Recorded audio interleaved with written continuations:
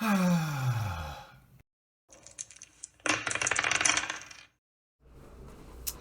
everybody, it's Dungeons and Java's RCQ.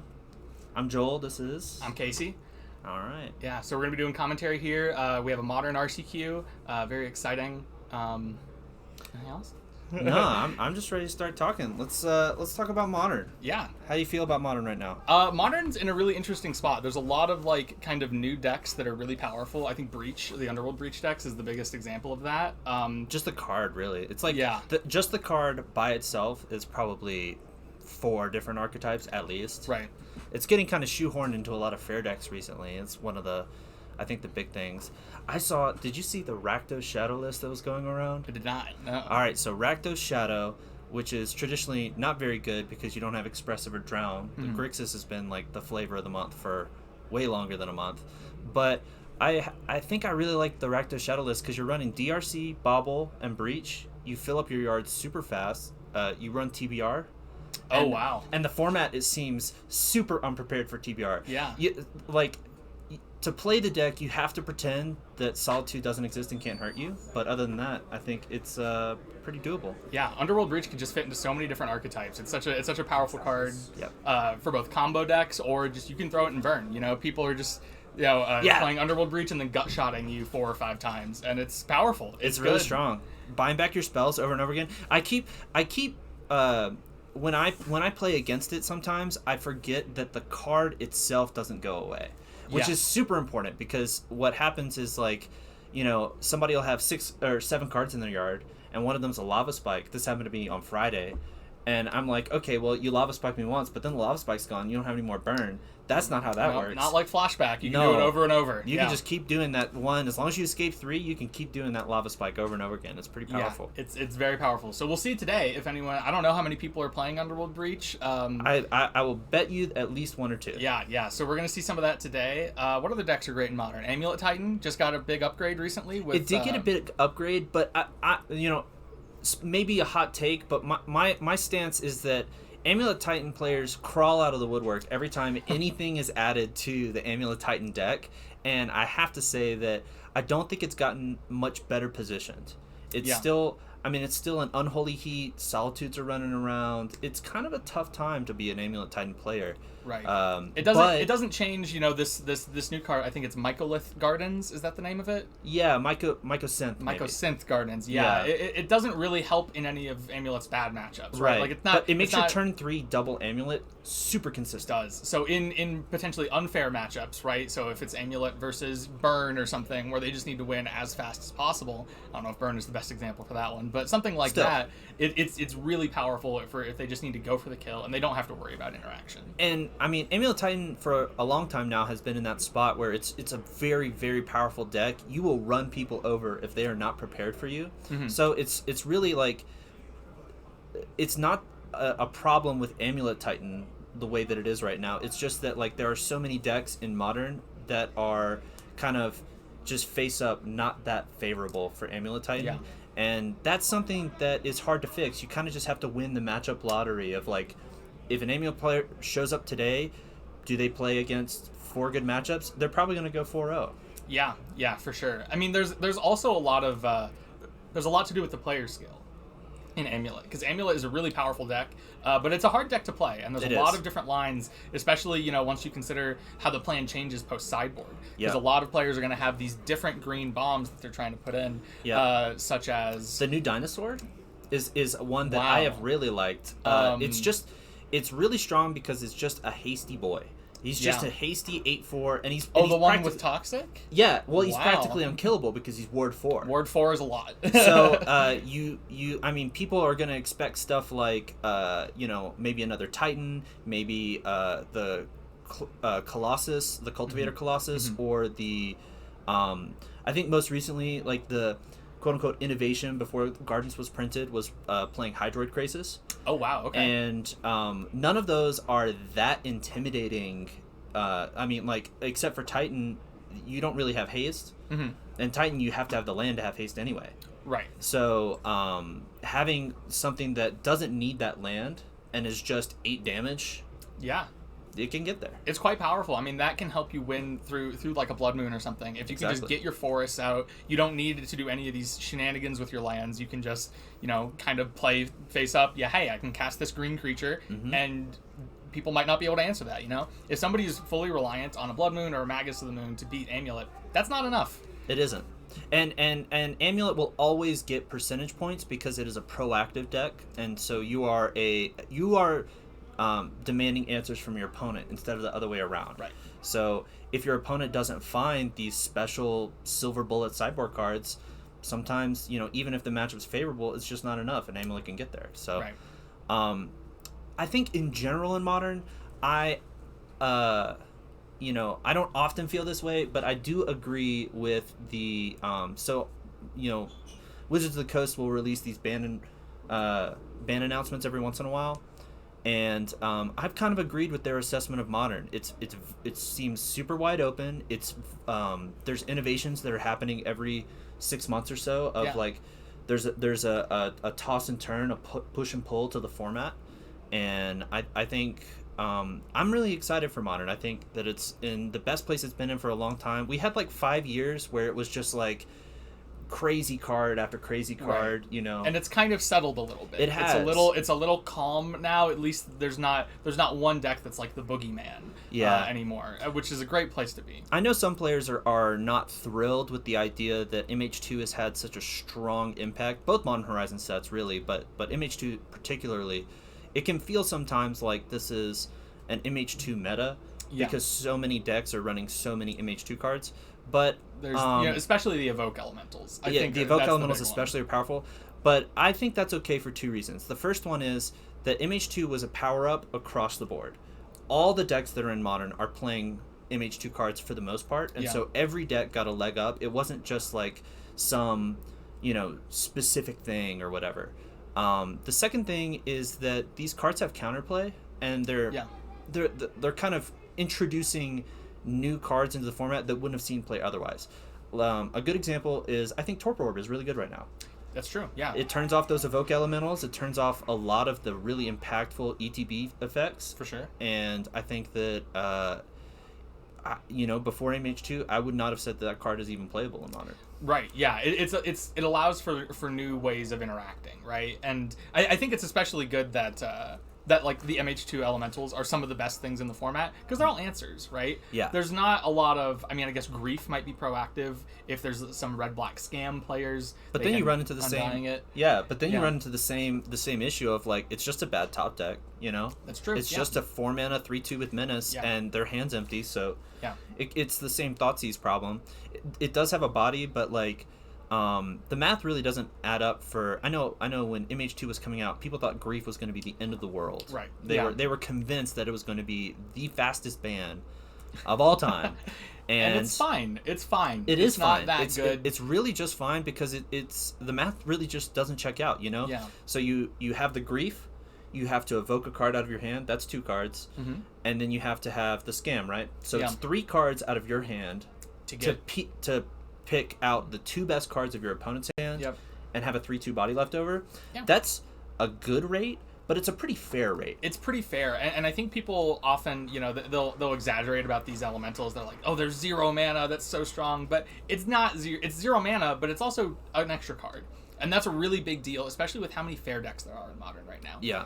Or I use fair with air quotes because, but card advantage matters in most of these matchups. You can't just be pitch casting things like crazy and hoping it works out. We've absolutely gotten to the point where, something like, Rhinos is a great example of a deck that really makes use of the evoke mechanic. Yeah. It rips its own hand apart and really tries to ride the single cascade spell to victory, and often what that means, if you keep a 7, it depends, but Rhinos isn't that great at keeping 7s. That's true. And so your mulligans are way more impactful when you're trying to evoke stuff out of your hand, and then on top of that, even if you do keep a 7, you most likely have like 2 evokes for the most part, because what you're most likely doing is you're going to spend a spell in the first 2 turns.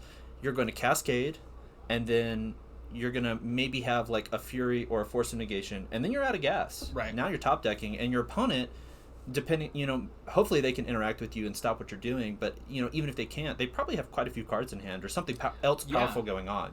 And those pitch cast things, if it's a Force Negation or a Fury, it's not going to stop their whole game plan. Exactly. Like, it'll unless you're up against like a very specific deck that's really weak to these things. But those have been mostly pushed out of the format, right? Like we're not seeing decks like Elves that just fold to a Fury. We're not seeing these sorts of combo decks that lose to a single counter spell. Those just aren't very prevalent right now. And there's also just the fact that a lot of these evoke cards have counterplay to them. If your creature is bigger than 4, Fury can't kill it. If you try and play on your opponent's turn, they can't Force of Negation your stuff. That's true. So there's a lot of ways that you can kind of play around these powerful modern cards. I know, Ragavan's a great example. Extremely powerful card.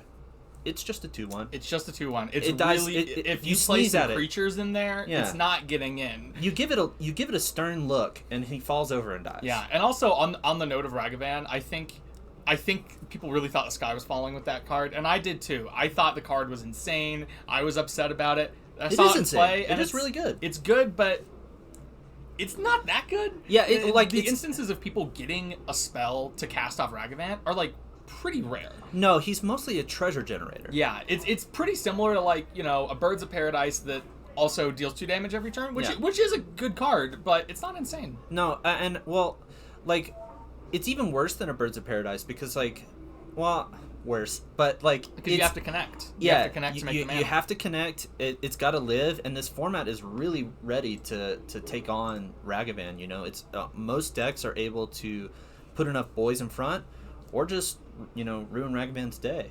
Yeah.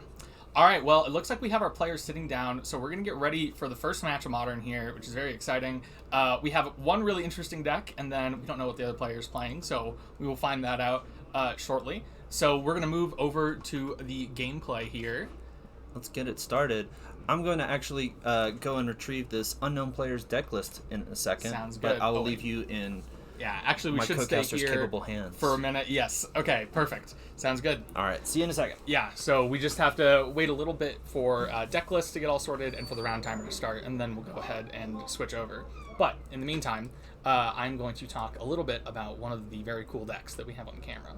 So one of the decks that we are going to see in this upcoming round is a interesting take on mono white humans. This has performed well online and has kind of come out of nowhere recently. But this take on... I came back quickly. I don't have a deck list, but that's because I have a guy for that. Yeah? Yeah. Okay, let's make sure this is shut all the way. So we will get the deck list momentarily. I do know that both of our round 1 players are quite good.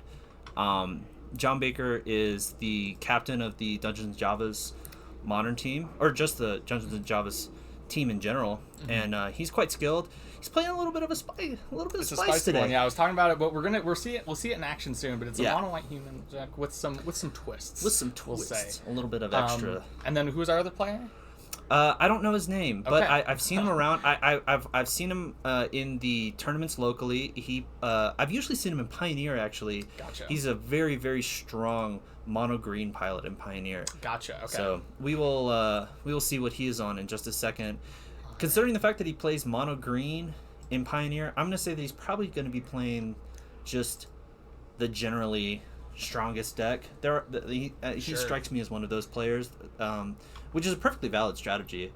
Of sometimes it's not really about having one style. Sometimes you just want to do the dang thing, Right, yeah, for sure. I mean, there's a lot of players who play like that who just always play the best deck in the format, and I think it's a good strategy. It's a good way to learn and improve as a player, is to just, don't try any jank and just play what's good and get your reps in. Yeah, I mean, and it's easy to forget, like, Modern sometimes feels like a kind of a parade of just really strong decks, but they're all doing different things. They're all teaching you different Magic fundamentals, and so, depending on which deck you choose, you're going to learn some different Magic skills that can be quite valuable. I think I've seen him on...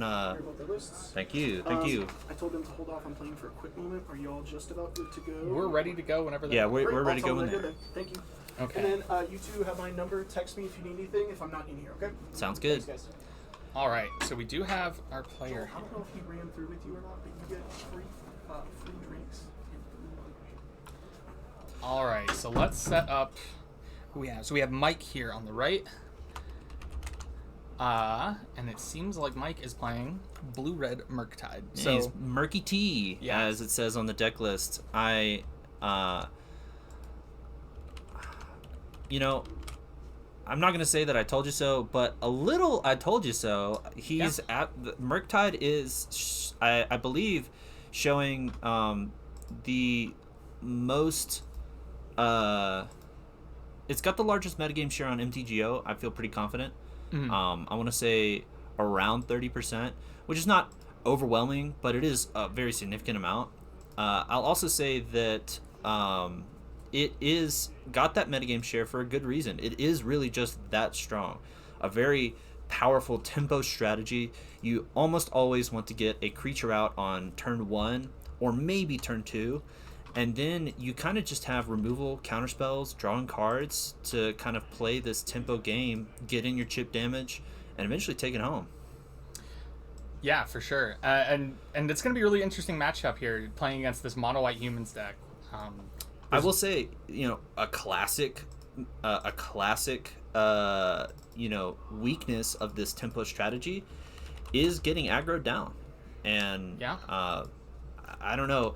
I'm not a mono-white human savant, but looking at this deck list, I would say that it's pretty good at running you down. What do you think? It's pretty fast, yeah, and John is off to the races here. So we see one of the most interesting cards in his deck, and that is Chancellor of the Annex. So Legacy fans will be familiar with this card. If it's in your opening hand, you can reveal it, and then it essentially force spikes your opponent's first spell. Yeah. So the first spell that Mike plays here is going to be countered unless he pays 1. So if he's going for a 1-drop here, like a Dragon Rage Channeler or a Ragavan, that will be countered. Pretty much time walks the first turn of your opponent, which is always a good place to be when you're an aggro deck. It's one of those interesting effects that you don't see quite that often in Magic. It's pre-game effects. There's not that many. There's ley lines and Gemstone Caverns, and that's really almost about it. There's not a ton here. So it's a very powerful spell here, and okay, here it looks like it's just going to tax 1 mana, and it's going to cause Mike to pay 1 for his Mishra's Bauble to resolve. Which I gotta say, if Bauble costed 1, I would not play it. Exactly, yeah. So he is, kind of making Mike play a bit awkward here. He had to fetch Shock, and he's beaten down, and now we have a Thalia. So this is exactly what you want as a mono-white humans player. The start of especially Champion of Perish on 1, which is the best 1-drop in the deck, followed by Thalia, which in many matchups is going to be your best 2-drop. Absolutely. So now we have a pre-game turn 1 tax into Thalia on turn 2. So now the tax is just all the time. So Mike is really in sort of a bind here. He's going to need a removal spell to pay 1, but he still isn't dealing with that Champion of the Parish, and he's kind of behind on board. Right, and very shortly, this Champion of the Parish is going to be too big for Mike to kill easily. Yeah. He's going to need an Unholy Heat and Delirium very soon. There we go. Oh, so an Unholy Heat on the Champion of the Parish. Mike realizing that will grow out of control very quickly, and he needs to take care of it now. Absolutely. Now he still has that Thalia on the board, and because he didn't remove it, that tax is going to keep coming. And here we go. Quite a turn here. That is an Esper Sentinel and a Thalia's Lieutenant. Esper Sentinel is taxing the first spell of your opponent's turn again. Right. Unless you pay mana equal to Esper Sentinel's power, which is now 2. It's now 2. So John is almost certainly going to be drawing a card when Mike plays a non-creature spell here. Almost certainly. And then, in addition, he doesn't have... he's going to need a lot of removal here to work through all these threats. Thalia's Lieutenant is another one of these threats that grows, and that is not what you want to see on Mike's side. Yeah. He has 1 red mana, and he uses it to play kind of a small creature here that isn't going to do much. I can't think of anything that he'd be holding up with that blue mana. Perhaps a Consider or some sort of cantrip. I think the best he can hope for, if he's trying to use his mana this turn, the best he can hope for is Consider paying the Thalia tax, but letting his opponent draw a card off of Esper Sentinel. And what he's really trying to find is something that will give Dragon Rage Channeler Delirium. For sure. Because right now he's 1 type away, but anything that he plays right now is going to have to be instant speed. And it looks like he is going to do the Consider play. Yeah. He is forcing his opponent to He's allowing his opponent to draw a card, but it might seem like John Baker has missed that trigger. He might have missed that trigger. I'm not sure exactly on the timing of that. They might have a judge come over. It is a cast trigger. There's not really a judge call to be made. If he misses it, then it's just missed, unfortunately. Okay, gotcha. So the Thalia tax is forced to be paid, which he did do, but then the Esper Sentinel must also be paid at the same time, and he moved on into the Surveil trigger. Right. So that was a missed Esper Sentinel trigger, but it doesn't seem like it's going to matter too much on this board. For sure. Now Mike did an interesting play last turn. He went to block and then cast this cantrip, hoping to get Delirium. Unfortunately, could not find the 4th type. Well, now he has it because the Dragon Rage Channeler died in combat. Not quite the order that you want it to happen in, though. Exactly. It's a little bit awkward, but he still has chances here, right? If he has, 2 removal spells, he might be able to survive another turn. And I do see 2 removal spells, but like we said, he's right now he only has a single red mana. If he takes damage off of his lands to get that second red, he might not even be, up in life, and then as well. I'm not even sure how much it's gonna assist him here. The pressure out of this mono white humans deck is absolutely incredible. Yeah, he's beaten down fast and putting on a really good clock here. So humans might even be a misnomer. This is starting to feel more like a taxes strategy of just like very powerful taxes. Like every turn, I don't think Mike has cast a single spell for its intended mana cost this game. Well, that's not where you want to be as the Murktide player for sure. So we saw a removal spell here, take out the Thalia, and then he cast a cantrip, assuming he's looking for a land, couldn't find it, and it looks like he's just going to be dead to these triggers on the Champion of Perish and Thalia's Lieutenant. Yeah, he was so behind there. He really had to hope that John was out of gas and didn't have anything left. But that's going to do it for game 1. John takes it home. It's time to move into the post board, where I'm kind of interested to see what John's got in the sideboard here. Yeah, so let's take a look at John's deck list. So here we have it on the screen, and we're also pulling it up in paper. So John has some interesting cards in this matchup. I think the biggest one is Sanctifier Envec.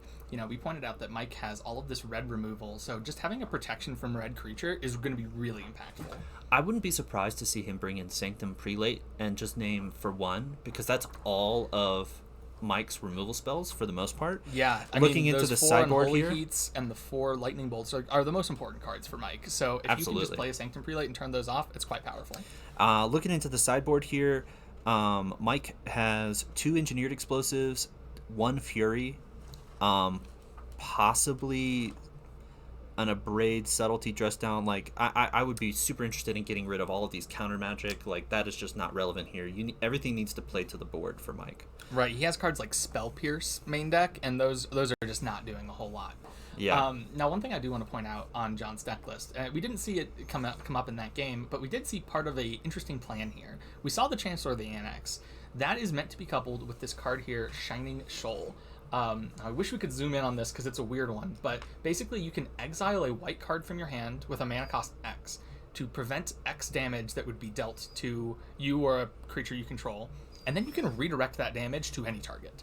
So this is a really interesting piece of tech that is very powerful against Unholy Heat in particular. Yeah. If he can exile a 6-mana card from his hand, such as Amiria's Call or Chancellor of the Annex, in order to prevent the damage from an Unholy Heat, then he can redirect that 6 damage to hit Mike's face or to hit a creature that's potentially in the way, like a Murktide. Mm-hmm. It's quite a powerful part of the plan. Yeah, especially Unholy Heat. I'm also thinking of Murktide as well. For sure. One of the ways that Mike is going to try and win this game is he's going to try and make a huge big boy. He's a 6/6 and 8/8 Murktide, and try and start eating John's creatures as he's getting into combat. But this completely negates that part of the plan. You can just prevent, if Murktide is an 8/8, you can prevent the damage, save your creature, and then just deal 8 to the face. And that useless Chancellor of the Annex that has already done its job, it's uncastable, So, once you have the turn 1 tax, that Chancellor of the Annex, it's a horrific top deck, and it's not really doing anything. And this completely bypasses that and adds it into kind of like a cohesive part of the game plan, which I like a lot. Yeah, it adds another angle that that Mono White humans can play on, which is going to be quite powerful in this matchup. I will say, I think John might have too many cards to bring in, so for the most part, he might just be bringing in... I think you were right on those Sanctifiers. I wouldn't be surprised to see that Birch and Forge Tender come in as well. Sanctum Prelate's a maybe, but Sanctum I think Prelate it'd be is pretty a good. maybe. I think if you bring in Sanctum Prelate, you're bringing in so many cards that maybe you start boarding out of like the cutesy stuff Sure. with the Chancellor and the Shining Shoal. Well, we did see a Shining Shoal in his hand, so the cutesy stuff is still Cutesy on stuff board. is still in. And we have yet to see, but if he keeps this hand, which it looks like he is, I'm going to expect that Shining Shoal to play a huge part in the outcome of this game. Absolutely. So he has Esper Sentinel on turn 1, a powerful 1-drop. Again, we're just all in on this tax strategy. This is 12 tax spells out of this mono white aggro deck. Very strong, very difficult to deal with. Right, yeah. So Mike needs to find a removal spell very soon. Otherwise, John is going to be drawing a lot of cards here. And it looks like he's fetching a tapped Steam Vent, so there's no piece of interaction here on John's end step. Which makes sense. I mean, you don't really want to jam a spell into, letting John draw a card off that Esper Sentinel, which is the power of the Esper Sentinel. I would expect now maybe to see it. There we go. Pays 1. That makes sense. Wow. Well, we could see something interesting here. Yeah. John is grabbing that Shining Shoal. He is thinking about it. I like that a lot. All right, Shining Shoal pitching Solitude, so he's going to keep his Esper Sentinel alive, and he deals 2 to Mike. And I like that a lot. That is not an intuitive move because it's just 2 damage. It's just an Esper Sentinel. But I think what John is thinking here is that the power of the mono white deck here is you're taxing Mike's removal really heavily. And so if you get that Unholy Heat out of his hand, it's not about the 2 damage. It's about keeping your tax in play. Right. And just negating any piece of removal that you see, really. Right. And he keeps that going with this Dauntless Bodyguard, choosing the Esper Sentinel so that he can protect this Esper Sentinel. Disgusting. So he's keeping it alive. But one thing I will note is his clock is not nearly as fast this game. We don't see any Champion of the Parishes or Thalia's Lieutenants. So it's pretty slow. Mike will have time to get through this tax, potentially. Yeah. So John needs to put on the pressure as fast as he can.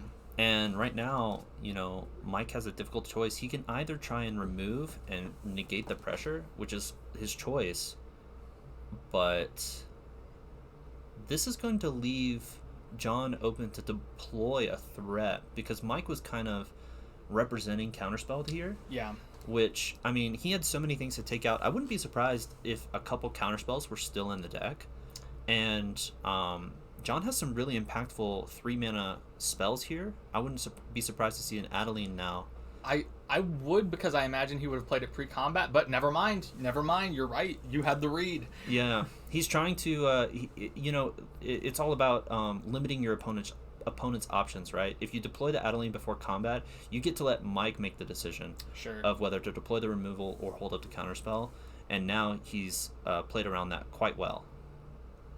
Yeah, in addition, this Adeline is just going to be such a tough threat for Mike to kill. It is 4 toughness, so he needs a Delirium, Unholy Heat, or he needs to combine 2 different removals. And if I'm not mistaken, he only has 2 types in the yard, so he's a little bit of ways away from that Delirium as well. 2 Unholy Heats down and no Delirium.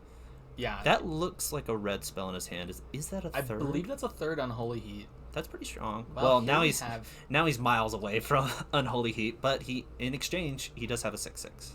Yeah.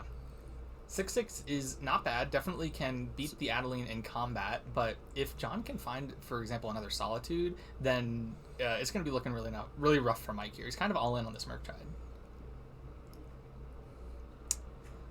I'm not sure. Is that a... That is an Iganjo. I believe that... No, that's the OG Iganjo. Yeah. That's the one that prevents 2 damage to target legendary creature. Gotcha. I was actually asking about the creature. Is that a Champion of the Parish? That is a Champion of the Parish, okay. Yes.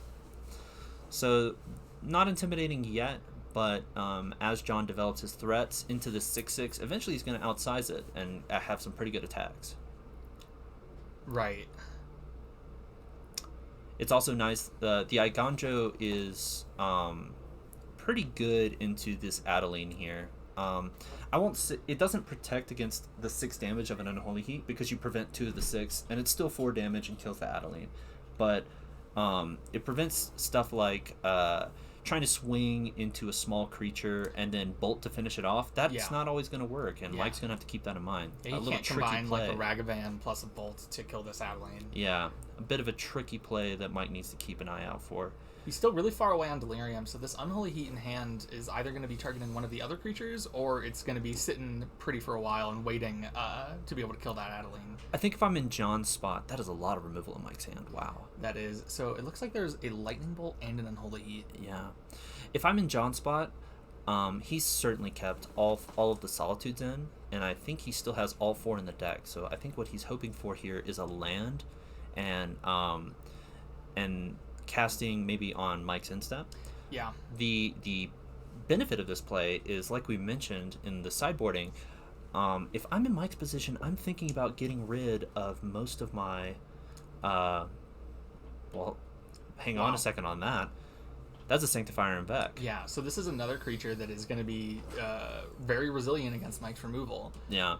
However, doesn't do a lot against this Murktide, which is the biggest enemy here. That's true. I will say one piece of interaction that's not intuitive. So Sanctifier and Vec is a 2-mana 2/2 with protection from red.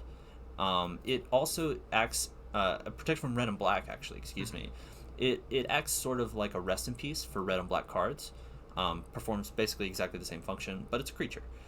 In this matchup, protection from red is huge, so now he can start getting in. Another thing that's very that's not necessarily intuitive. Where's this going?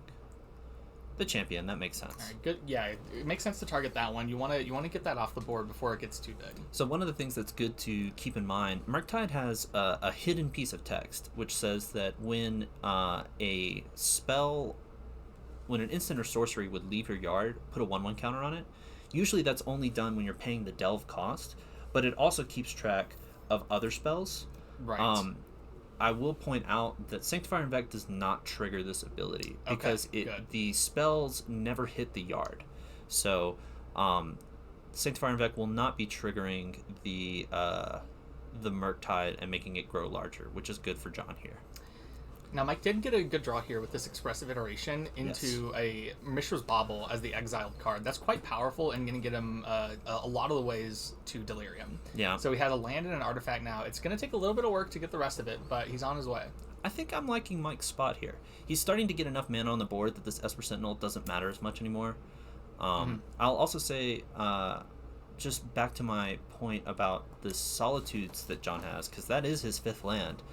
I really like the Solitude angle for John because, like we were talking about in the sideboarding, Mike has probably boarded out a lot of his counterspells. Yeah. You need a lot of your stuff to play to the board, and counterspells don't do that. So I wouldn't be surprised if this Solitude is kind of wide open.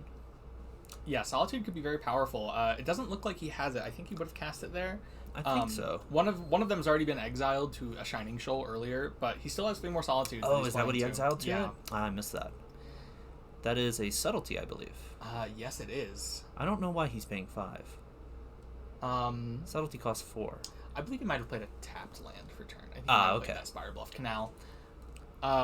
So he goes for subtlety on this cast spell, and I believe John, did he put that on the top? I believe he did. Okay, interesting that he's keeping his, there's 1 drop on the top. I agree. Champion of the Parish is a very strong card and one of the ways to break this board stall, but he's a long way away from casting 5 humans. Right.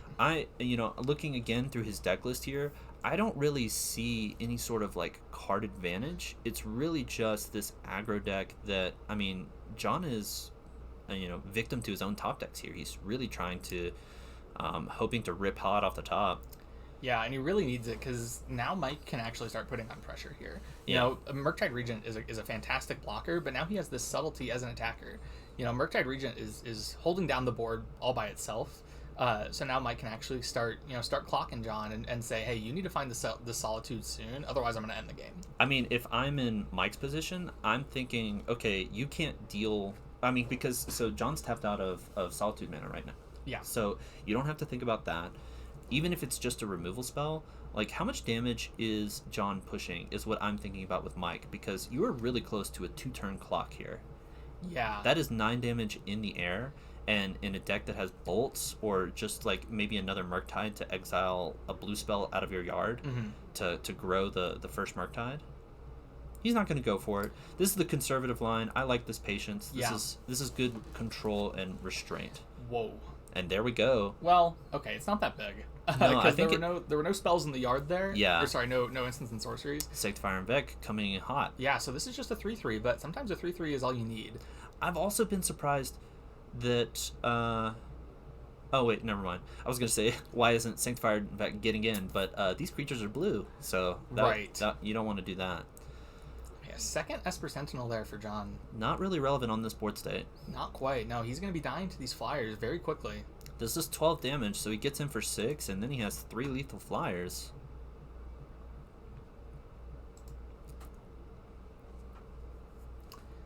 Yeah, this is a tough spot, and we're almost at this position where, like, if Mike did attack with everything, I don't think he'd be dead on the backswing. You know, this Adeline does represent a lot of damage, but he has a Ragavan he can jump with. The Mutavault is also... I think the Mutavault makes this into a pretty concerning attack. You know, something like a Thalia's Lieutenant off the top. Those are... or just a Solitude. Those are ways you die. Yeah. That is a Hardcast Fury? That is a Fury. You know, sure. I have to say, Hardcast Fury feels like this game has been put away. I mean, it's all 4 on Adeline, right? No way. I think this is. He can. No, that is super heads up. I almost, Mike would have felt very unhappy with that because Adeline's a legendary creature, and like we mentioned earlier, right, that Eiganjo would have stopped the Fury play in its tracks. So absolutely, heads up play from Mike. Much better Magic player than I am, obviously. And in addition to that, you know, getting rid of the small creatures, there is some benefit there because that does make Adeline a lot worse, right? Like, if you're getting rid of these small creatures, Adeline's power goes down like crazy. Getting in, huh? That seems... So Luminarch Aspirant put a counter on the Adeline. I believe this means that Adeline can trade with the Murktide. Yeah. So he's going to double block, which makes... Oh, just the single attempting I think he's just trading off the trade off the single block is not good here. No, this is going to prevent 2 damage, and I think Adeline's going to survive. Yeah, he's trying to trade, which makes sense, but that's not going to help John here. He's facing lethal damage in the air. That is 6. Yeah. And 12. So John's going to need something hot off the top. I do not believe... John is like, gotcha. Yeah. He knows he's dead. I think he has to. I can't imagine that he's not dead here. Very difficult to see how John will live. I think he was hoping that Mike might block with the Murktide, just checking his opponent to see if he would make a foolish block and not see the Eiganjo play. Yeah, and then we go to game 3. Okay. Yeah, so Mike gets game 2 here, and we're on to game 3. Much less aggressive start. And we did see, I think there we kind of saw a weakness of the Shining Shoal. That super aggressive play that defended the first Unholy Heat. Yeah. Ripped apart his own hand, and it was high value, but he was really hoping to rip hot off the top because he did not have the pressure in his hand to really justify that aggressive of a play. Exactly. And eventually Mike got enough lands where the Esper Sentinels didn't matter anymore and just took the game away. Yeah, I mean, the protecting the Esper Sentinel I think is a fantastic play, but if you don't have the pressure to back it up, then Mike can just keep playing his lands. Taxes don't do anything unless you're pressuring. Yeah, and like you mentioned, and I missed, he pitched a Solitude to that shoal, and we were talking about how in that game I would have much rather had a Solitude than that first Esper Sentinel. A Solitude would have been huge, getting rid of that Murktide and just being a body, just having another 3/2 there would have been really impactful. Yeah. So we might see some adjustments here. I'm wondering if John wants to consider taking out these shoals or at least like reducing that plan a little bit. The shoals are super high value because you can pitch anything, but... I would expect the Chancellors are probably not in anymore. Those are sort of like a game 1 gotcha thing, right? And so it seems like a clean swap of Chancellor for Sanctifier and Vec, and then you find cut your worst creature, a Dauntless Bodyguard maybe, for your Burnt and Forge Tender, and then you're good to go. You don't need to make any more changes, right? I'm especially interested in cutting the Chancellors because John actually has 4 copies of the MDFC card Emeria's Call. So that is another large costed spell that's secretly a land, but it's also a pitch target for your Shining Shoal to prevent 7 damage and dome something for 7. Yeah. Can you target anything with Shining Shoal? Let's go ahead. Let me pull up Shining Shoal. If it's any target, that's pretty strong because if it's like a removal spell as well, it is any target. Yeah, you can name any source. It doesn't target, interestingly, so that could get around like hexproof. I don't know. I wonder if that could ever come up against like Infect or something. You know, like they can't stop it with the blossoming defense. That's kind of the deflecting palm dilemma, right? Exactly. Yeah. Yeah, probably very strong against Hammer. Oh, for sure. Yeah, just being able to prevent 10, 11 damage. And... Yeah, naming the next source of your choice is also pretty good against Fury because you can you catch all 4 of that damage even though it is divided. Right, you're not protecting a creature. You're naming the source. Correct. All right, so it looks like John's going to take a mulligan, as is Mike. Okay, both to 6. I think this favors Mike. I think it does as well. I don't know how well John's deck mulligans. I guess, if he can put back a card of any type, any one of his cards, he can kind of make sure he still has a hand that does something. I feel like on a mulligan, you're probably going to be putting back these things like Shining Shoal. Yeah, I mean, it can sort of go either way, but Mike is almost certainly going to try and mulligan to a removal spell. And then that's going to stop John's aggression pretty well on a low resource game. And then Mike is the one in this match that has the card advantage, right? An expressive iteration basically undoes that mulligan. So I would definitely say that Mike is happy to see his opponent mull to 6. Absolutely, yeah. I think of the decks in Modern, I think Murktide is actually one of the best at mulliganing. They mulligan very well because they have a bunch of cantrips and Mishra's Baubles and stuff. Yeah, very rarely as well. Murktide, one of the benefits of Murktide is how often you get to keep a 7 because it's really just 75 good cards. Exactly, yeah. All your cards are really good threats, draw cards, or deal damage. All right, so it looks like John's keeping his 6, and it seems like a good hand. I see some 1-drops in there, so he can definitely put on pressure. Yeah. I think if I'm John, I'm looking for triple 1-drop with a really high impact shoal. Yeah. That would be really strong. But we are I mean, I guess the benefit of being mono-white humans is that there's you have 32 and a half minutes to complete your game 3. Yeah, they've got the time. Yeah, they're being pretty efficient on the clock here. Champion of Perish on 1 is perfect. That's exactly what we want to see.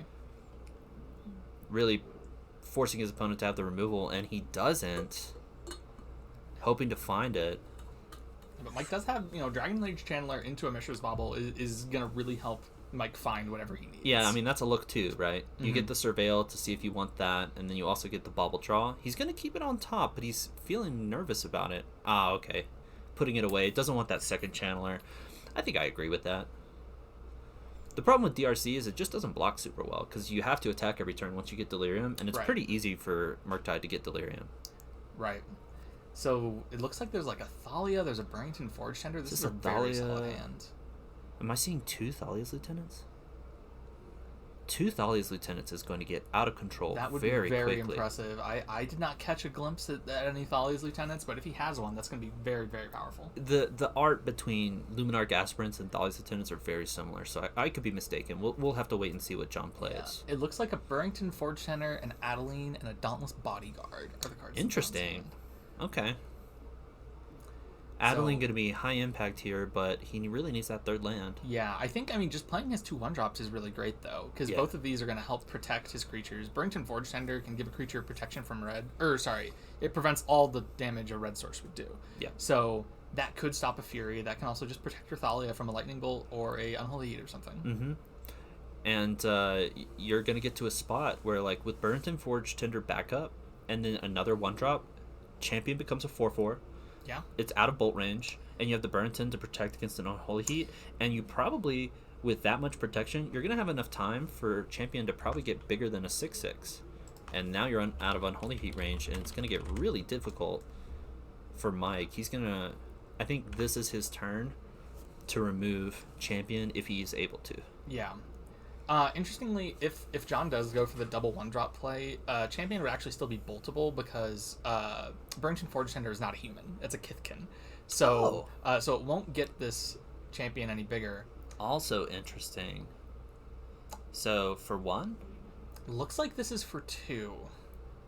That's taxed by Thalia, right? X is 1, and then Sunburst, that's an interesting, that's a nifty little play. Yeah, so he's paying X equals 1, but he is putting 2 colors of mana into it, so this is an Engineer Explosives on 2. Very interesting. Heads up play by Mike. Yeah. And there is that Burrington Forge Tender. And then the Dauntless Bodyguard, if this is protecting Thalia... I think it should. Yeah, he pointed to that is a very powerful play.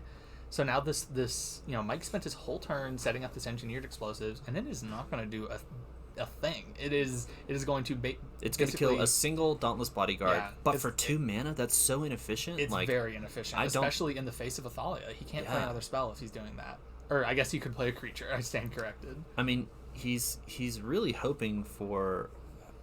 surely he has a removal spell in hand, and he's going to pay the Thalia tax and try and grow these DRCs into 3/3s. Yeah. That has to be the play here. I mean, he has a fetch land on the board right now, so actually if he fetches, these Dragonrage Channelers will be 3/3s. So this is kind of your one window to block, right? Yeah. Is giving them Delirium on your opponent's turn or after combat on your turn, so that you get one chance to block with them as 3/3s before they are obligated to attack every turn. Yeah, John's really incentivized to play a human here. He really wants to get that champion bigger than a 3/3. Alright, so he's paying 3 life to play an Emiria, and now I think this is an Adeline, which is huge. Windmill Slam. Okay. Big Chungus in the building. And Adeline triggers when any human attacks, correct? When any creature attacks. So, this is very clever. He's sending it in with the protection from red creature so that Mike can't get anything out of blocking with these Dragonrage Channelers. Really great play from John. Yeah, and I think I'm following John here. I think that the plan here is between the Adeline token next turn and potentially whatever human is in his hand, this champion will get bigger than 6, and that's going to be a huge problem for Mike. Yeah. Just taking it. I don't know if taking it... Oh, that is such a sign of weakness. Taking it there means that he didn't have a spell that he wanted to deploy there. Yeah, it's very interesting. He's keeping this land so that he can use his Dragonlord Channelers to block on another turn. Yeah. But the thing is, John doesn't have to, change up his play here. He's he's so far ahead. There's not really any reason to... I understand trying to put a land in the yard, but you're so far behind on board, you really need to the Luminarch Aspirant's a strange play to me. Into the EE for 2. Yeah, that's going to be a bit tricky. It will at least triggers Champion of the Parish, right? Yeah. If he's just trying to get Champion of the Parish out of Unholy Heat range, this is what you got to do. Yeah, I mean, it's gonna right now Champion is a 5/5 between the Luminarch entering the battlefield. That'll be a 6/6. Beginning of combat, 7/7, and then you're also making a human off of the Adeline trigger, so that champion's an 8/8. Yeah, it's going to get really big, but it looks like Luminarch Aspirant is not going to resolve here, as Mike casts a subtlety. So, notably, he also fetched, so Delirium is online. Yeah. Is it too little too late? That is the question. The attacks are, when you're at 10, you can really just start getting in with this Burrington Forge Tender. Well, he can't, because it only has protection from red, so the subtlety could block the Burrington Forge Tender. Yeah, this makes sense. So he's gonna hit with everyone. Yeah, well, hit with everything except for the Thalia and the Dauntless. He needs to protect that Thalia, which makes sense. And now he, I guess you can double block this Champion of the Parish. I don't know why. Isn't the Dauntless protecting the Thalia? The Dauntless is protecting the Thalia. Why don't you get in with the Thalia then? I think the idea is that then the Engineer Explosives would be online. I think we're past that point, right? He's so ahead on board. You're just trying to get in because if he swings all here, the blocks are so bad for Mike. You're not really trading with this Adeline with anything, and you're also you can double block Adeline or the champion, but not both. Yeah. And those are the only ways that you're killing something. So this is backbreaking here. I believe the Burrington Forge Tender can prevent one of the damage. It sure can. This is not the So there's not even any working double blocks here because one of the blockers here can be effectively turned off. It will deal no damage. Which again, like, it incentivizes me to say, like, why not just swing all? For sure. That makes sense, yeah. I think unfortunately it doesn't really matter how we go about it. Another spell. Oh, wow. Man. Wow. So this is an Iganjo because he has 2 legendary creatures. He can pay 1 mana to channel this. So now he's going to eat the DRC, deal 8 down to 2? Yeah. That's tough. I don't really see how Mike gets out of it, right? There's a Dauntless Bodyguard, there's a Burrington Forge Tender. John's creatures are really well protected. It's got to be Fury, right? It's got to start here with Fury, but I don't see one in his hand. I see a Subtlety and I see a land in Otawara. That's a way to get there. I mean, Otawara on the Adeline at the beginning of combat is... Yeah, that would take out one of the 4 lethal attackers, but it looks like John's going to clean it up here with mono white humans. There we go. So yeah, this deck seemed really powerful. Well played from John. Yeah, absolutely. And Mike had several heads-up plays that were very powerful as well. Yeah, that was good magic between 2 very good players. This felt like good deck selection from John's side. A lot of 5 creatures in your sideboard that are pro-red. That's how you get there against Murktide, Yeah, absolutely. Never saw the Sanctums. I guess if I am John, he probably just doesn't feel like he needs it. Looks like he didn't put them in. Yeah. Taking out 2 Luminarch and the Chancellors. Those are the Thalia's lieutenants. Are they really? Wow, that's fascinating. That is interesting. I guess the idea there is that because there's so much removal going at your creatures, you can't count on being able to go wide. Makes sense. Yeah, I can see that.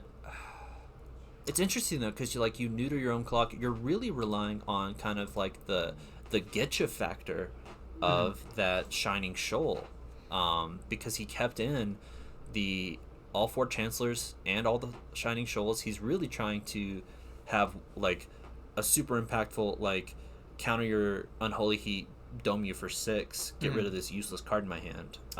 But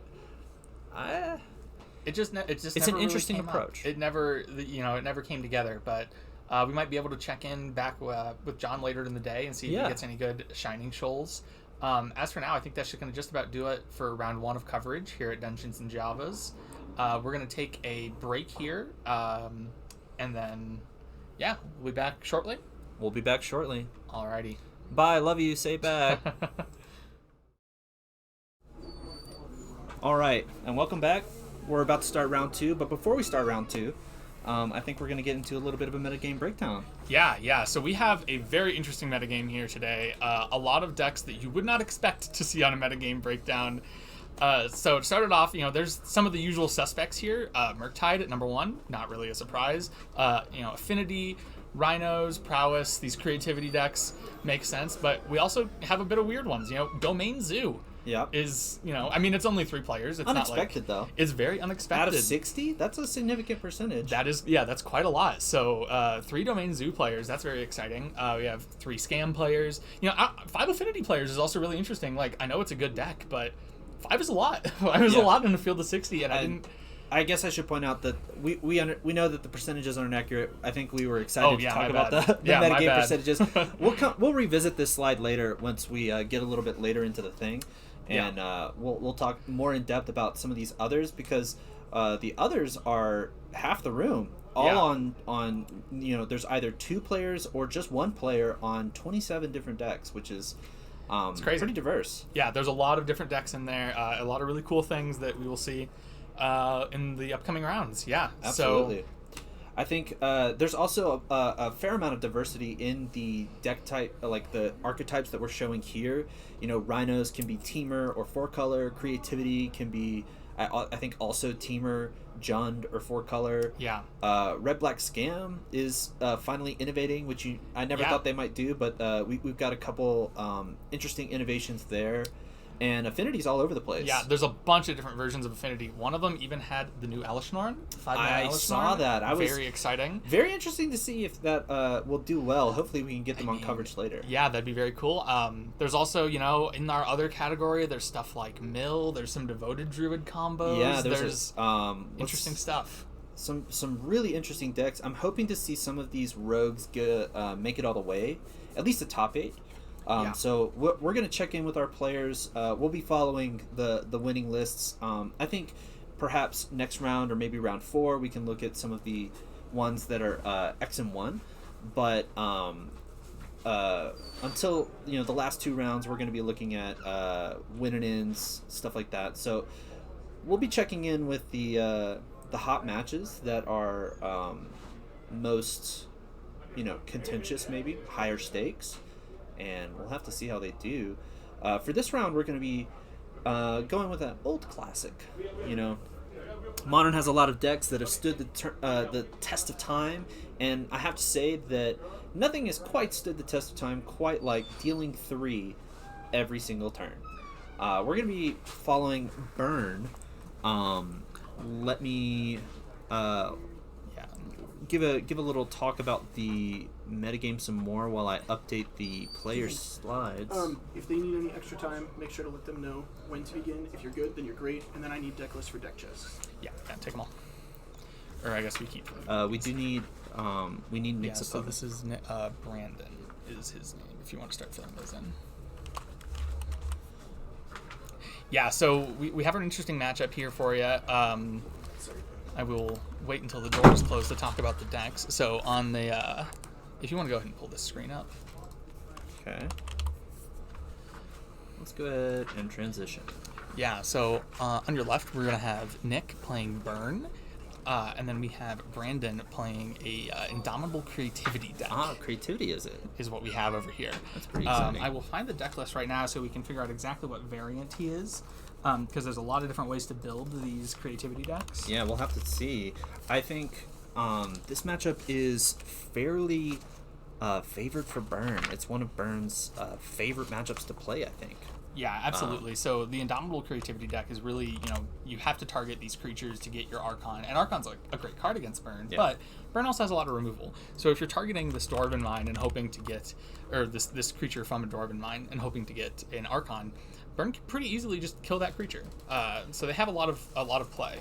I mean, I know that if I'm a Burn player, I'm more interested in killing my opponent. And one of the things that one of the reasons this matchup is so good for for Burn rather, is that creativity is very reliant on fetch lands. You really, really need to. I think they run like 14 or 15 most of the time. Yeah, quite a lot because it's a painful mana base. It's a painful mana base because they're really trying to find that Dwarven Mine on turn 4 to enable the archetype. And so when your life total starts at, effectively like 14, you're really making Burn's job quite a bit easier.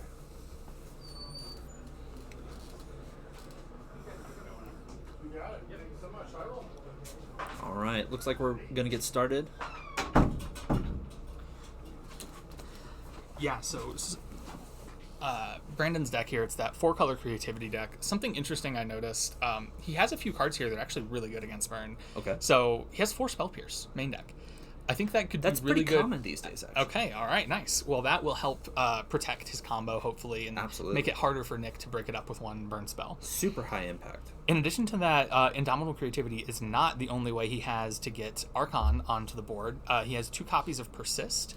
So if he draws one of his Archons and one of his ways to discard a card, like Fable or Prismari Command, he can just reanimate it. And that is a way that Burn can't really interact. No, especially not in game 1. Nick is going to be helpless to sort of this kind of more... There's not really a way for him to disrupt this more aggressive curve if Brandon happens to have the Bitter Reunion Persist plan. I think that's really the only way that he can get Archon out a turn early on turn 3. I guess in Nick's defense, there's only 2 Bitter Reunions and there's only 2 Persists, so it's a very specific configuration of cards that Brandon's going to need to take this game away, but that will be unbeatable. All right, so it looks like Nick's starting off here on the play, which is where Burn wants to be. Absolutely. With a Monastery Swiftspear. Brandon playing a Wood of Foothills and thinking about it. They're both 1-0, right? They are. All right, yeah, we're going to update these records here. Both of these players are undefeated, which, they're just 1-0. We are only in round 2. All right, so Brandon also has a great start here. He led with fetching a mountain, basic mountain here, to lightning bolt the Swift Spear, and that's exactly what Brandon wants to see. He wants to keep these creatures off the board, minimize the amount of damage that he's taking. And Nick doesn't have another creature, but his hand's full of burn spells, so there's still work to be done. Just a pass. That's a pretty risky play into these spell pierces, but understandably Nick might not. And there we have it. Wow, Brandon does have the spell pierce. An end step Boros Charm from Nick met with a spell pierce. Now it is a bit unfortunate. It looks like Brandon is going to have to fetch shock. Everything's got to be a mountain in creativity. Exactly. So the Boros Charm it dealt 3 damage. Yeah. I don't know how impactful that really was. I mean, you prevented 1 damage, but I mean, if he has to fetch anyways, right? Yeah, that's fair. And it's like not clear how much better it's really going to get for him, I guess. But a lob spike into a skewer. That was a powerful turn. He's getting Brandon low, and Brandon does not have a lot of time here. Absolutely. Deal 3 into deal 3. Brandon's pretty low, but he's got 1 card in hand, and Brandon's probably 1 turn away from putting an Archon out. Boseiju to the hand off the Goblin Guide trigger. Very nice. And he does take 2, so it appears that Brandon is out of removal for this Goblin Guide, which is good news for Nick. But Brandon's at 6, and he's about to untap with 4 mana. It's unclear what Nick has that can... you know what? I bet he could sandbag a Skullcrack. A Skullcrack would be great here against Archon. Also, just any spell that can target a creature. He's been sitting on this fetch land, which kind of broadcasts to me Searing Blaze. So if Brandon's play here is to fetch a Dwarven Mine, which is a land that if you control 3 other mountains, it creates a 1/1. Yeah. If his plan is to target creativity on that Dwarven Mine, and Nick has a Searing Blaze here, Brandon's just dead. Brandon's just dead. All right, so he gets the Dwarven Mine. That's going to create a 1/1 dwarf. Unclear what Brandon's options are to play around this. He might just be forced to call it on Nick and say, if you got it, you got it. But we'll have to see what Nick has in his hand. This is going to be a pretty big deal. All right, good old-fashioned lightning bolts. So the game's not over, but that's really good for Nick. Really good for Nick. He needs a burn spell off the top to really get there. And there you go, a lightning bolt. And that's how Burn does it. Top decked a little dicey for Nick, but calm, cool, collected. Nick's a very experienced burn pilot. He's probably on par with LSV. I'm just gonna say that as a disclaimer that Nick did ask me. He's a good friend of mine. He did ask me to gas him up. So okay, well that was smooth Nick's play sake. there. Yeah, for Nick's sake, I will give him that. But he did actually navigate that pretty well. He just needed the 3 damage off the top, and he did find it, so well played from him. Let's take a look at the sideboard. Yeah, so we don't have deck lists up on the screen, but we do have them here. The main cards that I'm looking at for the Burn player's sideboard are Deflecting Palm and Path to Exile. Mainly Deflecting Palm. Yes. And we did see Nick already throw those in. If Brandon's winning, he's doing so with these Archons that are going to bonk for 6, so you might as well, deflect that 6 back to Brandon. And I would imagine, if I had to take a guess at what Nick would be taking out here, it's probably going to be something like Rift Bolt, a bit slower. Yeah. There's always, some dud spells. Maybe these Lightning Helixes might come out. The life gain doesn't really matter. No, it's not doing much. Notably, there is, there's not a lot of, these kind of hate bear effects in the sideboard. He could have something like a Containment Priest would be great here, but he doesn't have any of those, so he's really just all in on killing those creatures and stopping the Archons from hitting the board, hopefully. Now from Brandon's side, let's see what he has. So we have 2 Aether Gust, 1 Boseiju, 1 Emrakul, 1 Flusterstorm, 1 Hijetsu Consumes All, 2 Nature's Claims, 2 Thoughtseize, 2 Unmordigo, and 3 Veil Summer. Not a lot here. Yeah, I'm not interested in too much. Obviously, the 2 Nature's Claims, you just want any life gain that you can find. It's tricky. You don't have that many things to kill. I think it's just Fable and Bitter Reunion. And your treasure tokens. That's about it. From the Fable, yeah. So I think he's also got some Prismari commands in a pinch. Sure. That's a lot of work to gain 4. It is a lot. I'm not sure if he'll be putting it in, but Flusterstorm, it's good. Yeah, Flusterstorm's solid. Aether Gust, solid. Yeah, it's fine. I'm not really looking at much else here, I don't think. If he was really desperate for removal, I could see this Hijetsu consumes all, but I think that'd be a stretch. I think most of the high impact creatures out of Nick are like the 1-drops will have already done their damage by the time that you reach turn 3. And I think you're really concerned from Brandon's side about something. Swift Spear's the worst, and then followed by Eidolon. Yeah. And I think we actually did see a pretty creature heavy hand from Nick here. It's a creature and land heavy. There's a lot of lands here and a lot of creatures. So if Brandon has a handful of removal, that's going to be really good for him. Is that a Nature's Claim off the top? top? All right, there's the Nature's Claim. So we do know that he put it in, but he doesn't want it. He's going to shuffle it away. I mean, I guess that's an indicator he probably doesn't have an artifact or enchantment. Maybe he really did want it, and he's just trying to find a bolt. Yeah, he might be just killing this Goblin Guide here. Which would make sense. Yeah, that's what it looks like to me. It's looking like a rather slow hand out of Nick. I'm seeing creature-based, and there might have been a deflecting palm there. There is a deflecting palm, but not a lot of burn spells actual. There's not a lot of reach there in the hand, but the burn deck is full of them, so I'm sure he can find some. All right. Brandon goes tap land pass. Nick is onto his own turn. He's fetching Wood of Foothills. Looks like he's going to take 3 off that. So it looks like Brandon has another lightning bolt in the hand, which is exactly what he wants to see, right? Nick is going to follow up here probably with another creature, and just Brandon being able to take that out is huge. Yeah, you have to assume that he's going to be deploying the Eidolon that is in his hands, and that is going to line up pretty medium. Oh, he's going with something different. Very good. Okay, so second Goblin Guide, very creature heavy. Archon is definitely what Nick wants to see on top, because that is, for the most part, a dead draw out of Brandon. Yeah, we're not seeing anything. I don't see anything in his hand to discard the Archon, and we don't even know if he has a persist. So he's a little bit of ways away from reanimating it. Yeah, if I'm not mistaken, that looks like Archon, Nature's Claim, Aether Gust in Brandon's hand, but that Nature's Claim doesn't have any targets.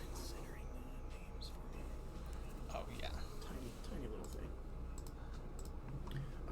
There must be locked in here. So Nick making an interesting play here. We know he has an Eidolon, I believe, and he decided not to play it that turn. I think he's holding up all these removal spells in anticipation of a Dwarven Mine into Indomitable Creativity, or at least he's threatening to hold up the removal spells. Interestingly, I don't know if he actually has any instant speed removal in his hand. I think it's just that Skewer of the Critics, which was used.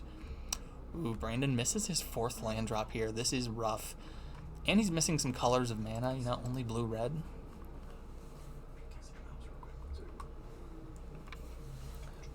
Alright, so Nick's going to go ahead and deploy his Eidolon. And it looks like it gets met by a fire. The fire part of Fire Ice. Yeah, it looks like Nick's creature-heavy hand is not lining up super well with Brandon's absolute... Yeah, a lot of removal here. I mean, dearth of removal here. Brandon's at 9, right? Some of these creatures have gotten chip shots in. Nick's played a few burn spells. Eidolon deals 2. Okay, it looks very like... high impact. All right, deal 4 at the end there. That's really strong. Nick could have it.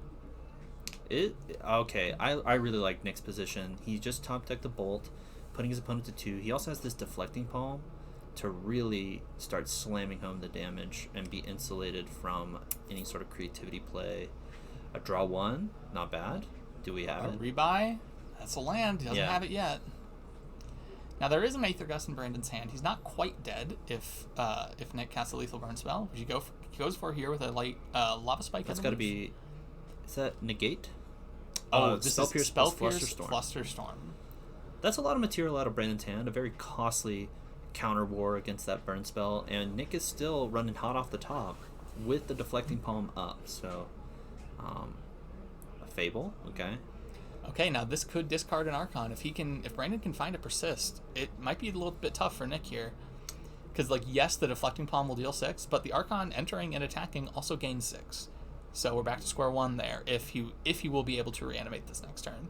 Yeah, it's really about, like, the Deflecting Palm's just there to kind of insulate against the Archon. It doesn't actually counter it very well. It just keeps you life total even. And with the discarding, it's actually pretty hard to... if I'm Nick, I'm interested in kind of keeping spells in my hand. But that is going to be a deal 3 off the top. And that's the game. I believe... Yeah, he had a Nature's Claim in hand, and he had an enchantment, but no green mana. Green mana. Yeah, and no ability to fetch shock because he was at 2 life. An unfortunate sequence for Brandon, but well played by Nick. You can kind of see why the matchup is traditionally considered favored for Burn. Yeah. It's tough to get through the interaction out of Burn. They actually can stop your combo, and also, if you don't have the combo, you're dead. Yeah, there's just not a lot of time to find it. Creativity kind of folds to this sort of hyper aggression that comes out of Burn. Creativity these days is extremely well tooled against some of the premier aggro decks of the format, stuff like Hammer Time. Very easy to, creativity players have started to respect the fact that their deck is vulnerable to being kind of aggroed down. Yeah. And so you have a lot of like artifact and enchantment hate, but that just doesn't do a lot here, unfortunately. Yeah, it really doesn't. It's going to be a tough matchup for the 4-color creativity deck. I think towards the end there, it really did highlight one of the deck's weaknesses in that his mana was rough. Yeah. That was a rough situation, and if you don't have these fetches and Ren and 6, it is really difficult to get all your colors. I think like we mentioned, creativity decks, I'm not sure about Brandon's specific list, but creativity decks in general tend to run 14 to 16 fetches quite a lot. Yeah. And you saw why, because I think that game Brandon was a little bit short on the fetch lands. You really rely on them a lot to get your mana all squared away. Yeah, and if you don't have them, you're kind of just, out of color, and Brandon couldn't play his Nature's Claim there, and it cost him the game. Yeah, it's part of the, you don't see it a lot because Modern is so efficient and so forgiving in terms of mana. Between fetch lands and stuff like Utopia Sprawl and stuff, it's not that common for decks these days to face mana issues. But we are also running into situations where kind of people are pushing the envelope on that a little bit. Yeah. With cards like Leyline Binding in the format, you're incentivized to play this 5-color style. And you can see, just like in that match, sometimes it backfires. Yeah, absolutely. All right, well, that does it for round number 2 from us. We'll be back in a bit with potentially more metagame stuff or deck lists. But we'll definitely be back for round 3 in a little while. All right, see you guys soon. Welcome back, everybody. We're here with round 3 of this Modern RTQ, and we have a very interesting one for you. Yeah, we got a couple spicy ones here. You have some very spicy decks. Let me go ahead and punch in these names. So, on the left, we have Carl playing a very, very interesting Goryo's Vengeance deck. I think that's the best way to describe it, right? Yeah, so this is, I think the best name for this is probably going to be Asmo Reanimator. I'm actually very familiar with, like, this archetype. I believe he is running the exact 75 of a list that won a Modern Challenge on MTGO about 2 weeks ago, pretty recently. So the purpose of this deck is you're kind of like an A plus B deck. So you're running Asmo, which is printed in MH2. The full name is Asmariana Martica Diacena Kultakar, which is a ridiculous name. But the point is that you can make artifacts with some of the cards that Asmo can fetch, which we'll talk about as we get through the match. You're playing Urza Saga, so your Urza Saga constructs are ridiculous. You also have a good amount of removal and discard, so you can interact with your opponent's hand. But all of this is just the fair game. And what the challenge list did that was a little different from previous lists is that you have 4 Atraxa and 4 Emrakul, the Aeon's Torn, and you're attempting to reanimate these spells with Goryo's Vengeance. So some really high impact, win the game on the spot style reanimation effects with the Asmo kind of Urza Saga fair package. And it's looking like perhaps we might have the wrong deck for Andy here. I think we're gonna check the standings real quick. We just want to make sure that these players are paired correctly. Can you take a look here? I need to run 3 because this might be Anthony Tantillo. Okay, we might have a mispairing here. No. This is the correct. We just have the wrong. Oh, we have the wrong deck list. I see. Okay. So I'll go get the right deck list, and I'll leave you in my co-caster's capable hands. I'll be all right right. back. So we thought Andy was on Belcher here, but turns out he's on something different. Yeah, you can see by the lands in play that this is not one of those oops no lands type of decks. So, all right, let's see what's actually happening here in the game. It looks like Carl began with a blood fountain, so this is an artifact that creates a blood that allows him to discard something, right? So he's halfway there for the combo, right? Or a third of the way there. He has a discard outlet. What he needs now is a Goryo's Vengeance and a creature to reanimate. One of the ways that this deck can assemble all these parts is the card Profane Tutor, which is the suspend demonic tutor. So it's totally possible that he can set up a tutor here to find all the parts he needs, or if he has everything in hand, if he has the Goryo's Vengeance and the big creature, we could be seeing a large attack coming in very shortly. Meanwhile, it looks like Andy's on some sort of red-black mid-range deck. There's a Blood Moon in his hand. A few removal spells, things of that sort. So has the surprise been unveiled, or do we not know yet what? It seems to be a red-black deck. Could be Scam. It could be like a Jundi thing. It is, in fact, Rakdos Scam. All right. And if we can just update the player's name and deck list real quick. That's Anthony T. Anthony T. Gotcha. Yeah. Understandable mistake, but we have got this fixed now. So, Rakdos Scam versus Asmo Reanimator. As someone who has experience with the Asmo archetype, I think this is pretty Asmo Reanimator favored.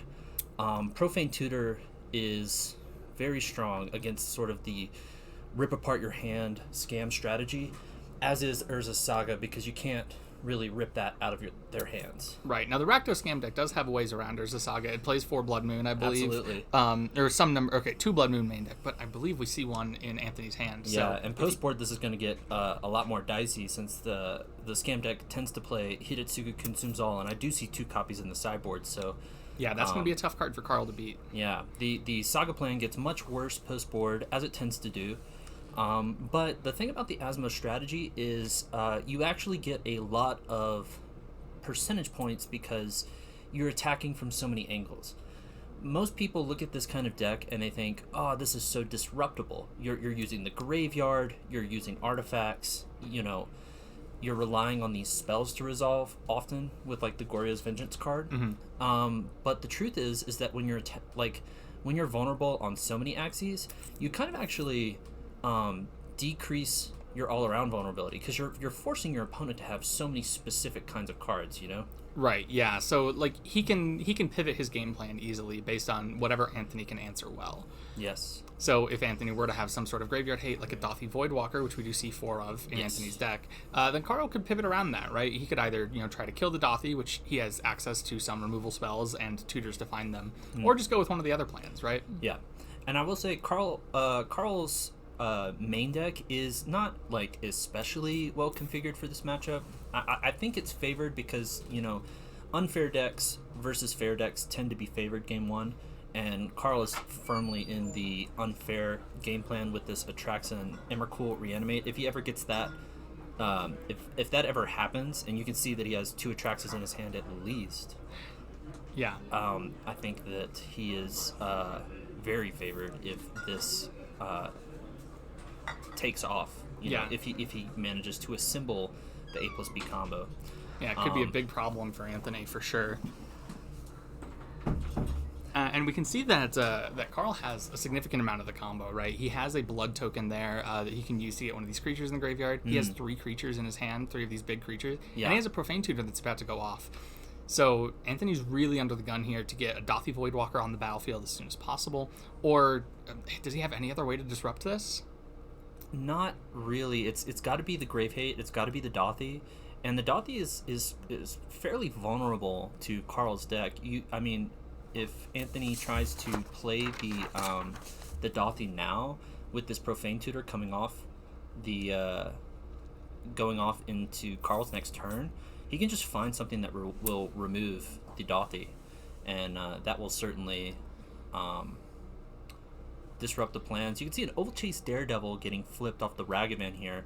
This is one of the ways that Carl can cheat the Underworld Cookbook's cost. So what Ovalchase Daredevil says, it's a 4-mana 4/2, and it says if Ovalchase is in your graveyard, whenever an artifact enters the battlefield, you may return to your hand. Yeah, which combos very powerfully with the Underworld Cookbook, which lets you discard a card to make a food. Absolutely. So that basically means that every turn you can just tap your Cookbook and make a food for free, which gets these huge construct tokens. It gets out of hand very quickly. Also, you just have a pile of food, which with Asmo you can use to make creatures deal 6 damage to themselves and clear a board that way. Mm-hmm. In some matchups, just having a lot of food is game winning, right? You do that against Burn, it's very tough for Burn to win. Yeah.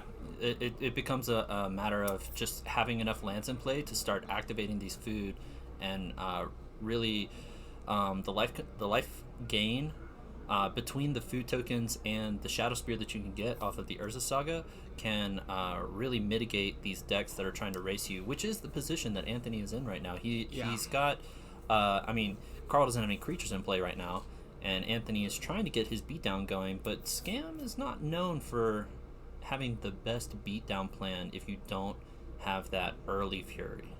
Right. So we see here on the end step, Carl's going to discard an Atraxa using this blood token to get that in the graveyard, and he draws a Goryo's Vengeance off the top. Wow. So he doesn't even need to tutor for it if he doesn't want to. Yeah, he kind of had it all. With the Profane Tutor coming off, he could have found the Goryo's anyway, but now it's going to start getting out of hand, I think, fairly quickly. I think if I were in Carl's position, I would be looking for some way of discarding that Emrakul in his hand. Yeah. So I just don't see how Anthony can come back from Annihilator 6, even if the 15 damage is not lethal. Right. It's just very hard to come back from that. Yeah, I mean, the Annihilator 6 is going to take out all but one of Anthony's permanents, so he'll be left with probably a land, and he'll be at 3 life. So that doesn't really take a lot for Carl to cross the finish line there. Yeah, and I guess in Anthony's defense, there does not appear to be a good way for Carl to finish out the game with that 3 life. I mean, he will certainly find it, Yeah, I mean, you put an Asmo into play, that's a 3/3, that'll do the job. Absolutely. A Construct token, even just like these kind of Asmo strategies, when you get to a certain point in the game, you can just start hard casting Ovalchase, and you can see he's got that Gigantha, so he can buy that as well if he has enough lands for that. So right, he can cross the finish line in a lot of ways. But it looks like here he resolved this Profane Tutor. Not quite sure what he got. Did you catch a glimpse of that? No, I didn't. Okay. It was hidden, I think. So we'll have to see. Cookbook for the draw. Looks like it was an Inquisition, perhaps. Trying to clear the way. Makes I think sense. that can make sense. Also, if the game is going to end so soon, it makes sense to get a discard spell just to see what your opponent's doing, right? Like, you already got some information. This discarded Blood Moon is helpful. But if he, for example, were to see something like a Dothi with this discard spell, it would help a lot. And in Carl's defense, he hasn't really seen anything that indicates Scam explicitly. Right. It's just been Season Power, Ragavan, Blood Moon, and Rakdos lands. So this strategy could have really been quite a bit of anything, but the jig is up now. Both players know pretty much what is going on here, and it is up to Anthony to survive the onslaught of this Goryo's Vengeance that's about to come down. Yeah, and it looks like this Goryo's Vengeance is going to get back in Atraxa, which is just going to be a huge life swing. 7 points with lifelink is backbreaking, and it's going to draw a lot of cards. Atraxa's Enter the Battlefield trigger is very, very powerful. It's very powerful, and in this deck specifically, it's configured such that it's pretty much like a draw 6 or 7. Yeah, it's pretty easy for him to get, artifact, instant, sorcery, land, creature. Enchantment. What's the enchantment? Urza Saga. Oh, wow. Yeah, you can find it all, man. It's very strong. But he's okay. He's going to go for the more aggressive option, which I like here. It's very hard to come back from the Annihilator 6. Right, so the timing here is a bit particular if you haven't seen it before. So Emrakul does have this ability that shuffles the graveyard back into the library whenever it's put into the graveyard. So that's why Goryo's Vengeance is so powerful with Emrakul, is because it's an instant. So you can respond to that trigger by reanimating the Emrakul. Yeah, and Carl has done his homework a little bit here. So the shuffle trigger of the Emrakul does get rid of the Atraxa that he discarded with a blood token a few turns prior, but we happen to know that he does have that extra Atraxa waiting in the wings, and now he's deployed that cookbook, so he also has a way to discard it. So as soon as he finds some way of reanimating the Atraxa that is in his hand, it's going to be really hard to come back here. Right. So Anthony does have a little bit of recourse here against the Emrakul. He can use his, I believe it's Undying Malice is the name of the card, yes. But it gives a card Undying, Yeah. Or gives a creature Undying. So he can give that to a Seasoned Pyromancer, then sack the Seasoned Pyromancer, and potentially be able to get it back and keep the aggression going. Yeah, and so I think this is a heads up play from Anthony. I think the idea here is that he's going to sack the. Wow, all of his lands. Okay, so he's all in on the aggression. There is no other option. I'm not exactly sure what those other dice were. It might have been the treasure from the Ragavan earlier. I'm not certain, though.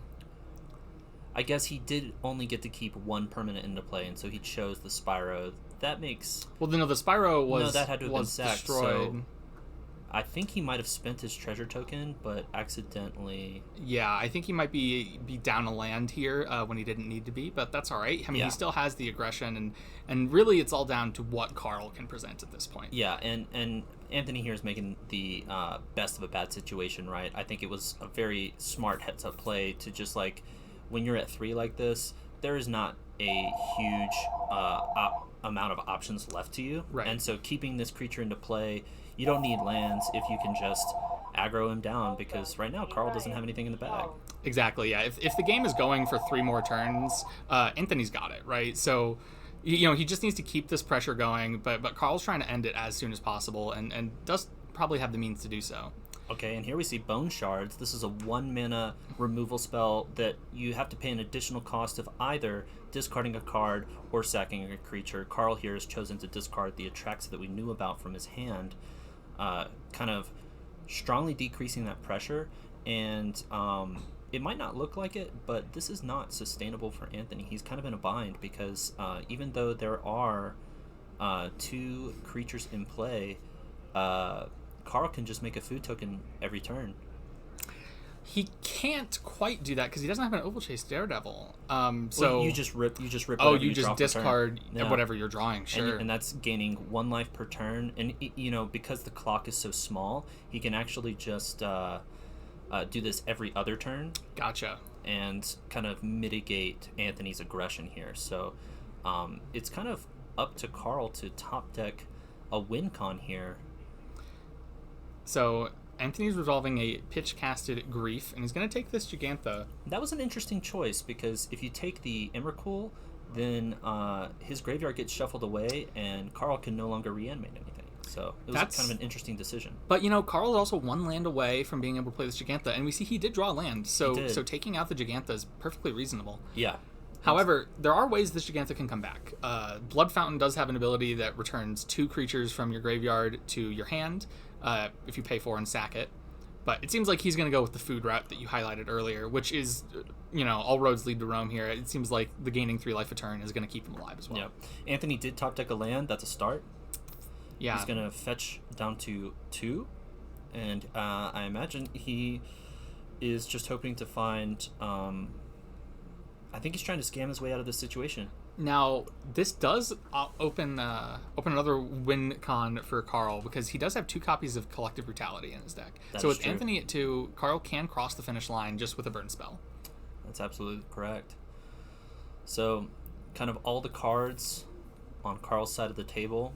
Can Anthony find his way out of this? Ragavan's a start.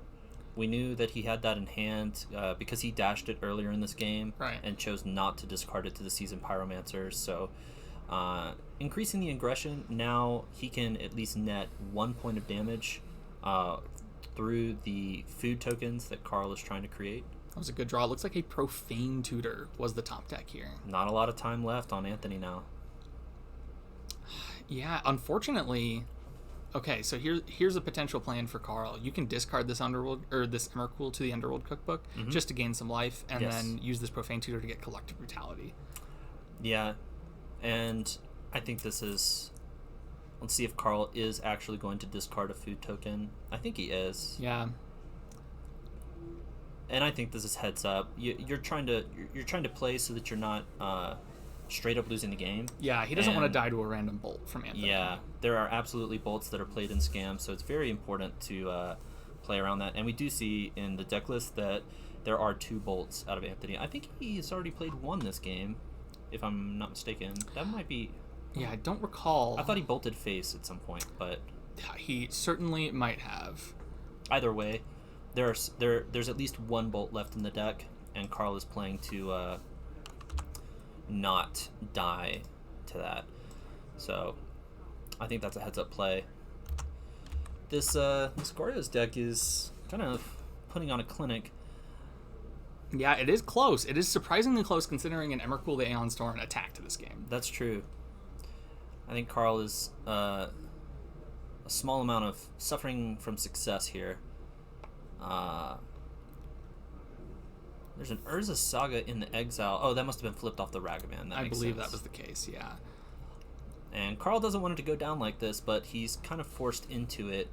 Again, playing to not die to a bolt off the top.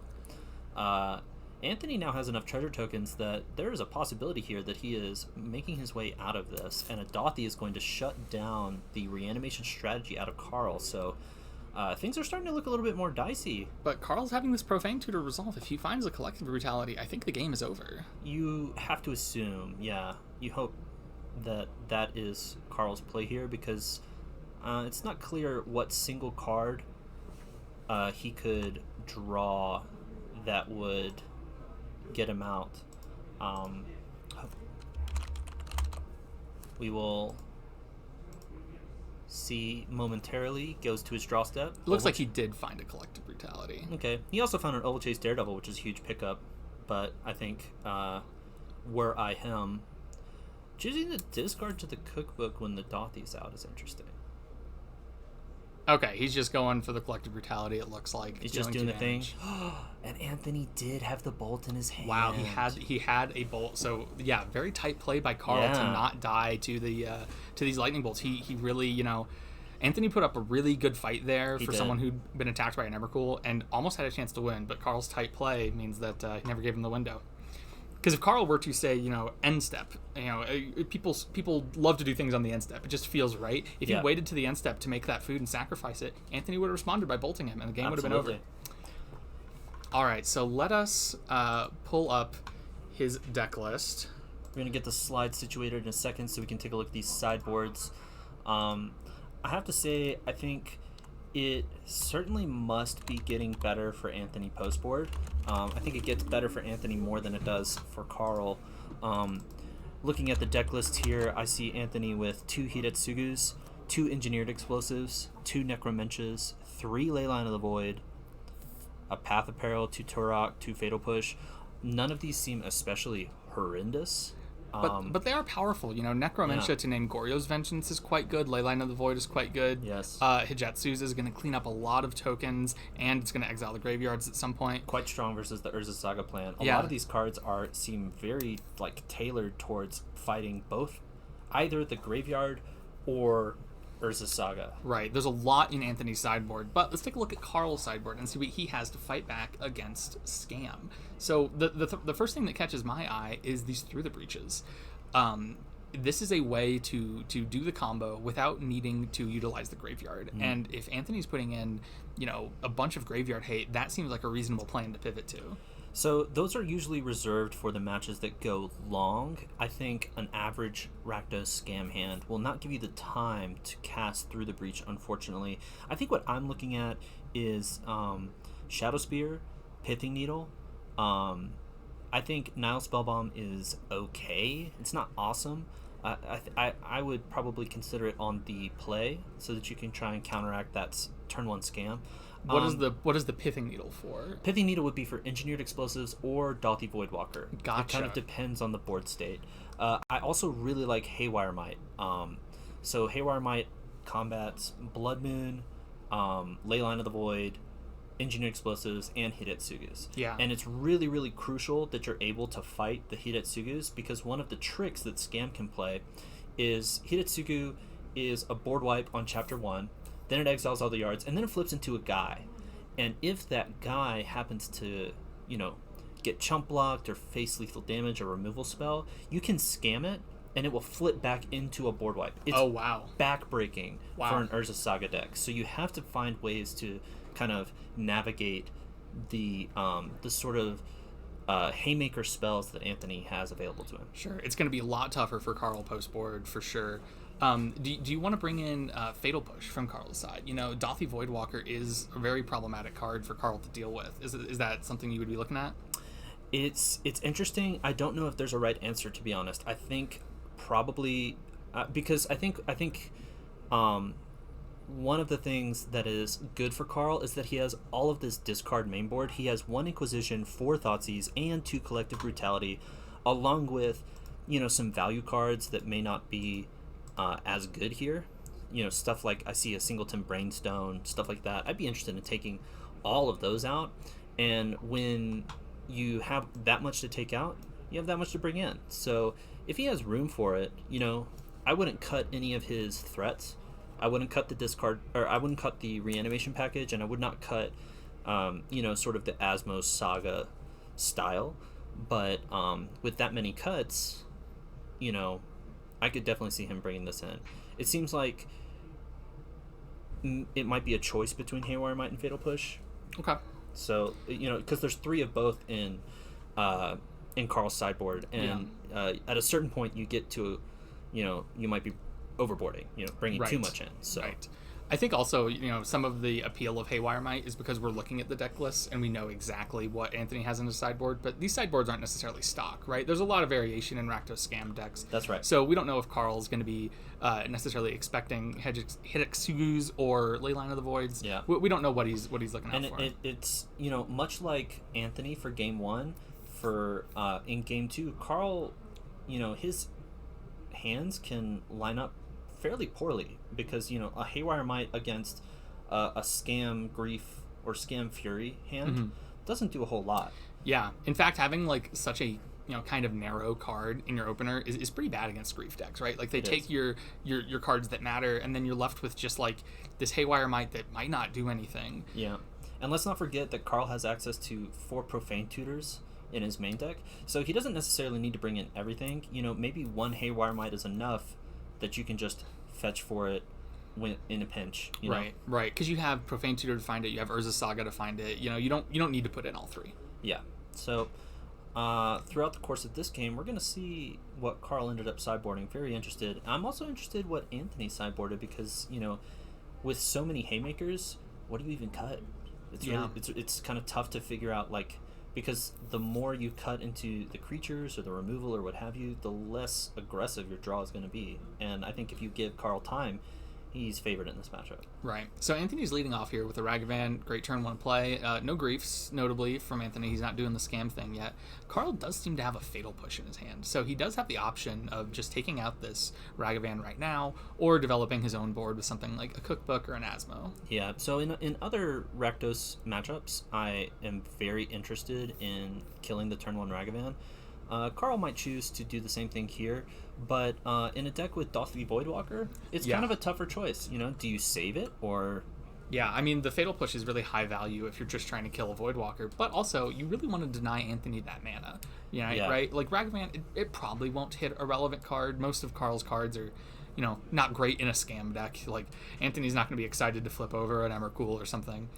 So it's really all about that treasure from the Ragavan. Now, he says go, and this is very interesting, because if Anthony has a scam card in his hand, he can kind of negate the Fatal Push that Carl is banking on to remove one of Anthony's creatures. So I say Carl doesn't have many good cards for Ragavan to hit, and of course Anthony hits the one of Inquisition of Kozilek, which is just perfect. Interesting that he kept in the discard. I wonder what he took out instead. Could be shaving on the Reanimator package. I could definitely see that. Yeah. Against a sideboard that's so hateful against the Grave, Leyline of the Void and Dothy. You want to kind of be a slower, safer combo deck after board. Yeah. You know, you're not trying to just kill people on turn 2. Which is definitely possible out of Carl's deck. Yeah, Turn 1 Cookbook into turn 2 discard something Gorya's Vengeance it. Yeah, that's really hard to beat. So it looks like Anthony's casting this Inquisition. Carl's going to respond with the Fatal Push, and then the Inquisition resolves. Fortunate for Carl that Anthony chose not to spend the any scam cards. Yeah. That doesn't necessarily mean that Anthony doesn't have any, but we'll have to see what Anthony chooses to do. The shape of his hand, I'm very curious what he might have. It's awkward. So he goes ahead and takes Carl's Underworld Cookbook, and he's left with these 2 Asmos that are uncastable. Yeah. Right? He doesn't have a way to discard a uncastable. hand. Yeah. I mean, he can play this Urza Saga, but it's not great. He doesn't have enough lands for the Urza Saga to work. And now Anthony has this Dothy Voidwalker. So this is rough all around for Carl. Yeah, this is one of those situations you really don't want to see from Carl's side of the table. That when you're trying to assemble this A plus B deck, sometimes I think, when everything goes right, your deck is super powerful and you're really doing a lot. And then sometimes you have hands like this where it's, it just doesn't really seem to be working out so well.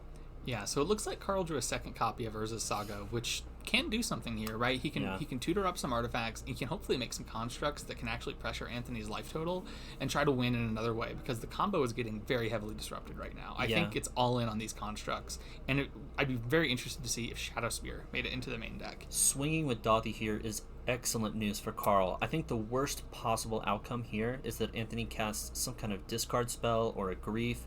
He takes that Emrakul. It gets exiled from the Dothy, and then he just gets to cast it. Yeah. So the it's not just that the Emrakul and the Atraxa in Carl's hand are uncastable and kind of just waiting to be enabled. They're actually actively liabilities here, because with this Dothy out, Anthony is a single discard spell away from just running away. Yeah, it's definitely a quite powerful, piece of graveyard hate, because it does something on its own, right? Like, it's not just saying your graveyard's nullified. It is threatening to end the game if it hits this Emrakul. A Fable. Interesting. Okay. I didn't even think that they ran Fable, but it looks like Anthony is running 2 Fables, so... Yeah, I mean, that's not bad. The loot can definitely help him find, like, whatever he needs here, whether that be, more aggression or another hate piece. So Carl's Urza Saga is going to tick up to 2, and it looks like his draw was a Thoughtseize. Not great. So he's going to get into one of these awkward positions that Saga decks sometimes get into. His third land drop is a Saga, so he's not going to get full value out of these, unfortunately, it looks like. He's going to have to play that so he can kind of stem the bleeding a little bit. But he is going to be taking 5 because, unfortunately for Carl, he doesn't have any artifacts in play, so that construct's just a 1/1. Yeah, it's just going to be a 1/1. I mean, on his next turn, he can potentially make another construct and then tutor something up and get something going, but right now, they're not great. Yeah, and the tutors from Carl's side are pretty limited. I see 4 Underworld Cookbook. There's a Brainstone, if he still has that in his deck, and potentially Pithy Needle, Shadow Spear, Haywire Might out of the sideboard. Yeah, I'm really looking forward to a Shadow Spear. I think that would be the best thing to get, but there's a chance he didn't board it in. It's not something you definitely think about as like, oh, I want this life gain card against Scam, but in a situation like this where you actually are just racing on the board, it's really powerful. I'm really scared of a discard spell into some huge creature out of Carl's hand that got exiled off the Dothy. So I think I would be interested in a Pithy Needle on Dothy Voidwalker to prevent the cash-in of that card. That'd be a very heads-up play. That'd have to be a really heads-up sideboarding decision. Once again, it's not something that I'm in tune with, but you caught it, and Carl's 2-0 with the Gorya's Vengeance deck, so he knows it pretty well. I'd be interested to see if he does have the Pithy Needle. And there is the grief. He chose to swing with the Dothy. Yeah. That is pretty aggressive. But, all roads lead to Rome, I think. If he chooses the Thoughtseize. Wow. I imagine that the interaction of casting some huge boy off the Dothy is not on Anthony's mind. I think he's more focused on just trying to get in for damage, because Carl is at 9. He does not have very much time. That's true, and it might not be something that's on Anthony's radar, which it's a little bit of a niche situation. It doesn't happen a ton, so I don't blame him. But it is giving Carl kind of an avenue to victory here, because it was looking really bad. Like if Anthony went for the Emrakul, it was game over. Yeah. So Carl has a chance. Bolt in the, I assume it's like draw step or main phase or something. So now we're in the main phase. The first Saga is going to trigger to 3, and Carl's going to think about what he's going to do. He did not draw a land per turn, so this is actually going to be a pretty difficult decision. It looks like he's going to float a mana. So that tells me that he's not interested in making a Saga token. I think that's understandable. He is facing down a lot of pressure that can't really be disrupted super well. Like this Dothy has Shadow, so it's unblockable by creatures that don't have Shadow. And then this Grief has Menace, and he doesn't have any creatures on the board, so both of those are effectively unblockable. He's looking to go into 3 at minimum right now. It looks like he's getting this cookbook, and maybe he's just trying to gain some life or put down some of these Asmos, but it's very tricky. He doesn't have a lot of cards he can discard here, right? Like, you don't want to give Dothy Voidwalker access to the Atraxa or the Emrakul. Yeah, so I think he's looking to unlock his hand, so he is going to discard a card so that he can cast the Asmo. Asmo does not have a mana cost and is a 3/3 creature. The only way that you can cast Asmo is for a hybrid red or black, as long as you've discarded a card, which he's just done off the Underworld Cookbook. So those 2 Asmos that we saw at the beginning of the game were kind of dead in his hand until he was able to discard a card. He's finally unlocked them. When Asmo enters the battlefield, she goes and finds another cookbook. So it's kind of a tutor, a removal spell, a clock, all in one. Very powerful creature. The Underworld Cookbook, as we've mentioned, discards a card to make a food token, and if you have 2 food tokens, Asmo can sack both of them to kill a creature. What it actually says is that target creature deals 6 damage to itself. That's basically a kill spell. Yeah. The only time that really matters is if a creature has lifelink, and nothing has lifelink here. So using this second Underworld Cookbook that he got off Asmo to make a second food, this could be a route to victory for Carl here, because he can now kill this Dothy Voidwalker. Yes. So that he's no longer afraid of the cast an Emrakul threat, and now this is a much more manageable board. Yeah, I mean, you're still taking 3 off the Grief, but you can why is his... Oh, he cast the second book, I see. Okay. Yeah, so he can still chump the Goblin Shaman, so he's not in nearly as much danger now. That Emrakul is gone forever with a Void counter on it, so if Anthony ever finds another Dothy Voidwalker, that Emrakul is going to be a huge problem. Yeah, so Fable the Mirror Breaker flipping here, and this is also a huge threat by Anthony, right? I mean, we kind of talked about how Fable isn't super common in these decks, but there's something really powerful you can do with Fable the Mirror Breaker once it's flipped, and Grief, right? You can start griefing people in their draw steps to basically control whatever they draw. Yeah, and none of these flip elementals, these evoke elementals from MH2 that we talked about at the beginning of the day, none of them are legendary, so they're all able to be targeted. Fury, Grief, even just the Shaman token if Anthony's looking for a little bit of mana. So if this Reflection of Kiki Jiki is allowed to stay on the battlefield, it can be pretty rough. And if he has Haywire Might, it's looking like he's looking at now Spellbomb.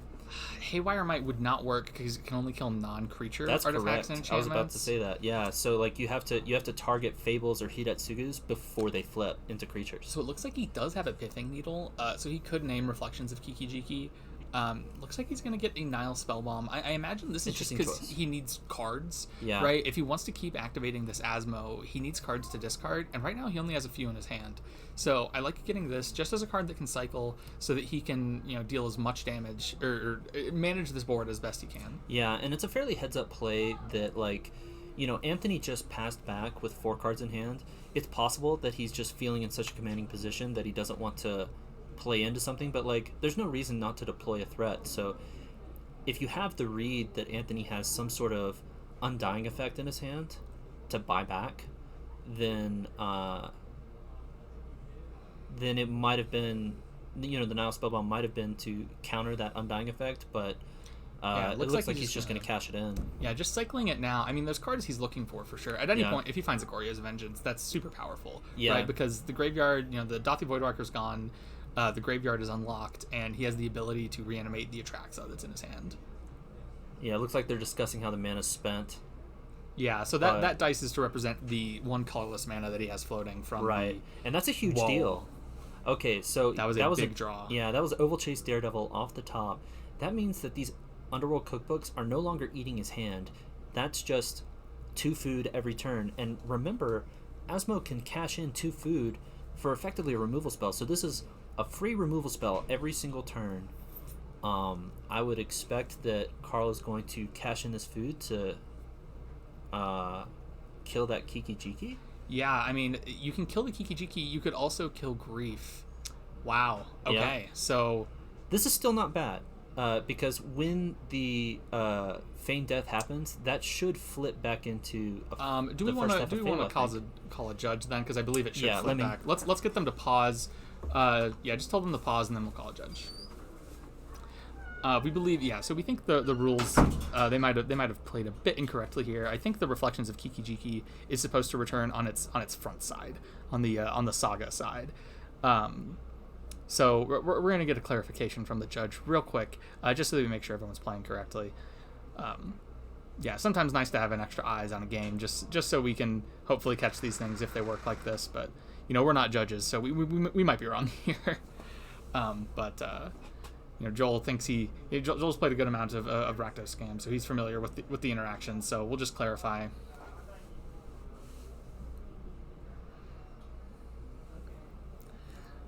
So it looks like we got the judge here to just clarify that everything's going the right way.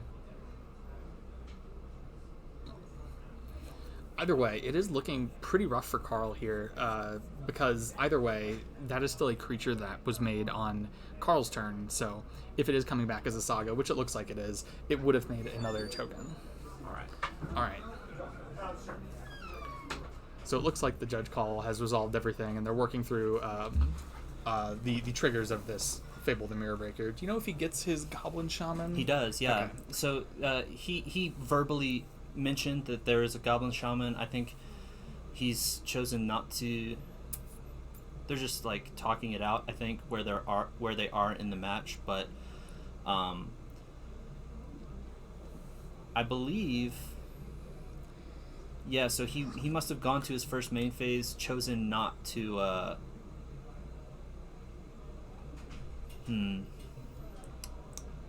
Dashing a Monkey, chose not to.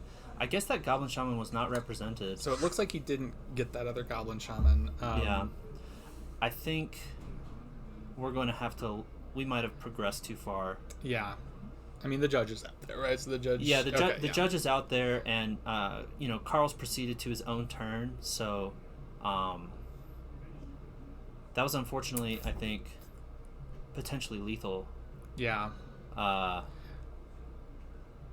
But I think either way, Carl might be dead here. I mean, it's really close. It's if Anthony has anything, Carl is dead. I mean, that Ragavan was blocked, right? So we know the Ragavan's not in there. A Ragavan to dash, and it looks like there's just a Seasoned Pyromancer and a land.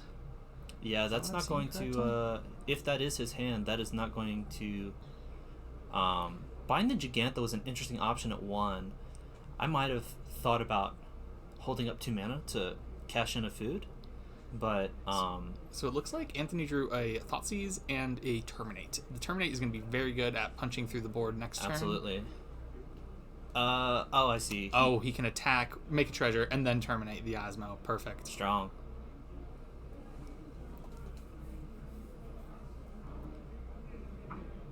All right. And that's going to decide game number 2. So we're going to get a third game between these decks. Very exciting. Yep. We will soon see. So what do we see that was definitely boarded in. I think Anthony, everything was main deck. I don't even know if we saw a sideboard card. Yeah, let's take a look at Anthony's sideboard again. He surely has some of this stuff in. Yeah, he must have, but he just didn't see it. Yeah. Interestingly, I don't know if this is a card necessarily that Anthony wants, but he has 2 copies of Turok in the sideboard. That if you kick it is a Hymn to Turok effect, but also just being a 2-mana 2/1 that whenever your opponent discards a card, it gets a counter. That could be powerful against the Asmo cookbook situation. Yeah, it gets out of control really fast. I think if I am Anthony, I'm interested in just casting that for 2. Yeah. You don't really want to randomly discard your Reanimator opponent, but getting a clock on the board that just gets out of control really fast is absolutely something that I'm interested in. Maybe upgrade one of your threats if you're not happy with, potentially the Seasoned Pyromancers or what have you. Out of Carl's side, I don't think there's a play draw difference really. I think you're just sending it back, hoping for a bit of a stronger draw. The 7 that he kept last time was really hoping for that turn 1 cookbook to unlock his hand, and I think the turn 1 discard out of Anthony really put pump the brakes on it. Yeah, it was brutal. I mean, just like ripping apart that hand, taking the cookbook and leaving him with these Asmos stranded was so powerful. And we saw he eventually got it online, but if he was working with these Asmos and cookbooks, 5 turns earlier, the game would have looked much different. So that was a very good piece of disruption there. Yeah, even Anthony. just so he didn't have the Oval Chase at the time. So even but having the 3/3, the 3/3 there, it's not a removal spell, but it blocks. He took so much damage off of these 2/2s. There was a lot of chip damage that just got in there, and just being able to stem that bleeding would have been really big for Carl. So hopefully he can establish more of a defense this game, or just go for a fast combo, right? Yeah. He wasn't really threatening the combo at many points this game. He never drew a Gorya's Vengeance. He had to discard this only Profane Tutor that he found. He had to discard to the cookbook. Exactly, yeah, and there was a Voidwalker in play for a long time, so it was tough for him to get through the combo, and he just had to try to play a fair game, and unfortunately he didn't play quite as fair as Anthony. So here's an interesting question. If I'm in Carl's shoes, I think I'm interested. You have 8 reanimation targets, 4 Atraxas, 4 Emrakuls. Mm-hmm. I think I'm interested in cutting down on that number because of how hateful Anthony's post-board games are. Yeah. Which one would you rather get rid of? I think I like Atraxa better. I think the card advantage matters a lot, as does the life gain.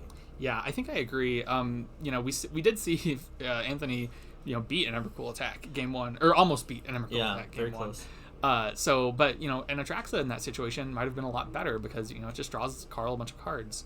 I also think Atraxa is a little bit better because you can discard it early and just leave it there. With Emrakul, you have to discard it at the exact right time, and that can be tricky against a deck full of Thought Seizes. Imagine if he has this big graveyard all set up, and then he's ready to go for Gorya's Vengeance and Emrakul, and that Emrakul gets discarded somehow. Yeah. That would mess up the plan. So just having an Atraxa that it's okay to have it sit in the graveyard, I think I would want to keep in 4 Atraxas. Yeah, and one thing that, I think standard players will recognize this, but for those of you in Modern who haven't played against Atraxa yet, multi-format All-Star showing up in almost every constructed format, it's most people are calling it the better Grizzlebrand. One of the most powerful things about it is it just finds the combo again. Yeah. So even though you're exiling the Atraxa off of the Gorya's Vengeance at the end of the turn, the ETB effect of Atraxa found you a creature, a cookbook, and your 3rd Gorya's Vengeance most likely. So absolutely. You really just get to put them under this lock where they never really get out from underneath your reanimation every turn. There's a turn 1 Thought Seize. Yeah, so Carl's kicking off with the Thought Seize, and I really like the discard on the play from Carl. Just being able to stop Rakdos Scam from doing anything real crazy. Yes. We see in Anthony's hand, there's the Hijetsu's Consumes All, a Grief, a Lightning Bolt, and a Kroxa, 3 lands. That would be a Blackcleave Swamp and a Marsh Flats, I believe. Perfect. Okay. Obviously, I think the Lightning Bolt is not a huge deal unless he has an Asmo hand. The Grief is a consideration. What are you thinking of taking here? So I think Grief is definitely your most impactful card here. So the problem with taking Bolt here, if you're trying to protect an Asmo, is Asmo has a condition to be played, and so you have to assume that Anthony's probably going to try and turn 1 scam, at least grief, and he will be able to take whatever unlocks the Asmo, that discard outlet, most likely. So leaving the Asmo stranded regardless. Right. I think it's just better to take the grief. And the really good news for Carl's side is we didn't really see meaningful grave hate from Anthony. Chapter 2 of Hiretsugu is grave hate, but it's not the most impactful. Second, Thoughtseize. Thoughtseize targeting himself. Wow, this is a big play. That's 5-head. He gets Atraxa in the graveyard, and then we see he has a Goryo's Vengeance there. Yeah. So he can easily reanimate it next turn. And I think this turn, he can also play an Asmo, because he just discarded a card. That is absolutely correct. Wow, that was incredible. Yeah, really strong. An certainly unusual play. You don't usually see people Thoughtseizing themselves, but in this case, I think it was incredibly correct. Yeah. And in addition, this is what we're talking about with Atraxa versus Emrakul. Atraxa or Emrakul, you can't do this, right? You would need 3 lands, and on turn 3 you Thoughtseize in response to the trigger, you Goryo's Vengeance. But Carl only has the 2 lands here, so he can do it with Atraxa, but he can't do it with Emrakul. Now, there's a lot of damage that Carl's taken, and Anthony is an aggressive deck, so this isn't, the end-all be-all for Anthony, but because we do know that he has the bolt for this Asmo, so not much happening there. But we've also seen Anthony's hand, and there were not a lot of aggressive cards in there. If he had like a Dothy and a Ragavan, I'd agree with you, but his hand's really slow. Yeah, and you can already see like the following 3 turns showing up for Carl, because what's going to happen here is, unless Anthony rips a discard spell off the top for this Goryo's Vengeance, he's going to Goryo's Vengeance the Atraxa. He's going to find a land, play his cookbook, and now he has a discard outlet for the Emrakul that's already in his hand. So if the Atraxa finds another Goryo's Vengeance, that's just like that's going to be lethal, way overkill. But on top of that, it's putting a really fast clock on Anthony. He needs to find something very quickly. Yeah, and it doesn't look like he drew a discard spell, so I'm really concerned about Anthony's chances in this game. Now, we do know that he has a Croxa, so he can... all of the spells that in Carl's hand are important, so, yeah. Yeah, as long as he doesn't discard the Emrakul or the Goryo's Vengeance, I think it's just got to be this cookbook, yeah. That's definitely the right discard from Carl's end of things, but it does prevent the... it does, somewhat prevent the follow-up from Carl. Everything now rests on this ETB trigger. What can Carl find in the top 10? So for those who haven't played much with Atraxa, you look at the top 10 cards and you get 1 card of each type.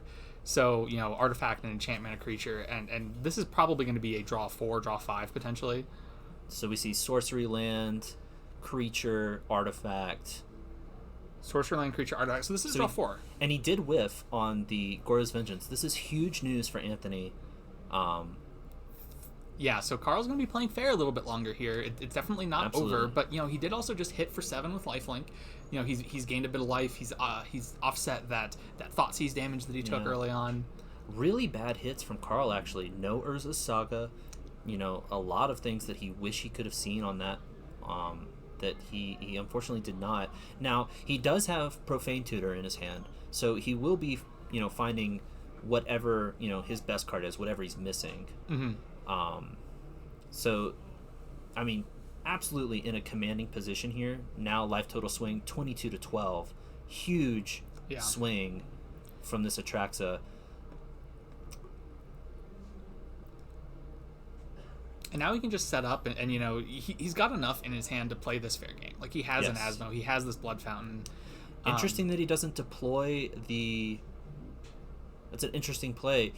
We know that Anthony has Hiretsugu in his hand, which will clear away this Blood Fountain and Blood Token that Carl's just created. I believe he drew a Thoughtseize. Oh, no, he didn't get the Thoughtseizes because he chose the Profane Tutor instead. So Right. So, honestly, I think that's fine. Higetsu consumes... or Hiretsugu. Trading with a Blood Fountain is fine, but the real threat Goryo's Vengeance off the top. That's such a big deal. Does he have a discard outlet in his hand? I believe he does not. Okay. So it's a little bit more setup then. A little bit more setup, but Carl has all the pieces. It is really on Anthony to top deck his way out of this, because Is that a tapped Overgrown Tomb? I believe it is, yeah. I'm kind of interested... No, that probably doesn't make any sense. I was thinking, like, is there any benefit to shocking that in and holding up Goryo's Vengeance? Because when this Hidetsugu hits Chapter 2 on Anthony's turn, it's going to exile all the graveyards. And you can hit the Asmo. You can Goryo's Vengeance the Asmo. That is true. I mean, it would just come back for a moment. Yeah. You wanna... Yeah. We have a guest. Let's see. Hey, do you know when they call time on our game? I believe it was on this turn. Okay, it looks like we have hit time in the round. It looks like we've reached time in the round, but there was a judge call, so there's going to be a short extension. I'm going to go figure that out. All right, gotcha. So Joel's taking care of that. It looks like they've hit time in the round, but there is an extension because of that issue with the Fable the Mirror Breaker earlier. I also think they might have a light extension because we just give that to anyone who's on camera because, they need to move all their stuff over and set up. So we're going to figure out exactly how much time they have left and see how this game progresses. Either way, it looks like Carl you can easily win within these next 5 turns, right?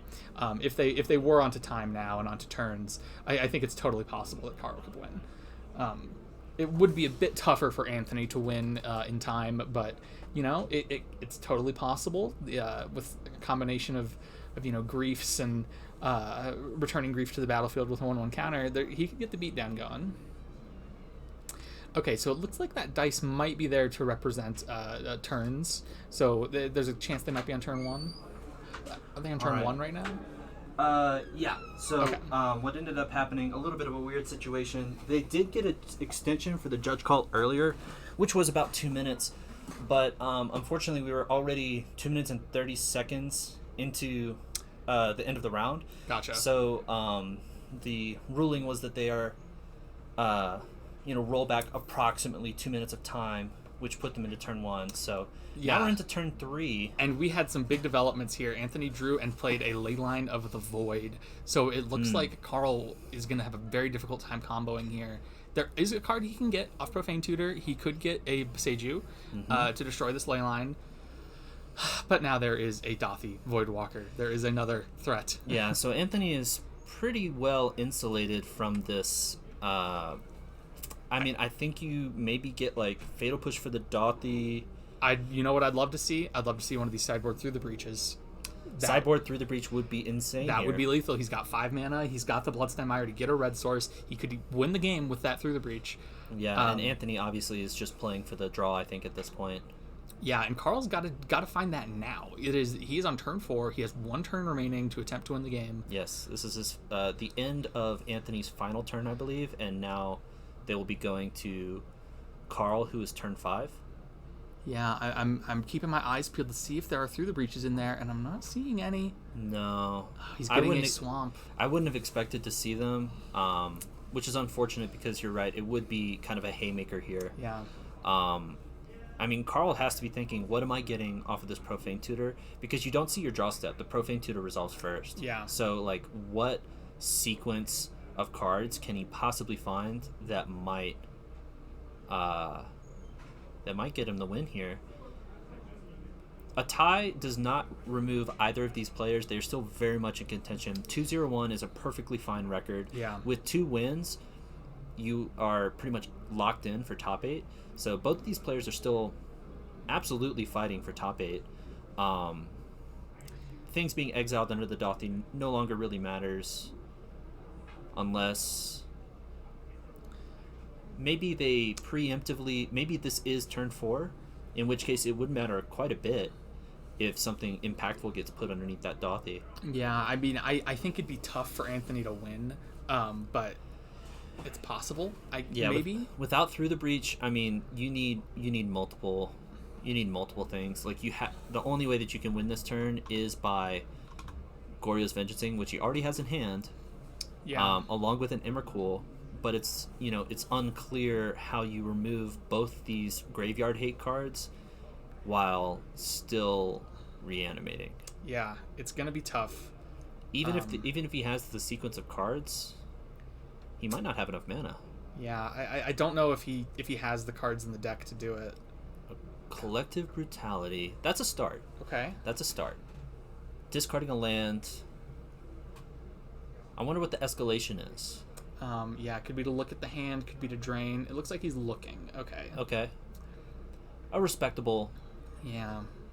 Still, unfortunately, doesn't quite matter here because a respectable start. The escalate does activate the Asmo. It looks like he can't do it.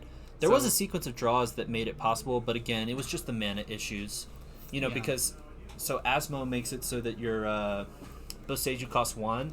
You can Boseiju the ley line and then have 2 mana to maybe Goryo something. Yeah, there potentially was a line there, but it needed a few more pieces. That Carl it needed like a perfect 7, and unfortunately Carl was not able to. Incredibly well played by Anthony. First of all, to make game 1 so close when it was such a harrowing position, and then game 2 really felt kind of like a masterclass of how to disrupt. Because game 2 was some tight technical play there. Absolutely. That's actually one of the ways that Asmo can get the edge, is that there are so many activated abilities, and it really matters when you respond. Like, have you allowed them to activate a cookbook, stuff like that. There's a lot of sneaky stuff these Asmo decks could do. Unfortunately, neither player was able to really make it all the way and take it home to a dub, but as we mentioned, they're absolutely alive for contention. I would expect to see both these players in future rounds. For sure. I mean, I want to just praise Anthony again there, because that was some very tight play with the killing the blood token so that he doesn't get Goryo's Vengeance with the Emrakul immediately, and then following that up with the Graveyard Hate. Anthony really had everything he needed there to shut down Carl, and if they had a couple more turns, I really don't know which way it would have gone. It could have gone either, because Anthony did have a lot there that Carl had to fight through. Yeah. But Carl did have a lot of... Carl had almost everything he needed, but that almost is very, very important. Maybe Anthony, while Carl's still trying to assemble all the pieces he needs, maybe Anthony could have taken it home. For sure. Could have gone either way, but we will definitely be seeing these players in the future. They have not taken a loss, and that's really all that matters this early in the tournament. We're about halfway through. I think we might have a potentially a player interview. I don't know if we quite have the time, given that was time in the round. I think we're going to be starting round 4 pretty soon. That makes sense. I think we're going to go and try to find who we're going to be watching in the next round, and we will be right back. Welcome back, everybody. We're going to get started into round 4. We've got Chris Motley on Boros Burn versus Brian Lanning on Blue-White Stoneblade. Pretty short wait since the last round went to time. So we're about to head right into the match. I am not the Stoneblade aficionado, but I have to say, Esper Sentinel on 1 is exactly where you want to be, regardless of the matchup. This is actually going to be pretty inconvenient for Chris, I think. Trying to cast these burn spells into an Esper Sentinel, most of the time probably won't care about his opponent drawing 1, but that can come back to bite you pretty quickly. Luckily for Chris, he does not. He has a creature hand, so he's going to get in for 1 damage with the Monastery Swift Spear. And Brian Lanning's going to respond by smacking in with an Esper Sentinel. Not really interested in blocking with that creature. A little bit too valuable in this matchup. Chris, Wood of Foothills, going to fetch. Basic Mountain. Yeah, this is a really interesting matchup. Normally in the blue-white versus burn matchup, it's really dependent on the counterspells that the blue-white player has. But, Stoneblade is a much different beast, right? There is Stoneforge Mystic, and the package of equipment includes Cauldron Complete, Sword of Fire and Ice, and Batterskull. Batterskull, that's the big one. Yeah, Batterskull being a huge deal here. Brian is playing like a very tempo-heavy build where he's got 3 Force of Negations, which are super high impact in this match. It looks like Chris chose not to pay 1 for the Esper Sentinel. So already dividends with this 1 mana 1/1. Very powerful card. Let's see. If I'm Chris, I'm interested in trying to fire off that bolt that I see in his hands. Because, the Esper Sentinel only taxes the first spell you cast each turn. And so this lightning bolt does not have a tax associated. It's going to get in. It's gonna get in. Swift Spear dealing 3. Yeah, Swiftspear getting in this much damage against a control deck is huge, because usually you can't count on your creatures actually getting in for that much damage. So this is really a good start for Chris. Yeah, and Brian can be in a pretty awkward position because, you know, in this matchup, he's sort of priced into being the control deck, but the way that this deck is built with the blue-white Stoneforge builds, you're not actually a control deck. You're much more tempo-oriented. And so in this sort of matchup, being forced to be the control deck can be a little awkward. We'll have to see if Brian has access. He did top deck a Stoneforge Mystic, and I'm very interested in getting a Batterskull off of that. Yeah, so, you know, obviously Batterskull is a really, really powerful card, but there's a good chance he'll have to pay 5 for it, right? Boros has a lot, or Burn has a lot of interaction here, and can easily remove the Stoneforge But Mystic. 2 mana tutor your win con into your hand, and then, you know, eat a card out of your opponent's hand. Yeah. You know, it's still preventing 3 damage to play the Stoneforge. I call worth. Yeah, absolutely. Now, I think I see something really interesting in our Burn player's hand. Yes, he does have 2 main deck copies of Deflecting Palm. So, not great in this matchup, but could prevent 4 damage off a Batterskull, and that's essentially preventing, 4 life and dealing 4 damage. Yeah, an 8-point life swing, essentially. Preventing the lifesteal of the Batterskull. Is that a Cauldra? So you have to assume that Brian already has the Batterskull in his hand, which is one of the kind of, I won't say it's a problem, but it can be awkward where Blue-White Stoneblade really wants to be tutoring the equipments off of their Stoneforge Mystic, but often you can top deck them, and they're really almost a dead card without the Stoneforge in play. Chris, once again, basic mountain. I wonder if he's got a Searing Blaze. That'd be very powerful here. Yeah, Searing Blaze would be huge. I believe I see his one-of copy of Shard Volley. That's a card you don't often see out of Burn. It's a single mana instant speed. It's essentially a bolt, but it requires you to sacrifice a mountain, or maybe just sacrifice a land. I believe it's any land, yeah. I mean, all the lands are going to be mountains out of this Burn deck. All right, so a Suspended Rift Bolt. Brian no longer interested in taking damage, so he's going to cash in that Esper Sentinel, chump it in front of the Swift Spear. Chris is going to suspend a Rift Bolt. That is not going to do anything yet, but at the beginning of his next upkeep, that'll come off suspend, and it'll deal 3 damage to any target. Going to go to Brian's turn. Land. I believe that's a Prismatic Ending. Getting rid of the Swift Spear is pretty big here. And he did get to untap with the Stoneforge Mystic, so I think he's pretty interested in, Whew, that was a sequence of burn spells. Wow, yeah. Okay. So Chris making the understandable choice of Bolt to the face. Brian, you got it? Nah, unfortunate. So, just a flurry of damage at the end there that Brian could not overcome. Chris making the wise choice. I think some Burn players might have known that there was a Batterskull in Brian's hand and tried to direct 3 damage to the Stoneblade, but Chris just knew that he had way too much damage and was ready to push it through all to face. So, well played by Chris to recognize the board state. Not worry about the Stoneforge when you can just kill your opponent.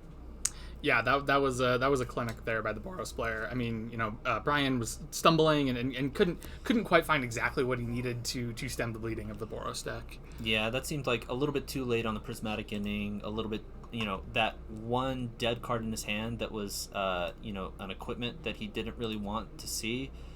That's also kind of not what Brian wanted to see. And I think in this kind of matchup, Boros Burn just does not give you the time.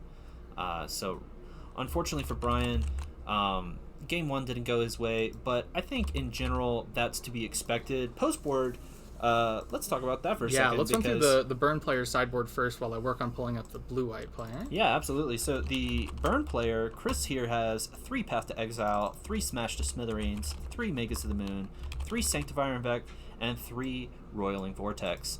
I am a fan of the symmetry, and I appreciate his effort. I think here you are interested in maybe the Smash or the Paths. You really just want answers to the germ tokens that Brian's equipment can play. Everything else is kind of irrelevant. Yeah, Smash the Smithereens, just answering the Batter Skull. I mean, that's the most important card, so being able to take it out is great.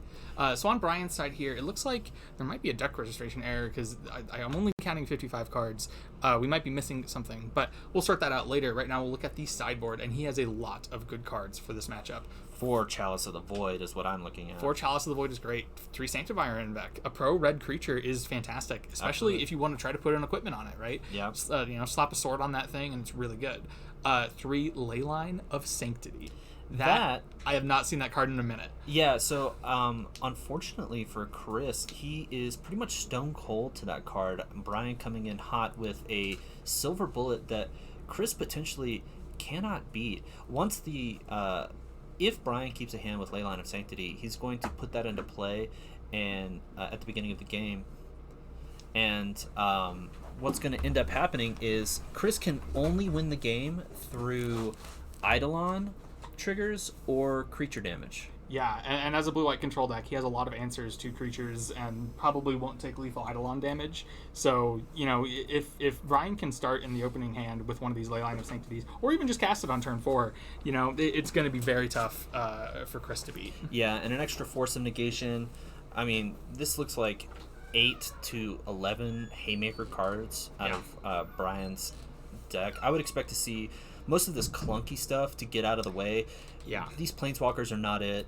Absolutely. I mean, I play a lot of Blue-White Control. Get these Planeswalkers out of here. You want to keep in the Wandering Emperor because that can gain some life. Yeah. And you maybe want to keep into Fairy. It can do some funky timing things, forcing a burn player to play at sorcery speed. It can inhibit them sometimes. Yeah, it can counter Rift Bolts if Chris has decided to keep those in. It can counter Rift Bolts. I think the big thing is if you're trying to go big with life gain, it can stop them from using Skullcrack. So if he's trying to get in a hit with Batter Skull, being able to say, you can't Skullcrack this, you can only play at sorcery speed, that can be pretty powerful. So I think if I were in Brian's shoes, I would be interested in, let's get this Jace, these 2 Teferi Hero of Dominarias, these 2 Supreme Verdicts, and maybe cut down from, you don't necessarily need 4 Teferi Time Ravelers. Yeah. So just cut down all of these clunky big spells. Also, definitely cut some of these equipment, right? You don't need Cauldron Complete in this matchup. You're riding that Batter Skull to victory. Yeah, I mean, all roads lead to victory, I think. I think Brian is mostly interested in, I want to keep a Leyline of Sanctity hand. That's pretty much all he wants to do. It's possible, and I think if Brian was being super heads up, Chalice of the Void is actually not the Haymaker it could have been, because Chris would be bringing in these 3 Smash the Smithereens. Right, yeah. Chris definitely has a lot of play around the Chalice. And also, something to note about these burn decks is they don't actually have that many cards that cost 1. It's not as much as you would think. You got your 4 Lava Spikes, you got your 4 Lightning Bolts, you got, he has a Shard Volley, right? He does. Yeah, but, a lot of these cards are they fake cost 1. Skewer the Critics cost 3, Rift Bolt cost 3. So Chalice isn't really a game-ending card, though it is quite powerful. Brian keeping a 7 that does not have Leyline of Sanctity in it, we have to assume that this is going to be the best 7 I've ever seen, because otherwise I'd be pretty incentivized in Brian's shoes to, at least mull to 6 to find that Leyline. It's such a Haymaker. Yeah, really hard to beat. I think if you have a card like Leyline in, you don't keep mediocre 7s, right? Yeah. You keep a great 7, or you keep a bad 7 with a Leyline. So I'm hoping this is a great 7, and he's got a Stoneforge on 2, so it's a good start. Yeah, that's definitely the most powerful turn 2 play Brian could have asked for. You have to imagine that the Stoneforge is not long for this world, but tutoring a Batter Skull and eating 3 damage is pretty good. Chris is gonna find a mountain. Yeah, and Chris is now really pressured to have a removal spell for this for the Stoneforge Mystic. And a lot of these burn spells, they wouldn't kill it in this situation. Yeah, right? not necessarily. He has a Rift Bolt's not going to do it. Sideboard cards aren't going to do it. Exactly. That, if he's got a handful of Smash to Smithereens, that's not going to do it. But it looks like a Searing Blaze. That's Searing the perfect Blaze. answer. Getting damage to the face and removing the powerful ability to cheat a Batter Skull into play. 3 mana. This looks like it's going to be a Teferi, and yeah, this is nice. So just getting it down early, cycling, and saying, hey, you have to play at sorcery speed now, it gives Brian a lot more flexibility. It does. It makes it so that pretty much Brian turns into this sort of draw-go style of deck because, when Teferi pluses, he can start playing sorceries at instant speed. So there's really no reason to play any spell on your turn unless it's a creature spell. And I don't think Brian is really incentivized to play a creature spell until, Batterskull time. Right. Lightning Bolt, Boros Charm, that's a lot of damage. Brian's at 6, and that is quite low, but Chris's hand's not looking too hot. He does have Shard Volley for 3 damage and a Monastery Swift Spear off the top.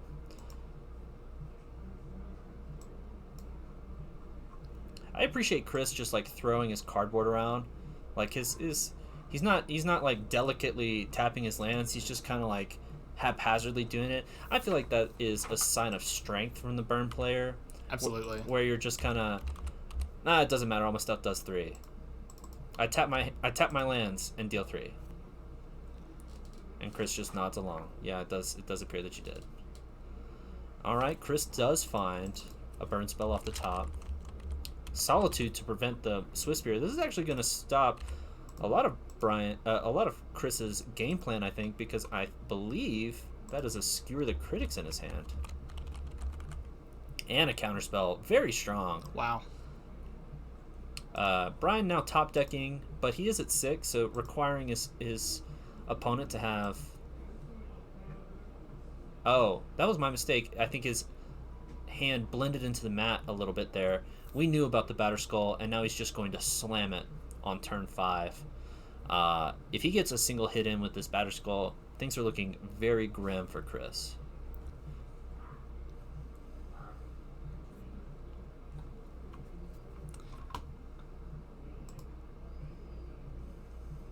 Yeah, and Chris in a really tough spot here, and you can almost tell by his body language he doesn't have the answer for the Batterskull. Yeah, and I think he's trying to figure out what sequence of draws gets him out, and to be honest, I am equally stumped. I believe that, he's only got the 1 card in hand, and it's possible that he can kill his own Swift Spear to prevent the Batterskull life gain, but Brian's at 6. What single spell off the top can get him out of this? Because if he kept the Deflecting Palms in, this would be a great time for him. Oh wait, nope, the Teferi. Never mind. Yeah. Unfortunately, Skullcrack as well is not going to do it here. Yeah, Teferi really, really impressive. Wow. That is a Skullcrack. Why did he... I think he tapped a Pain Land. I see. Okay, second Pain Land off the top actually does help here. But he won't have enough mana to, like, double spell, unfortunately, so... Yeah, Brian running away with it now. The single hit makes it very difficult.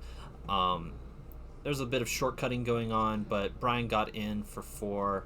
Chris didn't block. Brian crucially gaining 4 life off of the life-linking Germ token. And now tutoring kind of any old random card. It doesn't really matter what Brian gets. He's really just trying to win, based off this. The second creature is also incredibly impactful because if the Germ token somehow dies, then Brian can just equip the Batterskull for 5 onto the Stoneforge and get in right away. Right. I mean, he's got it pretty much locked up here. I'm not sure. Yeah, and Chris packs it in. There was a potential sequence of draws there. Yeah. Like if Chris had, a Smash to Smithereens, follow it up with some burn spells, but with Brian at 7 life, there's such a big difference between 7 and 3 when you're playing burn. Yeah. Your deck is like half cards that deal 3 damage exactly. So yeah, and Brian getting rewarded for keeping a hand. I had my doubts about what hands could be kept that didn't involve Leyline of Sanctity, and I have to say that had to have been one of them. Yeah, and that was a very powerful game, and we haven't even seen Leyline yet, right? Yeah, like that is going to be a surprise for Chris, and not a pleasant one. Yeah, Chris getting out of the gates really hot in game 2, but unfortunately, Brian had a flurry of spells that were a little too tough to overcome for Chris, I think, around the turn 3 mark. So we're going to head to game 3. I'm not really expecting to see dramatic changes. It does look like Chris is choosing to board, but yeah, it could also just be one of those. I know there are some players that believe in the philosophy of like take any old random cards out of your deck, put them in your sideboard, put them back in your deck, you just to pretend to sideboard. Yeah, you want to make your opponent think that things are changing, even if they're not necessarily. I think that's usually a bit bit overplaying. Yeah, that's along the lines of like everyone should always run Snow Mountains in their deck. Yeah, that's like, yeah, you're technically right, but like I don't know. How much is that going to really impact the game? Exactly. If this was a situation where like there was a very transformative sideboard plan, and there was a like a jockeying of if you have it or not. Like I don't know if you watched the recent Pro Tour, but in Pioneer, the creativity mirror match had a lot of like, absolutely. Do you play the Hullbreaker Horrors or do you play the Xenagos combo? And everyone who was playing that did I'll shuffle in all 15 because I don't want my opponent to know which side I'm on. Yeah. But neither players have a big transformative sideboard here, so there's no reason to be fancy about that. Regarding Brian's deck list here, it was my error reading the deck list and punching it in, not his. So the missing cards were 4 Solitude, which totally makes sense. That's a great card, and a land. So Brian's deck is looking quite good in this matchup. It looks like Brian might actually be sideboarding, which is interesting. I wonder what how he feels like play versus draw. I could see bringing in the Chalice on the play, but then being too slow on the draw, just taking him out. That sounds perfectly reasonable, right? Like playing it on turn 2 once your opponent's already played 3 spells potentially as a burn player. It might be a little bit too late. Yeah, too late. We're gonna get into game 3 here. Chris presenting his deck. Brian still shuffling a little bit. I think you have to say that it's Brian favored for this game 3. The Sanctity is just such a haymaker that seems almost impossible to overcome.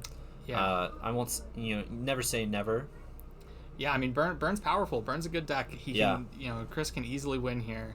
And we saw that in game 2, right? Game 2, we saw the power of Burn where, like, in a single turn, he managed to push through, it felt like 9 damage. Yeah. Through a counterspell. Yeah. And Brian simply, had the answers at the time, but he needed to have them, and it was pretty impactful. Brian's going to ship it back. I like this from Brian. I mean, I assume he's digging here for a really impactful hand, or if he can find a Leyline of Sanctity, that just completely turns the game on its head. Yeah, I think blue-white control players and blue-white Stoneblade players share at least one thing in common, which is their 7s tend to be pretty good. Yeah. And so you get into the habit of keeping, and Brian, I have a lot of respect for players that play 75 good cards like we mentioned with Murktide. Mm-hmm. It's very easy to keep 7s that completely function and they work well, but they just don't attack on the angles that you need to attack in a certain matchup. Yeah, and having that discipline to mulligan what's a perfectly fine hand, but there's something more important to find is important. And wow, Brian has the Leyline, and this is huge. I mean, this is a really rough spot for Chris. Yeah, this basically turns Chris's hand into a Multa 4, and all of his top decks are usually pretty bad. Yeah, he's got a Monastery Swiftspear. That's good. That's a start. He definitely needs some creatures, and if Brian's hand is light on creature removal, then he could easily get in a lot of points with this Swiftspear. It's certainly possible. I think the moment that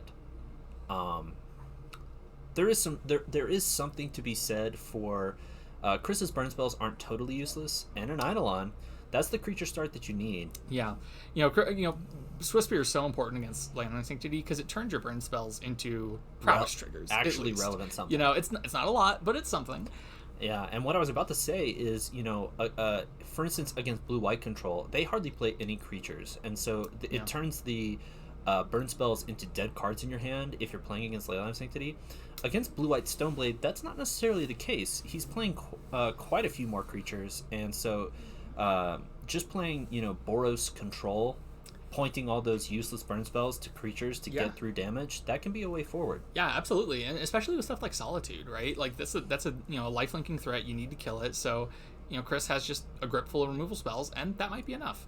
However, there are some of these spells that aren't going to do anything either way. Like I'd see he has a Lava Spike in hand. That's not going to do anything. This Boros Charm is going to be tough for it to do something, but it's possible.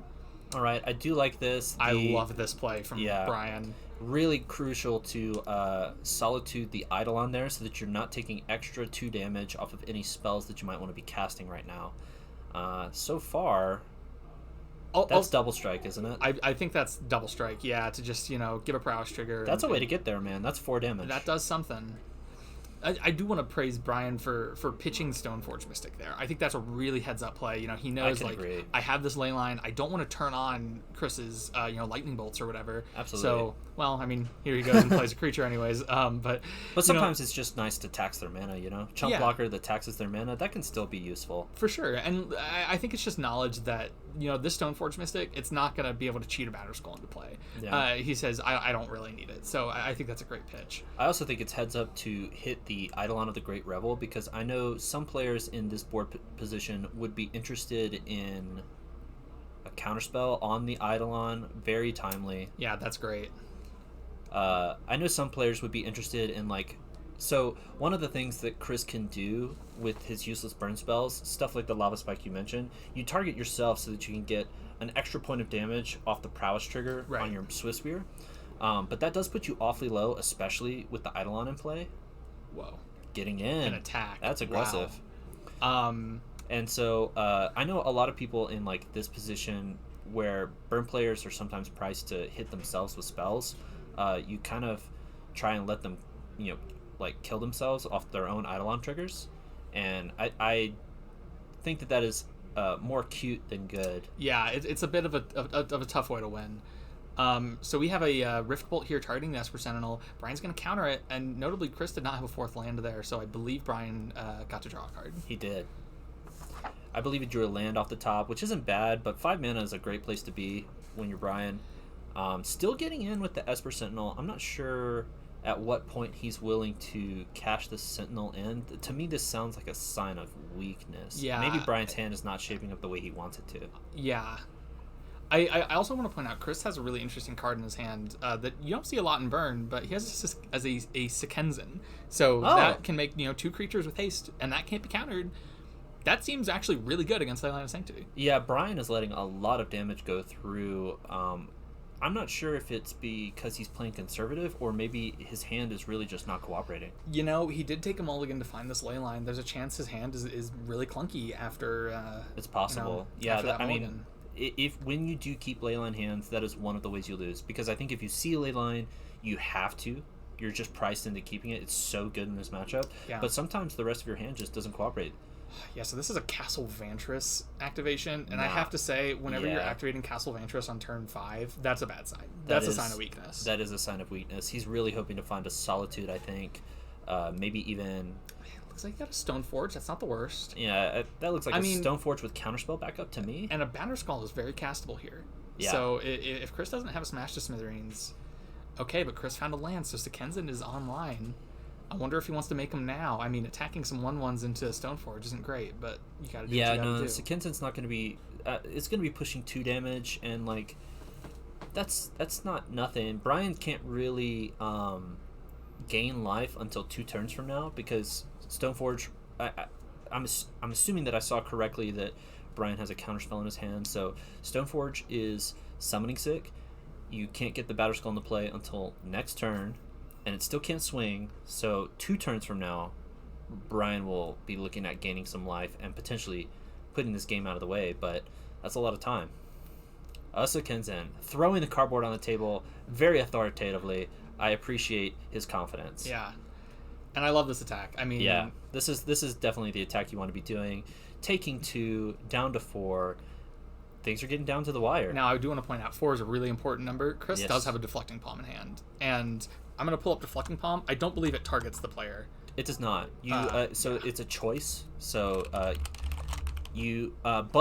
crucially, it has to be the source has to deal damage to you. Right. So you can't Deflecting Palm, he can't swing his creatures into the Batterskull and Deflecting Palm the Batterskull. That's not a legal option. Or, well, it is a legal option, but it won't do anything. And you have to imagine Brian is going to be attacking with Batterskull. Now, Teferi does wrinkle this plan a little bit. Teferi is going to be good against Deflecting Palm. However, I believe there might still be a Boros Charm in Chris's hand. And if there is, that can take out the Teferi. I will say, Brian, if he's heads up about like reading his opponent, I mean, with the Leyline of Sanctity in play, and you're assuming that is not, you know, it's unable to, Chris is unable to win through it, then what you're really looking at is like, how do I lose with this Batterskull Skull in a play? I think Smash to Smithereens, targets a player. I believe it just targets the artifact and deals damage to the controller. Deals damage to controller. So he must be thinking about. That's a lava spike. That's a lava spike on the Teferi. That's a legal target. That's good. But the Teferi's already cantripped, and it wasn't going to be that impactful. So well, no, the Teferi was turning off the Deflecting Palm. So now the Deflecting Palm is live. True. If Brian puts in a Batterskull here and then attacks, Chris might be able to steal this game. He might be. Oh, the attack! That is not. No. Now, that's unfortunate. So now there's not really a way to prevent the block without Smash to Smithereens. Yeah, and he does not have that in hand. That is unfortunate. So Chris is gonna. Damn. Yeah. This was about to be a very interesting board state because Brian could also have recognized that he is, he is wide open to dying to Deflecting Palm, which he no longer is. But if Brian just leaves the Germ Token on the field and doesn't swing with it, that turns off all the creatures. The Leyline turns off all the spells. How does Chris even win? Yeah. That's it could have fair. become a very interesting board state. Unfortunately, it looks like the Swiftspear did connect to the Germ Token, bringing Brian up to 8 life. It's going to be a very difficult game now. Yeah, well, we're not quite out of it yet. I mean, there is a Deflecting Palm here that's going to prevent this 4 points of life gain, and Chris will, Chris will deal 4 to Brian with the Deflecting Palm. So, which is good because and there's the counter spell that we knew that Brian had. Very timely, very important there as well, preventing the. That would have prevented both the life gain and dealt Brian 4 damage, which would have left him open to some possible win con. Yeah, I don't see how Chris wins now. And he just packs it in. Wow. Leyline of Sanctity, good card versus burn. Yeah, that was a lot. That was. Now I will say we're only in a 6-round tournament. Chris with a single loss is still live for top 8. Absolutely. I believe he was near the top of our standings going into this round, and so if all goes well for Chris, he picks up one more win in round 5. He could potentially draw into round 6 and be a member of our top 8. I believe that this win also means that Brian is a lock. He can now draw the next 2 rounds. Well, I'm no expert in tournament math, but there were a lot of unintentional draws, and I know that does complicate things. That does complicate things. So what would happen is Brian, if he chooses to double draw the next 2 rounds, he would be at 4-0-2. Now, going into this round, there were quite a few of 2-0-1s because they unintentionally drew. And so there is a potential that you maybe lose to those people. But I think most people in the 2-0-1 bracket are going to try and pick up 2 wins and then draw in. And then you're just tied their record. So you're still guaranteed. I think the concern for Brian is, he wants to draw. Will his opponents want to draw? Will they be able to? And we don't know that for a fact. Part of the intentional drawing into top 8 is your opponent also feeling confident that they're a lock. So if other players feel like you do, where there are some unintentional draws early in this tournament, and that does make the breakers a little strange. Yeah. So maybe people are less interested. And, I can't really complain about that. That just means more matches of Magic. I mean, we're here to watch as much Magic as we can, and we're going to continue that with round 5 in a little bit. We're going to take a break here, be back potentially with a player interview, maybe? Question mark? Or maybe just talk about Modern. I do like talking about Modern. We can always just talk about Modern. But, yeah, we will take a quick break, and we'll be right back. Don't go anywhere. Alrighty, welcome back, everybody. We are here with the standings before round 5. So we have our top 8 standings here. So we have Christopher O with 12 points. I believe we saw him earlier. What was Christopher playing? Was he on Burn? Christopher O, we didn't see him. Okay, never mind. That was Christopher M. Yes, okay. There's too many Christophers. And then we saw Brian L. He is on blue-white Stoneblade. That's Stoneforge. Yeah.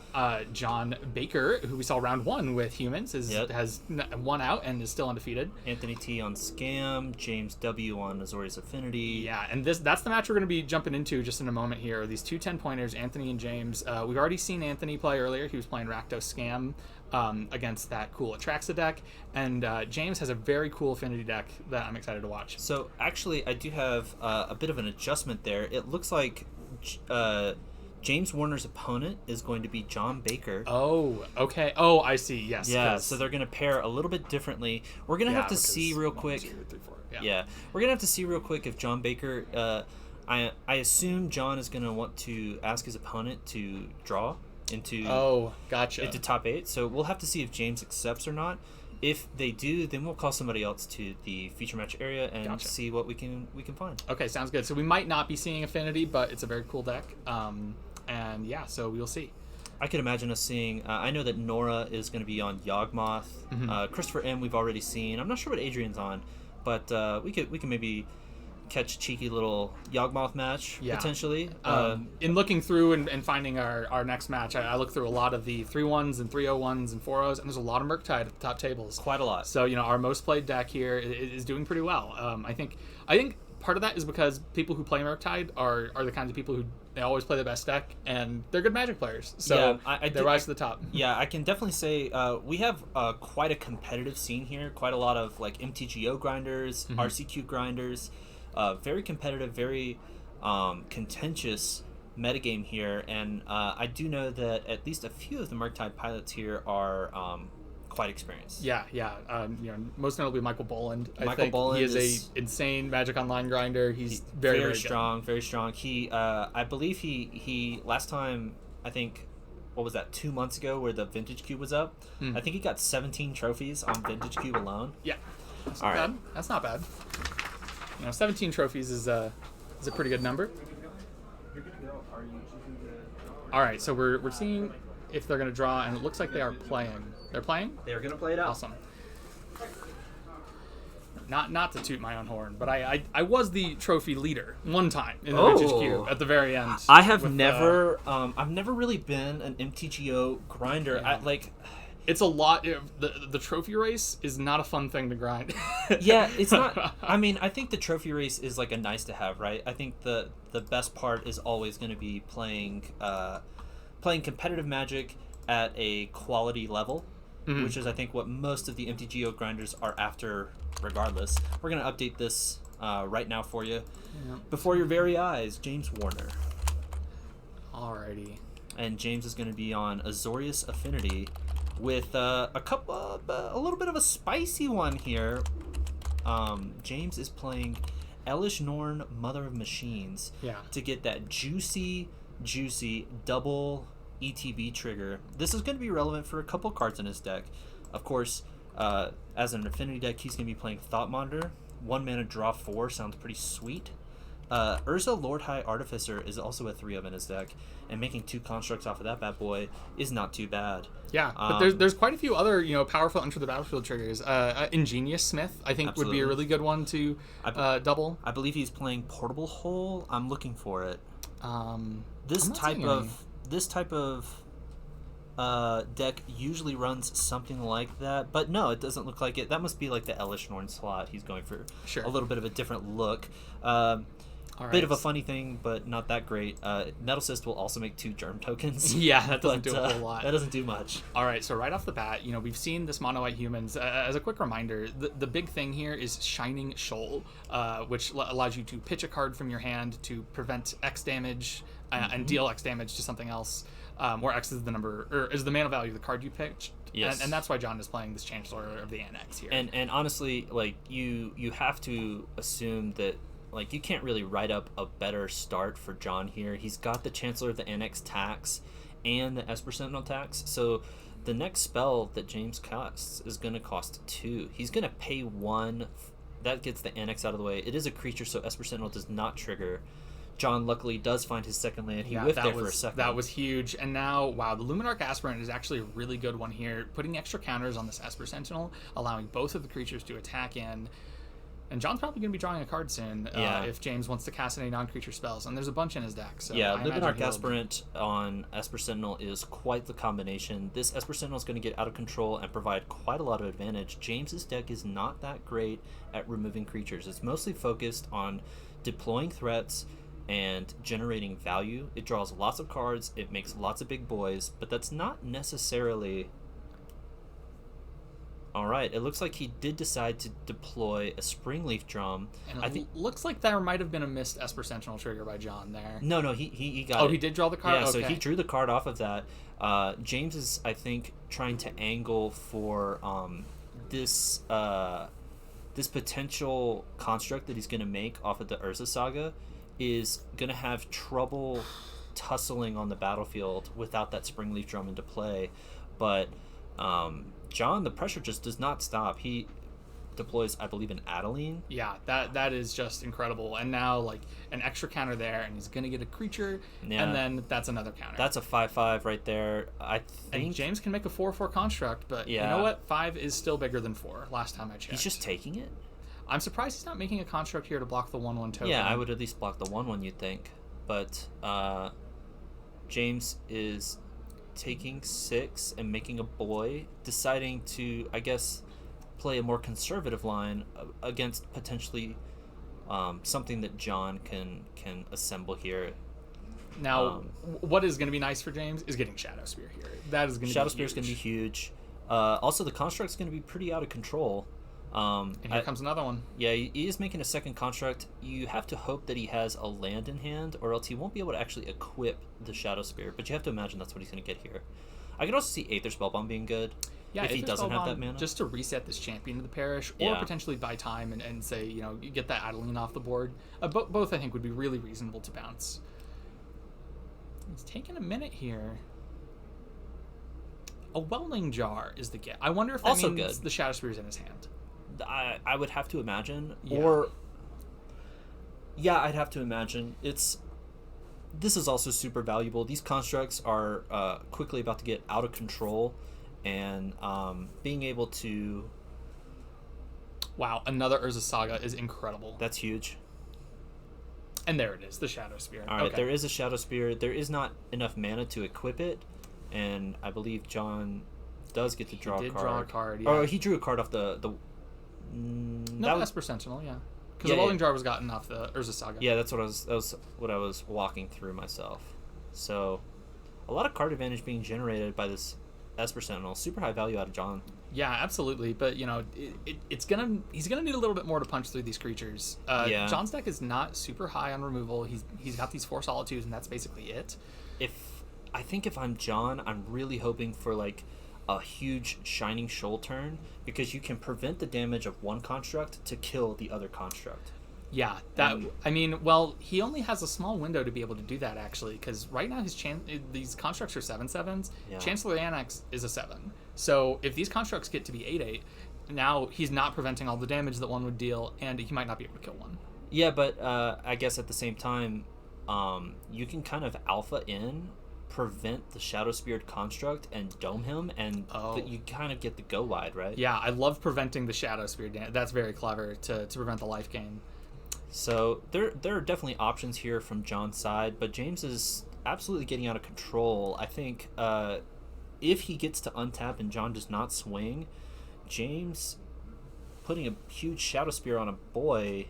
I mean, even if Sean does attack, there's a Welding Jar to keep one of these alive, and these things are both huge, and you have an Esper Sentinel to chump if that's the axis you need to fight over, right? If you need to just save some damage. I'm kind of interested into why James is choosing not to cast the Thoughtcast in his hand last turn, because we see... I think the idea is that he's just going to do it on the end step, and he didn't want to go down a blocker, I'm guessing. Well, it's a sorcery. I believe Thoughtcast is an instant. I'm pretty sure it's a sorcery, but we will find out together. Yeah, I'll do Let's some go Googling on the journey. Here. That is a sorcery, I think. Yep. Yeah. Yep. All right. So he must have just valued the blocker. I think that that almost certainly has to be correct because it is a pretty threatening board state out of John. I mean, James is at 9. He doesn't have a ton of life here, and this Esper Sentinel just blocking is soaking up so much damage on this. Yeah, interesting that he's choosing to what he is and isn't choosing to swing with. He's left the Luminarch Aspirant back and an Esper Sentinel, which that Esper Sentinel he played this turn, so that one's not coming in. Maybe he played both of them this turn. He's got 3 mana tapped. There's a Thalia back there. Yes, I see. Okay, so is that so the Welding Jar saved a construct, and Adeline traded with a construct, and yes. All right, not looking bad for John. I mean, James is down to 1 construct. He lost the Esper Sentinel. He can make another construct here, but it's really going to be dependent on this Shadow Spirit. What did he eat with the construct that's still alive? The 2/2 Esper Sentinel. Okay, yeah, those are the blocks that I agree with. Those all make sense to me. Now, though, is the unknown card in John's hand Shoal? I think that is the real question here. That is going to dictate a lot of how this matchup's going to shape up. Absolutely. If it's a Shoal or a Solitude even, I think that would really decide the game. Well, I think the card that James is about to play, Urza, Lord High Artificer, incredibly impactful. Hello. This is going to make Solitude a little less appealing, I think. So Urza is a 4-mana 1/4, 2 blue, and he allows you to tap artifacts to generate a single blue mana. So not only does it make a construct on the ETB, but it allows this explosion of mana to really put the hurt on. And John does not have an answer to the Shadow Spirit construct, so that's going to be a huge life total swing. Yeah, and even if John does have a Shoal in hand, because of the Thalia, he actually can't play it right now. So, that could have been a line, but, James is getting in with the Lifelinker on his turn when he knows the shields are down, which I think is a great move. Just gain the life while you can. And this time, he could tap the Springleaf Drum to play that Thoughtcast, but he's choosing not to, and I'm really curious what's making him hold it. I wonder if that time, if it was because of the Esper Sentinel, he doesn't want John to draw a card. John's pretty light on resources, and if he lets him find a Solitude, that would be quite bad for James. I could see that. I think if James lives through this turn, I'm really interested in a Aether Spellbomb to reset this champion. Yeah, and Aether Spellbomb off the Urza Saga is fantastic. Yeah, and then it feels like the game has well and truly gotten out of control. So John has this one combat to put together some sort of unstoppable advance, or else this game is threatening to turn around on him. Yeah, it's tricky. I mean, I think he really just needs a Solitude, and even if he does find a Solitude, there's still going to be another construct being made on James's turn before this Urza Saga goes away, I imagine. And it's just so many large creatures. It takes a lot to work through them. How did he generate a token? Oh, that was the Luminarch Aspirant. Right. Okay. All right, so he uses Welding Jar to... I thought that the Welding Jar was tapped. It doesn't matter. It doesn't need to tap. Really? I think that's what John was just checking, when he read it. Interesting. I thought the same as John. I thought that was a tap effect. All right, so we're going to tap our useless artifacts for blue. Remember, that is the best part of Urza. Yeah, just the surplus of mana is so powerful. A lot of text on that guy. We didn't talk about it, but he also can... you can dump 5 generic mana into Urza to shuffle your library and then exile the top and play it for free. So he also, in the late game, is a pretty good card advantage engine. Not going to be relevant for this game, I don't imagine. But yeah, I think John actually is almost at risk of dying here. There's a Shadow Spear on this construct, and... some bounced blockers and attack with everything, John might be dead. Yeah, so when you have Urza out, Blue-White Affinity gets to do some pretty insane things, generating a bunch of draw twos that all lead into artifacts that all tap for blue. And so I think... Not sure what that's a Pithy Needle, I believe. Gotcha. This is one of these new secret layer arts. I believe so. And I guess if I were James, I'd probably just be naming that Manland. Yeah, the Mutavault. I think that's fair. But depending on the shape of James's hand, this could very easily, Thoughtcast into Thought Monitor into Thought Monitor. These are the kinds of plays that Affinity is capable of when Urza is out, and it doesn't matter how many chump blockers John has. Yeah. This construct can get absolutely out of control. Yeah, even if John is able to survive these next few attacks, which I'm not confident he'll be able to do, James is winning the long game here. He's got so much card advantage, not only from the Urza, but basically everything else in his deck. So we got an Ingenious Smith here. ETB, look at the top 4 and put an artifact into your hand. I believe that is a Memnite, baby. Which with Urza is actually plus mana. That's mana positive. Yeah. So 0 mana, can immediately tap for mana. Yep. It's basically a Mock Sapphire. Except it can attack and block too, so it's better. Yeah.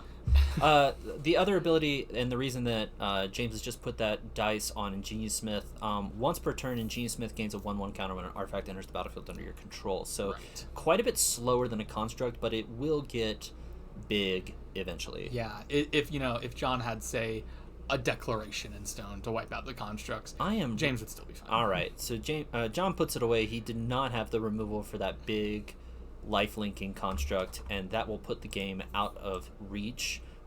We're moving into the post board. Let's talk about James's deck list real quick and see what he has. I've got a Chalice of the Void, a Pithing Needle, 2 Relic of Progenitus, 1 Haywire Might, an Emrakul the Aeon's Torn, 2 Dispatch, 2 Giant Killer, 2 Metallic Rebuke, 1 Orvar, and 2 Ashiok. So the cards here that we're interested in are probably just these 4 white removal spells, right? The Dispatches and the Giant Killers. Yeah, I'm interested in Dispatch and Giant Killer. I think you don't want the second Pithing Needle. I'm not even sure if you want the first. Chalice of the Void's also kind of awkward. So I don't think I'm really looking too deeply. Metallic Rebuke is interesting. A lot of his so one of the things that James has to keep in mind is a lot of his deck is like payoffs. It's kind of clunky. The affinity mechanic means that you have like a 7-drop in your deck, and it's not going to be castable until like turn 3 when you have a critical mass of artifacts. And so in an aggro deck like John, especially when he's so tax heavy, I could absolutely see getting rid of some of this clunky top end and maybe just bringing in a counterspell for some kind of timely, slow the pace down, maybe catch that turn 3 Adeline. Yeah, That's not too bad. That's an option. I think it's a little bit risky to put in a counterspell against an Esper Sentinel Thalia deck. I would want to be reducing the number of non-creature spells. I'd be looking to take out some of these more narrow Urza Saga targets like Paradise Mantle and Pithing Needle. These things that aren't really going to do a lot, but would add like a lot of glut to his hand if he's working through a Thalia. Well, James makes a lot of mana in his deck, but it's sort of a boulder rolling down the hill kind of situation. Like, it's not that much mana in the early turns, and so I could see him cutting, Elish Norn or something that's just like a good, honest 5-mana creature. That might be too slow. Perhaps. To talk quickly about John's sideboard, they're already into the game, but John basically has 2 Cathar Commandos and a Loran. Those are the only relevant cards. They kill artifacts. That's what you need against the constructs. Yeah, I think I agree there. Looks like John has had another fantastic start to tax his opponent. Esper Sentinel turn 1 into Thalia Garden of Thraben turn 2. His non-creature spells are going to cost 2 more, which is pretty difficult to come back from. Springleaf Drum is the get here. I mean, this is nice. James needs to set up his mana. He needs to be barreling towards these higher mana value spells like the Thoughtcast in his hand. Yeah, absolutely. And the Springleaf Drum helps a lot there. Yeah, John doesn't really have hard counters. He's just taxing your mana. So like eventually James is going to get to this point where he doesn't really care about the tax anymore. He's just going to pay it all. And he's had a best possible start where like Memnite starts the aggression out of the Esper Sentinel into a turn 2 creature. Like these creature based starts out of James are really playing around John's start pretty well, but this turn 3 is pretty tough. This was brutal. Yeah, the Luminarch Aspirant, just getting the Esper Sentinels to punch through. John is going to be drawing quite a few cards here if James decides to cast a non-creature spell, which he basically has to because his hand doesn't do anything otherwise. Yeah, I think James is going to let John draw 2 cards and then just force through as many non-creature spells as he possibly can.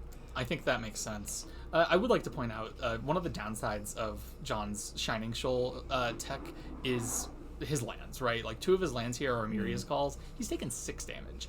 There is a world where James gets an Urza Saga, he starts growing this Ingenious Smith, and he might be able to kill John because John's already dealt so much damage to himself. Yeah, it really makes the James is already kind of winning when he gets the constructs out and he has a Shadow Spear on him and yada and yada yada. But like, the fact that John is dealing himself this much damage and makes it so that those constructs tend to be kind of like one-hit KOs. Yeah. You know, like James is probably not swinging until his constructs are absolutely out of control anyways, but it makes it that much easier to just kind of one-shot John. So here we see a Moon Snare prototype, which is an interesting recent addition to Affinity that basically acts as a Springleaf Drum. It taps for colorless mana, but it can tap any artifact. It doesn't have to tap a creature. It also has a channel ability, but that's not really relevant here. It's just one of these things that allows you to tap your other stuff to make more mana. Right. It's Springleaf number 2, but a little bit more flexible with how you can tap, but it only makes generic. Mm-hmm. It also has a kind of a hidden mode that you can pay 5, and it's basically an Odawara. Yeah. And that actually comes up a fair amount of time, because like we've seen in Game 1, James is going to get kind of a ludicrous amount of mana eventually. Yeah. And the paying 5 for the prototype ability is not that bad. Or yeah, for the channel ability. Yeah. I mean, just having a Springleaf Drum that can like do something when you don't need the mana is quite powerful. I did get a look there at James's hand, and he does have an Urza, which is exactly what he needs right now. He needs precisely. You know, there's 2 blockers. It's not going to be taxed by the Thalia. It's not going to draw John cards with Esper Sentinel. Right. So that's perfect. And again, that's the explosion of mana that really lets him play through these tax effects without letting John draw a billion cards. He's already drawn 2, and that's almost too many. That's going to be really hard to overcome for James. If, you know, one of those cards is, you know, potentially the Shining Shoaltech or a Solitude, he's got a full grip there, and he's had a pretty aggressive start so far, so pretty impressive for him. Interesting. So just a Champion of Perish in the past, even though his hand is full of cards, my guess is this is a Cathar's Commando, which is that 3/1 creature that you can sacrifice to destroy an artifact or enchantment. Yes. It also has flash. Yes, so there's no reason to play it right now. It only costs, it does cost 3 to do that, but you can still wait kind of till the instep, flash in this commando to kind of get the element of surprise over on James, and then he can untap and maybe pop it. But here is the Urza Lord High Artificer that we were talking about. Extremely powerful, generates a construct on the ETB, which is incredibly impactful here. Yeah. That construct is already a 4/4. And it's going to get bigger because I think James has a few more non-creature spells to play here. Potentially this Thoughtcast? Yeah. There's also a Dispatch. That's a 1 mana, if you have Metalcraft, it exiles a creature. And I don't know if you knew this, but Affinity, real good at making Metalcraft. It's good at it, yeah. It's not hard to do. That might be a Razortide Bridge or a Seachrome Coast. I can't tell which one it is. It's a Seachrome Coast. Yeah, no, he... it did come into play on tap turn 1, so it must be a Seachrome. Was that miscast through Athalia? No, that was correctly cast through Athalia. Isn't it 5 mana total? And yeah, so it's artifacts and he paid 2. Yeah.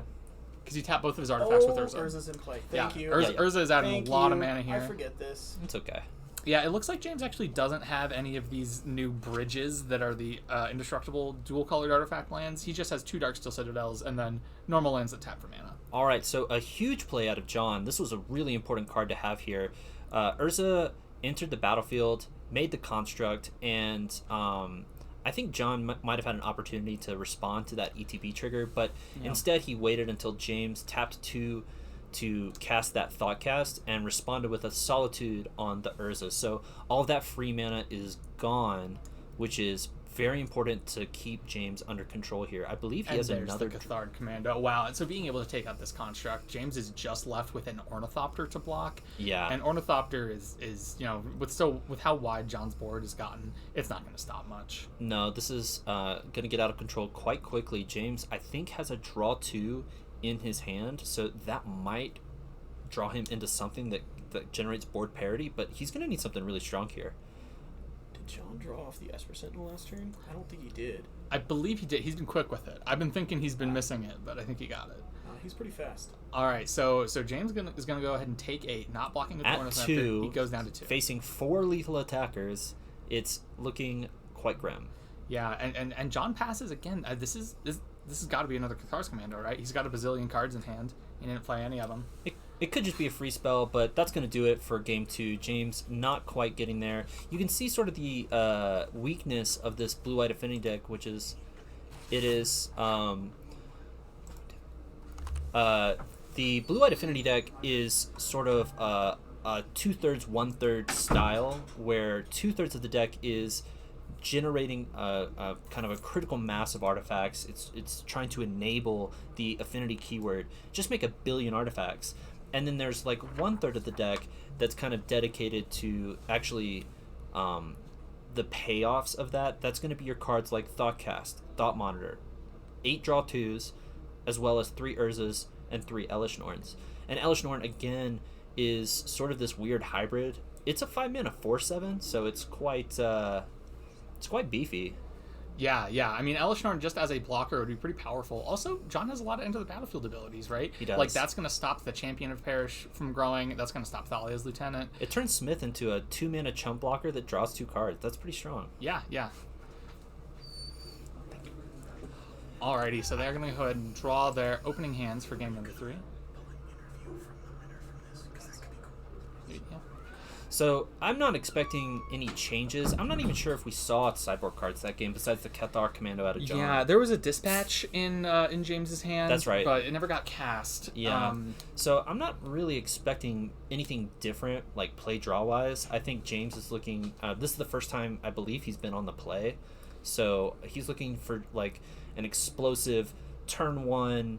Springleaf or Moonsnare into 3 mana on turn 2 with like an Urza Saga and stuff like that. Like some really explosive stuff. And it looks like he does have an Urza Saga in his hand. So that's a good start. John's taking a mulligan. Looks like he's going down to 6. But probably keeping that 6. I see lands and spells, so you kind of gotta. Saga on the play matters a lot in this matchup because John actually can't prevent the first construct. Even if he has Cathar Commando, it's not possible. And here we go with the most aggressive start out of James. A Saga on turn 1. Well, I love that so much. So now he really needs a 0-mana creature like a Memnite or an Ornithopter. Does he have it? Yeah, you almost never make this kind of play without it. And there we go. I believe that's an Ornithopter. That would be a schematic version out of the most recent Dominaria Remastered. Very pretty card. It is. But this is a turn 2 construct. That's a lot of aggression. There's something really interesting that can happen. Oh wait, no, never mind. I thought there was something interesting. No, I was wondering if there was like because John's considering this Solitude because it looks like there's a fetch land, but he can just float the mana. There's no way to stop him from making a construct here. Yeah, there's not really an interaction. Like James played this, like sequenced this correctly and played it really well. Where there's not really a way that creature removal can prevent this. Wow. John's going to go for it anyway. He must have some sort of... I'm imagining he's got some sort of idea of how to make this work.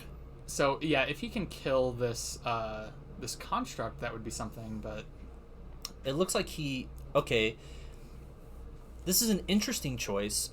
It's not necessarily incorrect. What he is deciding is... This is the line that allows him to push through damage with Esper Sentinel this turn. Yeah. So he's trying the most aggressive possible turn.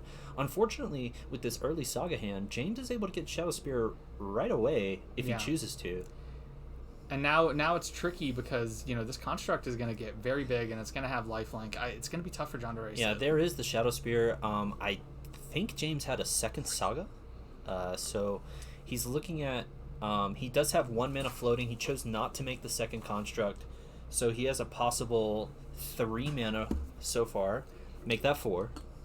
What would be fascinating is if James went for an attack here and John had the Shining Shoal. That would be interesting. And there is the turn. Wow. This is turn 3 Urza? Wow, that's impressive. That's backbreaking. These constructs are brutal. Yeah, I mean, you already have a construct out, turn 3 Urza. This is going to be pretty tough. I'm not going to lie. He's tapping 2 mana for the Thought Monitor. Wow. And does he go off again? I see a Thoughtcast, so tap that. Thoughtcast. I mean, this is going to let John draw a card from the Esper Sentinel. Yeah, this is the first time he's gotten it. John didn't miss it. He does draw a card off of the Esper Sentinel. I believe that was a Nettlecyst just drawn for James. So not only does he have these 2 constructs that are enormous, but he has this equipment that can do basically the same. And this is the dream affinity start, right? Yeah. This is a draw that's largely immune to creature removal that John might have. You really needed like maybe like a March of Otherworldly Light or something on the construct on that turn 1. Yeah. And the fact that John didn't have that has put him incredibly behind, especially now with just a pass. Yeah, only 2 lands. I mean, I'm hoping this is a Cathar's Commando. I think that's what he needs here, is to take out some of these constructs, but it's really not looking great for John. At this point, it's like, I mean, the Urza Saga is what's enabling James to pop off and really put this game out of reach, but I mean, if I'm in John's shoes, I don't know if you can actually beat just the 2 constructs. So he might be priced in, instead of removing the Urza, he might have to remove these constructs instead, which is going to be a very difficult position. This is exactly what James wants, where he's able to kind of overwhelm his opponent with like very threatening creatures, but he also gets to use his mana effectively every turn to just generate more resources, right? Yeah. While you're ahead, don't stop with the breaks, just keep going. And you can see he's doing exactly that. Nettlecyst, not paying for the Esper Sentinel because he can't. That is effectively another construct. Yeah, and this is just incredible. Like, at this point now, his non-construct creatures are effectively lethal threats, right? Yeah. You put a Shadow Spear and a Nettlecyst on anything, and it's really threatening. Now, the Cathar's Commando could help getting... Well, and there it is. Spoke too soon. It was just a very strong... That's the best possible start out of James. Pretty hard for John to beat. I don't think that James gained his 13 life, but it wasn't going to matter because that game it looks like he wrote it on his notepad, just not updating the digital life that game was tracker. not going to be decided by how much life James gained. It was going to be decided by if John was able to answer the tide of artifacts coming out of his opponent, and unfortunately he was not able to. That is not going to... I think John is actually still okay with that loss. He was 4-0, and James was not able to tie into top 8. Yeah. And so I think John's actually okay with that tie, because now they're both going to be... I think James is going to attempt to tie round 6. I think both will have an opportunity to draw into the top 8 in our 6th round. Yeah. But we will have to see. There's a few unintentional draws that can make things difficult. We might be trying to get one of these players in for a player interview. I assume, James, you want to get the winner? That's all you, man. You want to do the interview? Yeah, sure. I mean, you want to go? Yeah, I'll go get them. All right. So I think we're going to have a quick interview with James. Talk to him about his very interesting deck here. All right, welcome back, everybody. I'm here with James, who we just watched win with this very cool Blue-White Affinity deck. So yeah, talk about the deck. Why'd you pick it today? Well, I've been playing mono Blue Affinity for quite some time, and I had been toying with the white splash because Esper Sentinel is a great card, and I had thought about and included today. I'm including Elish Norns. Because she's just so good versus a lot of the removal in the meta. She gets around the Unholy Heat since she's 7 toughness, as well as, stopping the Leyline bindings and the Solitude. So kind of went with that, as well as, Dispatch out of the sideboard. Dispatch is a great removal spell, so I've been testing around with the blue-white. I have been liking it. And then, obviously, if the Elish Norn sticks, if I drop a Thought Monitor drawing 4 cards, or Urza creating 2 constructs, it's... quite good. yeah, that's pretty powerful, and it's fitting that the mother of machines is good in this affinity deck. So yeah, talk more about Elish Norn. What's the coolest thing that you've gotten to do with Elish Norn today? Actually, I played versus Scam, and actually, she hasn't come down a lot today. The best thing she did is she traded for a 4/4 Fury, but that allowed me to get ahead in the game. Was trading with the 4/4 Fury in order to get ahead, because then he took the other Elish Norn out of my hand, but from there he just lost his beat sticks, and he also had to he didn't have a reborn spell for the Grief either, so it was she just basically allowed me to stick on board harder than my my Scam opponent. Yeah, for sure. I mean, it seems great, and it's doing well for you today. Yeah. And also she's great versus, Titan too. I haven't had to play against Titan yet, but if she gets dropped versus a Titan player, I don't know that they have many outs. That's true. Yeah, a lot of decks in the format just can't really beat an Elish Norn, as you mentioned, these blue-white control decks, can't Solitude it, can't Leyline binding it. It's really tough to get off the board. Yeah. All right. Well, thanks for the interview. Anything else you want to add about the deck of the tournament? Urza is a great card. Don't let people tell you otherwise. Urza's good. You heard it here first. All right. Thanks, James, and good luck in the rest of the tournament. Thank you. Yeah. All right, and welcome back to our coverage of the Modern RCQ here at Dungeons and Javas in Colorado Springs. We're in the final round. I'm joined by my lovely co-host. Alrighty. This is going to be a fun one. Yep. So this is the final round. We have a lot of win-and-ins. Not many people can draw in, which is, there were some people that had to drop from the tournament at high records. There were some unintentional draws that made the standings some really very weird. confused standings. Probably the most complex standings I've seen in a long time. So at the end of the day, James Warner from the last round, our Blue-White Affinity player, has tied with the other top player of our standings. And then that is really the only people that are guaranteed in our top 8. Every single other match is playing it out, and we're not really going to know until the end. Which is kind of, how you want it to be, right? I love intense win-and-ins. I love people playing more Magic. I mean, it's cool when you get to draw in, but if everyone draws in, that's kind of boring. Yeah. So I'm glad we have some exciting win-and-ins. So we have, for the first time today, a Hammer Time player. There's only 2 in the room, which is surprising. Yeah, pretty unusual. We had more Domain Zoo players than Hammer Time players, and unfortunately we never got to saw a Domain Zoo player. But so we have Max here on Hammer Time. He's a really good Hammer Time player. He plays a lot of it. I'm good friends with this guy. Pretty much the only modern deck I've ever seen him play. Yeah.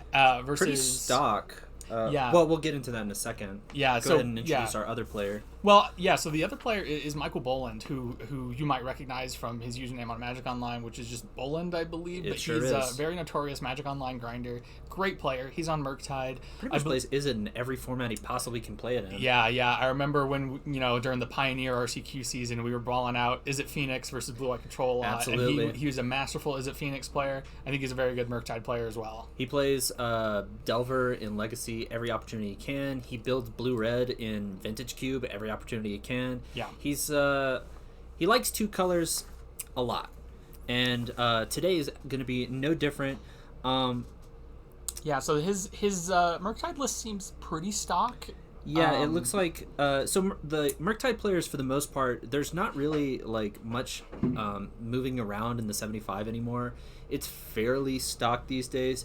There's maybe 5 flex slots for the most part. So you have kind of your wild counterspell. His whether you run how many Spell Pierce you run in the main and what other counterspells you run to supplement that is sort of the question these days for the main board. Yeah, and it looks like he has 3 Spell Pierce, 1 Spell Snare, and then 3 counterspells. Yeah, and going off of the 4th counterspell is an unusual choice. Spell Snare, however, is pretty stock for our Hammer Time player. They are playing the pretty stock these days Bant. It's pretty much mono white, but you're splashing for mainboard Spell Pierce, and you splash green for Haywire Might, which is a 1-of in the main. So not going to come up in this matchup. Haywire Might doesn't really do a lot here. Not a ton of targets in this matchup, no. Notably, he is not running Reality Chip, which is one of the other reasons to be in blue for Hammer Time. Otherwise, it's pretty much as stock as it can get. His protection spells are a 2-2 split of skill, Blacksmith skill, and Spell Pierce. It looks like we are getting started. Hammer Time on the play. Play draw matters a ton in this matchup, and getting started with an Esper Sentinel to slow down Michael's development, also a big deal.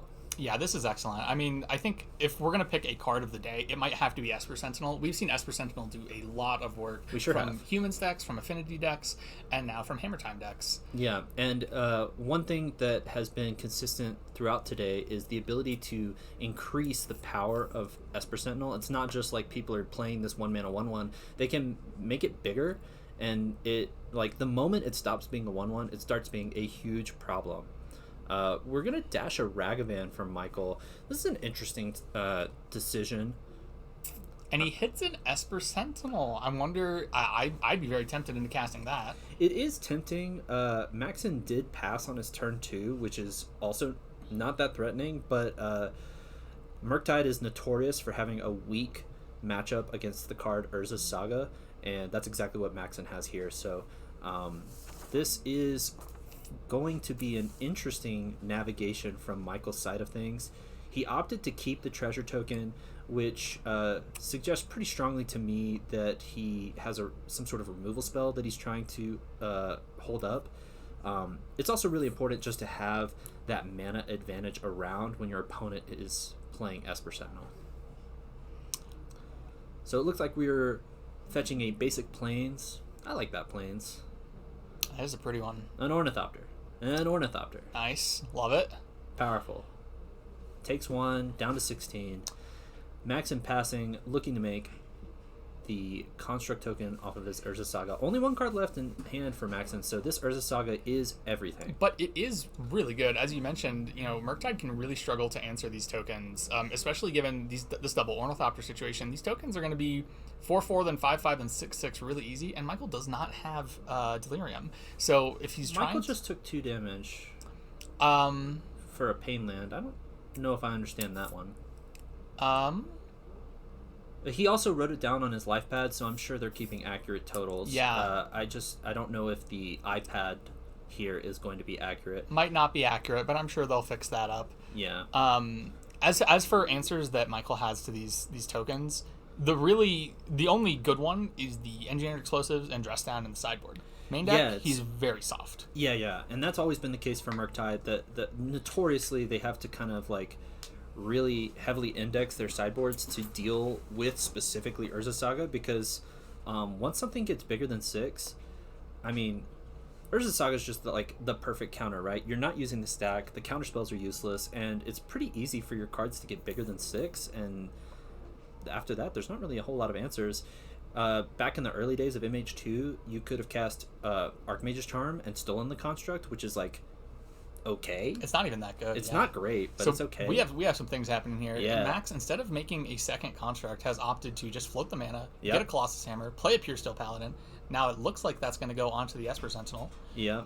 Either the Esper Sentinel or the Ornithopter. He's got choices. Yeah, so none of these options were really able to be countered by Michael or even necessarily removed. So this is the first time on Maxon's turn that Michael's had a chance to have a meaningful point of interaction. And it looks like, unfortunately... Wow. Okay, so Michael chooses not to kill the Esper Sentinel in response to the equip trigger, which makes sense because the Pure Steel Paladin works off of Metalcraft. Right. And so the Metalcraft would have still been active. He could have just re-equipped to any old thing, and it wouldn't have helped. Bolting the Esper Sentinel really doesn't solve the problem. So bolting the Pure Steel Paladin is the best thing that you can do. Yeah. But this works really How does he unfortunately answer this Esper Sentinel? What does he have? The answers are really few and far between. I think your big answers are going to be Odawara.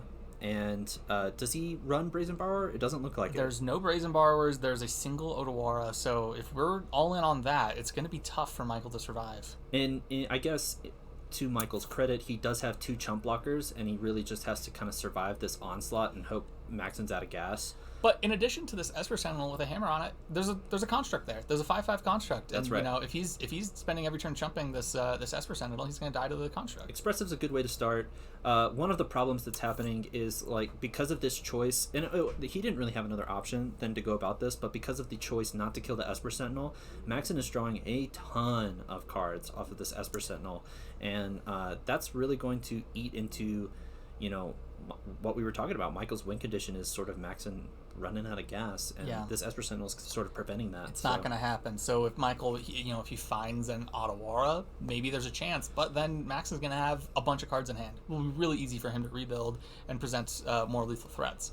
Now, it's looking pretty dire for Michael. We'll have to see how he navigates this. Game 1 is by no means set in stone. Exiling a land off Expressive and putting another card in his hand, we'll have to see what that's going to be. But I will say that I've heard from both Hammer Time and Murktide players that they feel very happy and confident with this matchup. So it seems, in general, quite even. And I have to imagine, everybody looking at the deck list, and then just in general, the kind of the pulse check of Modern, Murktide gets much, much, much better in this matchup post-board. Yeah. And so you have to feel like, Michael losing this game 1 is not going to really shake his confidence, and in some ways is to be expected, because this is when Hammer Time is most favored, and post-board, that could very easily turn all the way around. Yeah, it's going to be really tough for Max to win post-board. I mean, a quick count, I'm looking like 6... at least 6 cards. Maybe these moons come in to stop Urza's Saga. But Michael is really going to transform his deck into a construct killing machine. Absolutely. And you get to get rid of some of these anemic cards. Like maybe you keep in the spell pierces, but like these counter spells are probably going to be gone. These there's a ton of things that I really don't want to see. Like Dragon's Rage Channeler, that's not doing a whole lot here. Right. There's a lot of things that you can cut. So, having so much to cut in this matchup is actually quite a benefit since there's so much for Michael to bring in. Absolutely. He is getting this Ledger Shredder a little bit bigger, and I will say that the Shredder is going to be quite good at blocking that construct if he can deploy another threat to chump this Esper Sentinel. Yeah, I mean, it still needs a little bit of work to be able to... It can't block the construct yet without dying. Yeah, it needs one more counter. What we're really hoping to do, and this is what he's going to do, he's going to deploy the Dragon's Rage Channeler. This is going to be the chump blocker that he needs for this lethal Esper Sentinel, which is an 11/11. It is not out of the realm of possibility that Max can turn this construct lethal as well, though.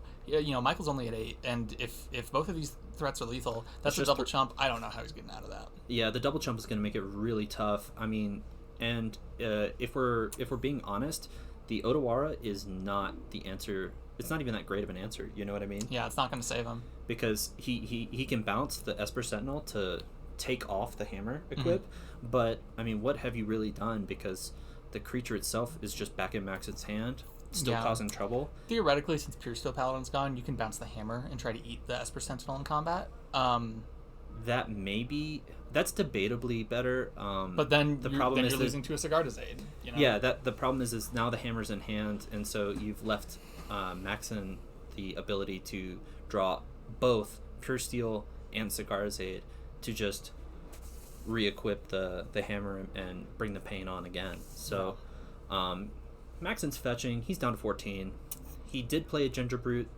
The construct is a 6/6. That is a Springleaf Drum. Construct is a 7/7. He's pointing out helpfully that his opponent has a Ledger Shredder trigger. What a nice guy. And this is actually a big deal. So the Ledger Shredder has okay blocks. That's just a good, honest hammer out of the hand. Not really much to do there. He is giving the Ginger Brute unblockable. Yeah, so I think this is a forced double chump by Michael here. Yeah, that's my count as well. So the Ginger Brute's guaranteed to put Michael down to 7. That construct is an 8/8, so those are 2 lethal attackers that must be chump blocked. Yeah, great move by Max, really forcing the game to come to a close, making Michael double chump, because I think the only way that Michael's surviving here is if he keeps one of those creatures alive, and now that he's lost both of them, I don't see how he's coming back from this. He can play another 2 creatures and an expressive to try and, kind of make his way through, but that'll draw Max in a card off of the Esper Sentinel, and once again, like we said, it's unclear if Odawara on this Esper Sentinel is good enough to even bail Michael out of this problem. Right. And we don't even know if he has the Odawara, right? That's true. He as a one-of, you most likely assume that he is going to be digging for it somehow, but he needs the dig spells. He needs a lot to have happen here. I see a land. I see an Unholy Heat. There are some good tools for Michael here, but it always, I think that's an expressive iteration as well. It always has to start with finding some kind of chump blocker for this Esper Sentinel. I don't think you can go any other direction for this. Right.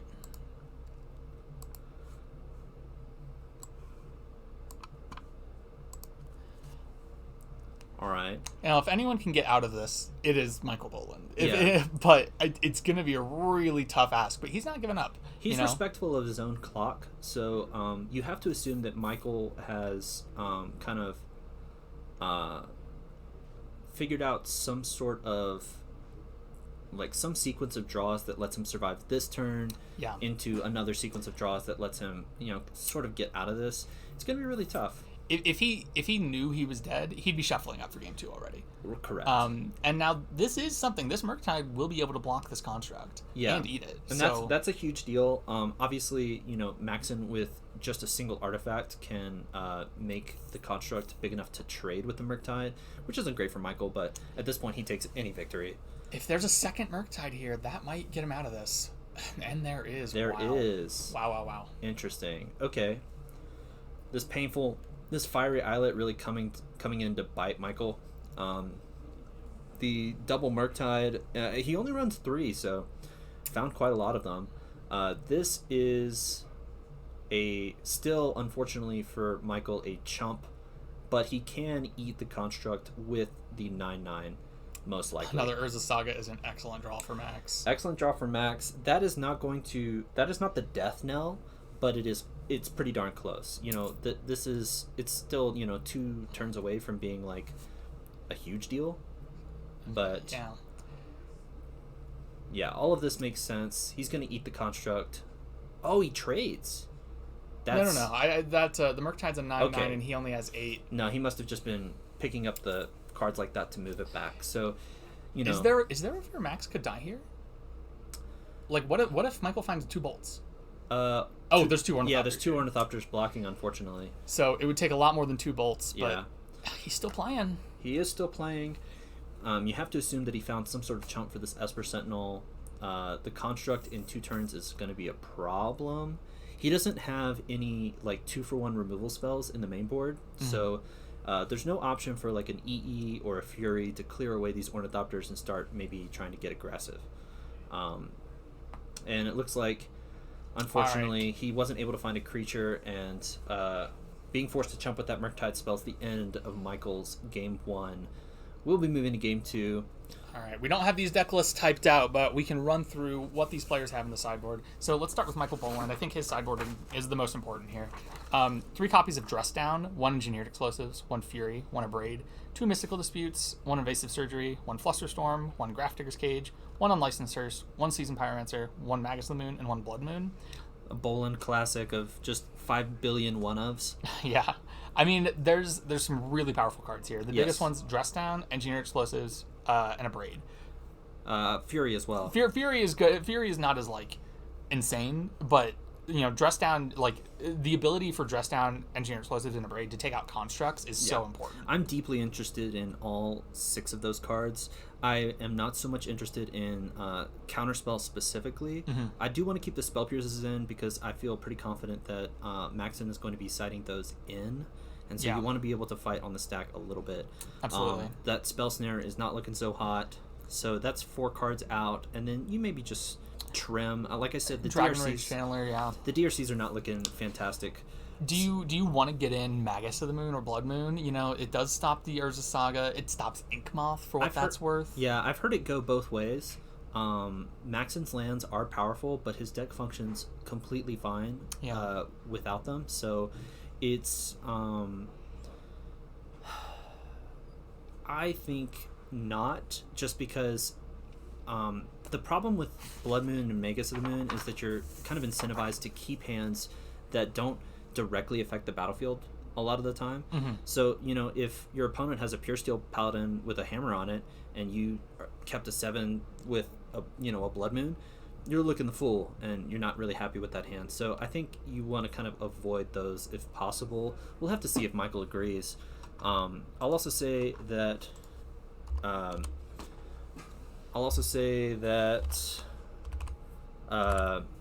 bad. For Maxon, he's also bringing in some pretty good cards. Yeah, there's some good ones. So let's run through his sideboard. We have 3 Sanctifier and Vec, 2 Spell Pierce, 2 Lavinia, 1 Blacksmith Skill, 1 Path to Exile, 1 Pithing Needle, 2 March of Otherworldly Light, 1 Haywire Might, 1 Relic, and 1 Draneth Magistrate. The big one here is the Sanctifier and Vec. Yeah, so I'm looking at Sanctifier and Vec and Relic for sure. I think I'm interested in the Path and the Spell Pierce as well. Pithing Needle is interesting. You do want to name EE, but and I don't think you can, Murktide often is playing EE, so Boland seems like he's kind of deck built in such a way that he is sort of off the EE plan and more on the Dress Down plan, which is an interesting kind of deck building pivot away from that plan. It looks like Maxon might be a little missituated there, but it's still worth bringing in, I think. Yeah, I mean, there's 1 Engineered Explosives, but Max doesn't know that. I think Pithing Needle is the kind of card that when sideboards are so variable, you bring that in once you know you need it. If there's a 50-50 split, you'd hate to have a dead card like that if there's no Engineered Explosives. One thing I do want to note, so Sanctifier and Vec, having protection from red is huge, obviously. Yes. Because it gets around all of most of Michael's removal. And then you get to put a hammer on it. You do, and that's great. However, Michael's got some tricks, right? He has Dress Down. Dress Down to make that lose the protection from red ability so that you can actually kill it. Really, really important. So I think if I am in Maxon's shoes, I'm not interested in these 2 blacksmith skills. I'm not interested in the Haywire Might that's main board. I'm not interested perhaps in Paradise Mantle. Yeah, you cut some of these kind of like Urza Saga targets that you're not interested in, and you bring in the ones that you are, like Relic. Yeah, I think I would also cut Ornithopter in some numbers. It doesn't play well into the EE plan, and you're not, and like the power of Ornithopter is like you can kind of fly over and then flash in a hammer and get people, but Michael's whole deck essentially flies, so that's not really I don't think that's a game plan that you want to play for. Right. I'm very interested to see how Maxon would be sideboarding for this. A very experienced hammer pilot, and I think that's one of the hardest parts about Hammer Time, because it looks like he wants to bring in quite a few cards, and there's not that many that you can really cut. Yeah, you can't cut a ton without really ruining what your deck does. Right. But both players kept 7 here, and we're off to a kind of slow start. You know, Michael with no 1-drop fetching a tapped land. Max going in and playing a Springleaf Drum, no 0 to pair with it. Yeah. So they're kind of going slow. That definitely favors Michael. I think this isn't necessarily a sign of weakness from Maxon's hand. I think that you often don't want to deploy your 0-drop until you can cash it in for value. So I think the only thing that Maxon has really signaled here is that he doesn't have an Esper Sentinel. Right, okay. Or, you know, maybe he does and he just doesn't. Nah, he definitely doesn't have an Esper Sentinel, because he would have probably played it over the Springleaf Drum. Yeah, I imagine. But there's a lot of different ways to sequence these early turns. Right. So, you know, Hammer Time is a deck that requires a lot of, like, really tight technical play at every point in the game. Correct. I'll also say, so Michael is really, really happy to see that Maxon did not play Sigardizate on turn 1. Usually that's sort of like your freebie of, like, the turn 1 Sigardizate out of Hammer to just get it onto, like, because once it's on the battlefield, Michael doesn't have a ton of options to deal with it. Well, he's got one in hand, and I think he has an opportunity to resolve it now. A Sigardizate? I believe so. All right, Esper Sentinel. Esper Sentinel. Relic. Yeah. Now, on Michael's side, I think he's really lucky to have Ledger Shredder as his early play here. Right? I agree. If this was a Dragon Rage Channeler or a Ragavan, it would be a lot worse. But Ledger Shredder is the only early creature that Murktide has that can really block well. Yeah, Ragavan is unfortunately quite poor in this matchup. It's really difficult to connect with all these chumpers that come out of the Maxon's deck. Yeah, I wouldn't be surprised if Michael took them out. That could very well be the case. But then it's like, I mean, how many win cons do you actually have if you cut some number of DRC and Ragavan? You know what I mean? It gets kind of difficult. That is Omega's. He did decide to bring it in. Very, very good. That is huge. That is absolutely huge. Just, you know, killing that Urza Saga, and it hurts Michael a little bit. Like, he's, you know, his mana is a little bit more awkward now, but it is really good. I mean, that was basically a Stone Rain that also, like, was 2 Terminates. That is really interesting. Maxon just cashed in that Relic rather than keeping Michael's graveyard down. It looks like he was really relying on that Saga, and now is needing to find some sort of gas. Yeah. That is double planes. Maxon's entire deck is essentially online now. Very good for him that he can play through this Blood Moon effect. All right. I believe that is a Pure Steel with a Paradise Mantle. That's nice. So there's 2 triggers now. Michael's resolving the Ledger Shredder Connive, putting away a Bauble, and now Maxon is going to draw a card from an equipment entering the battlefield. If he has a hammer here, this is a really, really good recovery from that Magus of the Moon. It would be. And it's looking...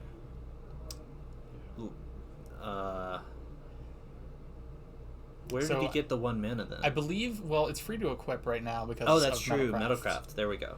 That makes more sense. He equips the Paradise Mantle, and for those who don't know, this is basically just giving the Esper Sentinel the Birds of Paradise deck, so it can tap for 1 mana of any color. Yeah, normally it costs 1 to equip, but with Pure Steel Paladin out, he just equipped it for free. He's now basically representing 2 mana worth of interaction. Usually I'd be expecting like Spell Pierce at this point, but we're starting to get to the point of the game where Michael can just play around it and it's not that big of a deal. Wow. Blocking. trading the Magus of the Moon for the Pure Steel Paladin is really fascinating. So that indicates to me that Max has an Urza Saga in hand that he's or an Ink Moth. It's one of those two. Sure, yeah, it could be an Ink Moth as well. It's just, giving up a Pure Steel Paladin, arguably one of the most important cards in the Hammer matchup, or in the Hammer deck, it shows how strong this Magus of the Moon is against Max's hand. And you can see Michael's hand is just a grip of removal spells. He's going to pay for a trigger, and he doesn't have the Spell Pierce. That's pretty bad for Max in here, I think. Yeah, I'm wondering why he was holding up so much mana there instead of deploying another threat. Like, his hand must be awkward with what he can play. I believe I'm seeing, like, Fetchland, Saga, because he's down a land drop because of the Urza Saga, so it's not actually like he has made a land drop every turn, so I'm pretty sure his hand's just kind of a bunch of lands. Yeah, that's unfortunate. So here's an Urza Saga. I mean, this is good, but that's a big deal. Oh, if that's it, that's not good. That is 4 lands. I believe that's the case. I think I saw Iganjo, 2 fetches, and a basic plains. Yeah. The Iganjo is going to do work here. Yeah, killing a Ragavan is good. But I'm like you say, that is all he has going on. It's going to be a rough road ahead. He's got to top deck some pretty good stuff here because Michael, after 4 Ledger Shredder triggers, and he's going to connect with this Ragavan. He's been seeing a lot of cards, and there's an Expressive left over. Michael's hand's kind of full of gas. He's got the Otawara. He has the Expressive. I couldn't tell what that last card was. It might be a Fury. Looks like he opted not to use the Iganjo. I wonder... Yeah, no, there doesn't seem to be any Iganjos actually in Max's deck. So I think I might have misidentified. Yeah, that might have been a different land, which is really unfortunate. So he has 4 cards that do nothing in his hand, basically. Yeah, I mean, hopefully one of those is... Wow, an Otawara channel to bounce the Urza Saga. It's brutal. That's backbreaking. It's brutal. It's really difficult. And now we're kind of running into this spot where, it's a really strong tempo play. Ornithopter was not the card he wanted to draw there. That's rough. No, for sure it's not. And it's not even really that clear if he wants to block this turn. I think probably not. Expressive off of Michael. I don't think he can block. I mean, I think you need to really combo something together to win here. Yeah, so we're just running into removal after removal. This feels like Maxon kept an acceptable. It was like a Springleaf, Esper Sentinel, Urza Saga hand. I'd probably Pure Steel as well. Yeah, and just keeping a hand with Urza Saga and a Springleaf seems really powerful against Blue Red Murktide. Yeah, it seems unfortunately like he's just ripped pretty cold here. That would be the consider going to the yard off of the Ledger Shredder Connive, bolting the Ornithopter. There is 7 damage on board from and I'm sure he'll be able to connive to get that 8th point power. You have to assume a bolt as well. Yeah, and that'll take it home. Wow. Okay, Michael Bolin picks up game 2, so they're on to a 3rd and final game for their winning in. Maxon being on the play again, huge deal here. That was actually a pretty slow hand from Michael, but you saw how post board it's just removal after card advantage after removal. It just never ends out of the Murktide deck. Very control-y hand, and then Maxon unfortunately also just didn't rip perhaps the threats that he needed to. Right. Being on the play is a huge deal. You when you're able. I mean, we saw that Michael brought in the Blood Moons. We weren't sure if he was gonna. And when you're on the play, Maxon can actually, if Michael tries to on curve slam a Blood Moon effect, you still get a construct out of your Urza Saga. Yeah, the Blood Moons and Magus of the Moon, they're a lot worse on the draw for Michael. I'm wondering if that's actually what he's taking out, because we see he just grabbed 2 cards, and he has 1 of each in the sideboard. So I'm wondering if he's just taking those out, because they're a lot stronger on the play than the draw. Is there any play draw changes that you would think the Hammer deck wants to make? Play draw. Yeah, I think it's very possible. Theory crafting these 2 decks is very fun because I think Maxon can have quite a few different strategies to fight this. To my brain, and I'm not the best Modern player out there, but I feel like Spell Pierce is a premium here. Yeah, absolutely. Just a 1-mana ability to fight on the stack is huge, especially when you combine it with Esper Sentinel taxing your opponent again.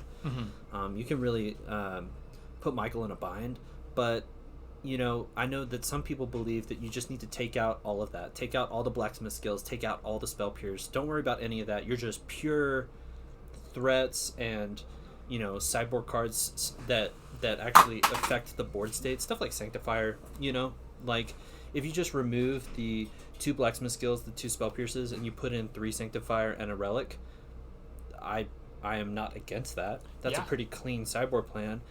And maybe they're right that there's just not room to fit the 4 spell pierce, but all of that to say that I think it's really interesting to theory craft. I don't know that there is a right answer. I think it's one of those cases in Magic where sometimes you get into this spot where it's not necessarily about the right answer. It's about picking an angle to attack the matchup and then sticking to your guns and just playing to your win conditions with the way that you've sideboarded. Right.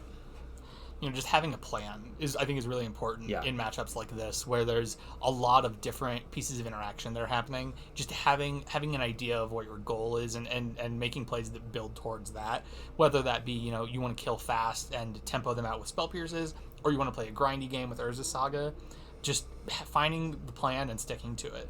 Because if you try to hedge, if you try to do a little bit of both, you're going to end up being, worse than either option. Yeah, and I know, that's not always true. I know Michael's the type of player that he. I think one of the reasons that he really enjoys these tempo-heavy styles is that to a certain extent it does offer like this jack of all trades situation of like you are not the most aggressive deck in the format, the most controlling deck in the format. You don't draw the most cards in the format, but you do all those things.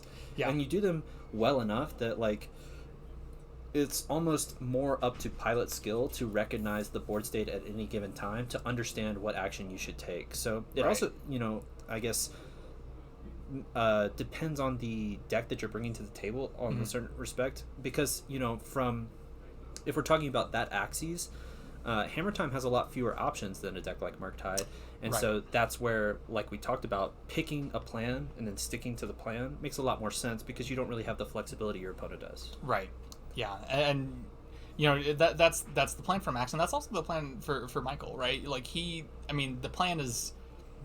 It comes it's more complicated for Murktide because there's a lot more things happening, but he's clearly picked this plan of not being an aggro deck. We didn't see the Dragon Blade Channeler show up. I imagine they might have gotten taken out. He has definitely a plan with how he's approaching this matchup, and he's sticking to it, but he's also very adaptable, and that's what's really powerful about Murktide. Yeah. Like we saw that last game, obviously Max was really under the gun. He wasn't having a great situation. He was very flooded. And Michael shifted his plan and decided to, use the Otawara to bounce the Urza Saga, right? To lean into this idea of like, being a control deck and like hurting and punishing the flood that Max was experiencing. Yeah. This looks like he thought a long time about keeping that 6. I'm not sure how confident Max is feeling in his hand. That's going to be a Horizon Canopy for land 1 and an Esper Sentinel, so off to a good start. That's pretty much the best turn 1 you can want out of Hammer Time. Yeah, it's a decent mulligan to 6. I'm guessing the Horizon Canopy is the first land. It means he doesn't have a ton of lands, which is good because he had far too many last time. So we might see an Urza Saga to follow this up. That'd be really powerful. Yeah, best possible here is like Saga into Cigar to Zaid Hammer, which is like the most aggressive possible line. That's one of those interesting questions that wow, okay. So that is a very interesting play. So we have I believe that was a pass from Max. No, he was. So this is in combat. Oh, gotcha. Yeah, so we're in combat, and Michael has opted to, instead of taking a damage from this Esper Sentinel, he just fetch shocked and Unholy Heated, unable to pay the tax from the Esper Sentinel, and so allowed Maxon to draw a card, which was I think a pretty unusual line. Maxon, however, did not have a turn 2 play to follow that up, which is not good news for him. We're now in turn 3. Michael said land go, and Maxon's now played an Ornithopter, and it's kind of up to him to figure out what's happening next. Yeah, this hand seems really awkward for Max. I'm wondering what's going on in there, because missing a turn 2 play in a deck that's so chock full of 1-drops is rough. Yeah, and I think Michael is keeping track of life totals for both players here on the pad. We can see him keeping track on that life total pad. So the iPad itself is not reflective of the life total, I think. Yeah, we can inquire them once it's more relevant, but right now it's just a little bit of damage from lands, and that's it. So Maxon should be at 19, and Michael should be at 17 so far. Consider on the instep.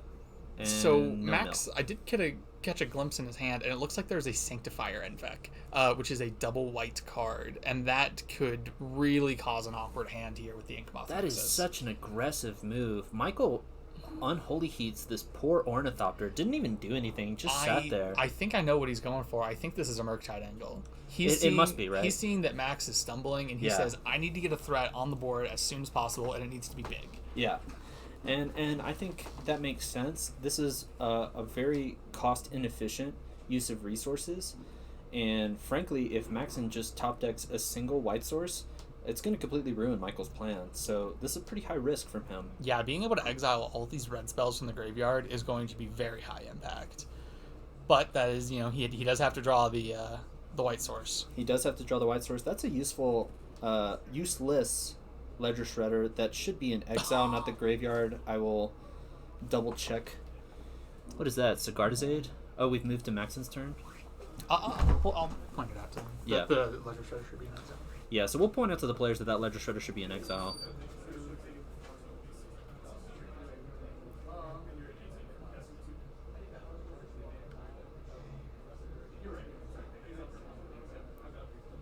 Alright, it looks like we've cleared that up now. So, I believe Maxon just had his turn. We kind of consolidated the life totals, reflected them in the pad. The players were talking a little bit. That's Maxon should be at 18 though. Not super relevant. Yeah, he's now taken his second damage off of the Sigarda's Aid. He did unfortunately whiff on the white source, which means that and it was right one on turn time. too late. Right on time. Well, there is still a chance here. I mean, he has a Sigarda's Aid now. He has some Inkmoth Nexuses.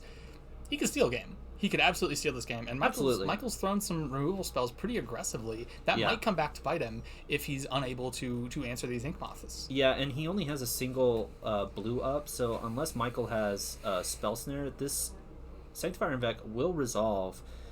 And I think it's really, again, like you pointed out, Michael still has the avenue of Dress Down into Removal Spell. And we're going to go to Michael's turn, and that may be what he does, because I do see both an Unholy Heat and a Dress Down in his hand. Possibly two Dress Downs. These Inkmoths are not doing a ton here, except maybe chumping this Murktide. And I think they might have to, because this Murktide is essentially a 2-turn clock, given that Max has this Horizon Canopy, and there's bolts, right? It's really easy for one extra point of damage to come across. Yeah, the bolts make this really, really threatening. He absolutely cannot take another hit from this Murktide, or he will be... Yeah, it is lethal. So it looks like he updated the life total with the Horizon Canopy that he missed earlier. Right. So, yeah, he is at 8 life against an 8-8 Murktide. That's not a good spot to be in, but he's got a Sigarda's Aid. He's got some threats here. Yeah, and unfortunately, if he tries to put it... he might have a hammer in his hand with this Sigarda's Aid, but... unfortunately, Michael has this angle covered. Like I said, he has that Dress Down plus Removal spell in his hand. So he can Dress Down to remove the protection from red from the Sanctifier, and then kill the Sanctifier in response to the hammer. It's going to be a very risky play if Maxon goes for it. If he has double hammer, we might be talking, but... what we could see is potentially, if Max wants to play a bit more conservatively, we could see a defensive hammer, Get an Inkmoth and then throw the hammer on it so that it can beat the Murktide in combat. Yeah, again, if you're worried about that, though, that's not playing around almost anything, right? Any removal spell will kill the Inkmoth then. That's valid. I'm not a great hammer player. I don't know. I think Maxon is trying to figure out, what am I going to play around now? What could Michael have, and how can I possibly make it through this very difficult position? The most conservative line he could do, if he doesn't have a land drop, which it doesn't look like he does, is he just he hits Michael for 2 and just passes, holding up both Inkmoths, trying to play around a single removal spell out of Michael, because he only has one red source, so he is gated on the red mana. I do see a relic. I believe I see a hammer. I'm not sure what else. I don't think it's double hammer though. So Maxen. Well, if the play is dress down to remove infect from the Inkmoth Nexus, there is a fun trick where you can activate it again after the dress down is resolved, and it will give the Inkmoth Nexus infect once again. That's true. So that could come up here. It's a pretty niche line, but it comes up every once in a while out of hammer time. But unfortunately, like, this is a pretty high resource game. This is mostly about Maxen trying to decide what does Michael have in his hand, because he has 6 cards. So you sort of have to assume that Michael's got it all, but he doesn't have enough mana to play it all. So it's like, how do I navigate Michael's 3 mana over the next 2 turns and not just die?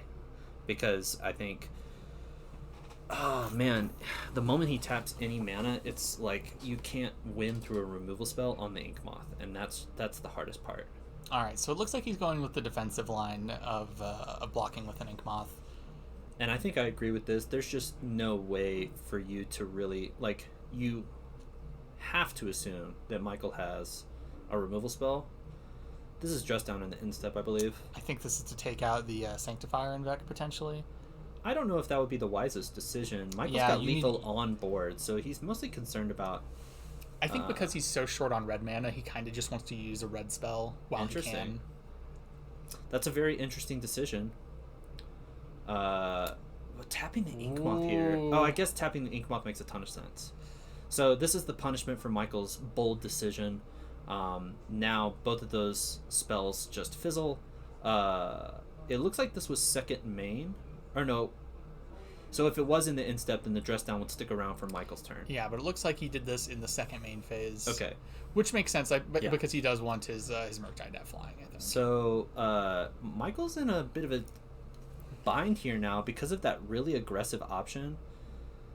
Yeah, and there's not really any way to... He's drawing... I don't know what he's looking for there. He might have been looking for a blacksmith skill, perhaps. Sure. I think he had like an extra mana somewhere. But yeah, tapping the Inkmoth. Oh, he had a spell pierce, but he couldn't pay anything for it. Oh yeah, no blue mana. Well, Michael could afford it. Right. So it didn't really end up mattering. Maxen, unfortunately, 1 turn too late on the Sanctifier and Vec. That game would have been completely different. Oh yeah, 100%. If he had had that Sanctifier and Vec on time, if that Marsh Flats was 1 card sooner, that Murktide does not get deployed, Michael's entire aggressive game plan is completely ruined. But Michael also had like a grip of really strong cards in the matchup, so it was going to be really tough for both players, I think. Yeah, I mean, I think a lot of that game just came down to the configuration of Max's hand, right? He seemed to keep this mulligan with only 1 white source, but these double white cards, which is a risky thing to do. But you're down to 6, and you have this is Sanctifier Invec is such a high impact card. I completely agree with his keep. I think he has to, but it did not work out well for him in this situation. And I guess in some ways, as aggro decks tend to do, Maxen navigated as best he could. I think flawlessly. I didn't see a single line that I took issue with. It was mostly the problem of. He didn't his top decks just weren't kind to him. That's all it was. He flooded really badly in game 2, and then in game 3, that, like we said, that single white source that was missing for him turned the whole game around. He kept a hand that was reliant on drawing a specific card, and it's he's got a lot of white lands. It shouldn't be that hard, and he just didn't get there in time. But to Michael's credit, Michael also played that brilliantly. Like he was in a tough spot as well. He was stuck on 3 lands, only 1 red source, and that's tough against Hammer. Yeah. But he still used his mana the best way possible. Presented an early clock, tried to capitalize on Max's stumble, and it worked really well. It absolutely did. And I wanna say that Maxen played as best he could in that last one. I can understand how it might have seemed like a mistake to put the hammer on the Sanctifier Invec, because like we talked about, he's trying to play around a removal spell, right? So he hit him for 2, and then he passes with both Inkmoth Nexuses up because he's trying to make sure that he can block the lethal Murktide. Yeah. But if he commits to that line once Michael does that dress down on Holy Heat play, let's assume that he loses the Sanctifier Invec to the Heat. Now he has another removal spell for the first Inkmoth, he has to chump with the second Ink Moth. Maxon has no creatures in play. Yeah. So Maxon was playing to win, and I respect that a lot. He was going for that line, and I think that's what he has to do in that spot. Absolutely. And it was to Michael's fortune that he had the extra removal spell. That's going to do it for the final round. That would make Michael Boland will be in the top 8. I believe Maxon will have been knocked out. It will not be possible for him to make top 8. So condolences to Maxon. An excellent game of Magic played today. He always pilots Hammer Time to a T. Yeah. Very well played. Yeah, well played by both players. We'll see Michael in our top 8, which we will be back with in a short amount of time. We'll be back with the top 8 announcement, and then we'll start with the quarterfinals. Stick with us. Yeah, see you then. All right, welcome back to the Dungeons and Javas RCQ. We are into the top 8. So here are our top 8 players. We have 8 different decks in the top 8, which is awesome. Yeah. That's a great sign for Modern. So in first, we have Brian on Blue-White Stoneblade. We watched him earlier. Undefeated on the day. Undefeated on the day. Yeah, we're only undefeated. In second, we got John Baker on Mono White Humans with that spicy Shining Shoal tech. We haven't seen that do anything great on camera yet, but potentially. I've been assured it was good today. That he's actually done the thing, and it's been very good. Yeah. And then in third, we have Marco on Hammer Time. We have not gotten to see him play yet, but he's into the top 8 with Hammer Time. Then we have Michael Boland in fourth with Murktide. We watched him last round win a very convincing 3 games over Hammer. Then in fifth, we have James on Blue-White Affinity. These 2 players, the 4th and 5th players, Michael and James, these are going to be our feature match for the quarterfinals. So we'll jump into their game once they're ready to go. In sixth, we have Christopher O on Rhinos. We haven't gotten to see him today, nor have we gotten to see Nora Stein on Yawgmoth. But they're all in our top 8, as well as Anthony Tantio on Scam, and we saw him earlier. So yeah, a very awesome top 8. 8 different decks in Modern is really cool. Yeah, absolutely. Pretty fortunate. It's just a nice little coinky dink that we a lot of the people that we had on feature coverage did make it to top 8. So we will be pretty familiar with most of these players' lists, and I'm just interested to see how they match up against each other. Yeah, so we're going to be tuning in now to the Murktide versus Affinity match. This is going to be an interesting one. I think it's going to be really similar to Murktide versus Hammer in that it's Murktide versus an Urza Saga deck. Yeah, so my experience with this matchup has been that it is better than Hammer Time. So Michael Boland has come really prepared to face like Urza Saga and whatnot, but James is doing a lot more than that. So it's kind of like, you can think of it, at least in this matchup, as Blue-White Affinity is sort of like a greedy Hammer Time, where you're not trying to one-shot your opponent with this big hammer. You're actually just chock full of 2-for-1s, a lot of draw 2s, way more than Murktide. So my experience with this matchup has been that Blue-White Affinity gets out the door fast, forces answers out of Murktide by building these, equipping big dudes and just making big constructs. But the pressure just doesn't really stop, at least not in game 1 out of Blue-White Affinity. You have so many draw 2s and so many 2-for-1s that it starts getting out of hand for Murktide. I'll be interested to see how Boland approaches this matchup. Does he go for the tempo game, or does he go for, something a little bit different? Yeah, so on our first couple turns here, we're seeing a kind of slow start from Michael. No 1-drop on 1, but James does have his 1-drop. He actually considered on the inside. Oh, consider. No 1-drop creature, but yeah. James leading with an Esper Sentinel, which, has been one of the best cards that we've seen today. Yeah, it's the best card on the day for sure. It's got my vote at least. I'll say that I think Boland is going in the tank a little bit, trying to figure out exactly what to play here. He's going to fetch down to 19.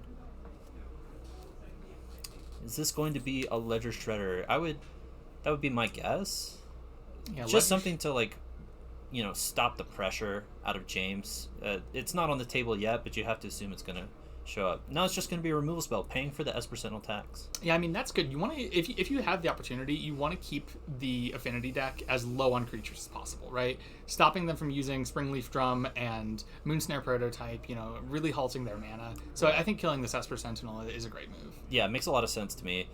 And it's also, this is one of those situations where I think play draw came into play, because Michael was able to kind of turn 1, play a 1-mana spell in response to the Esper Sentinel, avoid the tax. Turn 2, kill it before the tax really has an effect on the board state. and James can get out of control. And James is playing like a bit more of a value game. We have Ingenious Smith here trying to find an artifact. It's going to find a Moonsnare prototype. Moonsnare prototype is kind of nice as an answer to Murktide too. Like, Yeah. you know, that was what I was thinking is going to be part of Michael's plan, is getting a fast Murktide and just trying to win the game, you know, as soon as possible before James does all these crazy things with Urza and Elishnorn. You know, he kind of wants to just get a big threat, so to put a clock on James. Absolutely. So a Moonsnare prototype can like maybe halt that potentially. Yeah, and it's important to note that it is an activated ability, so it's uncounterable from the Murktide deck. It's very relevant that you kind of have this 5-minute answer to Murktide anytime you want.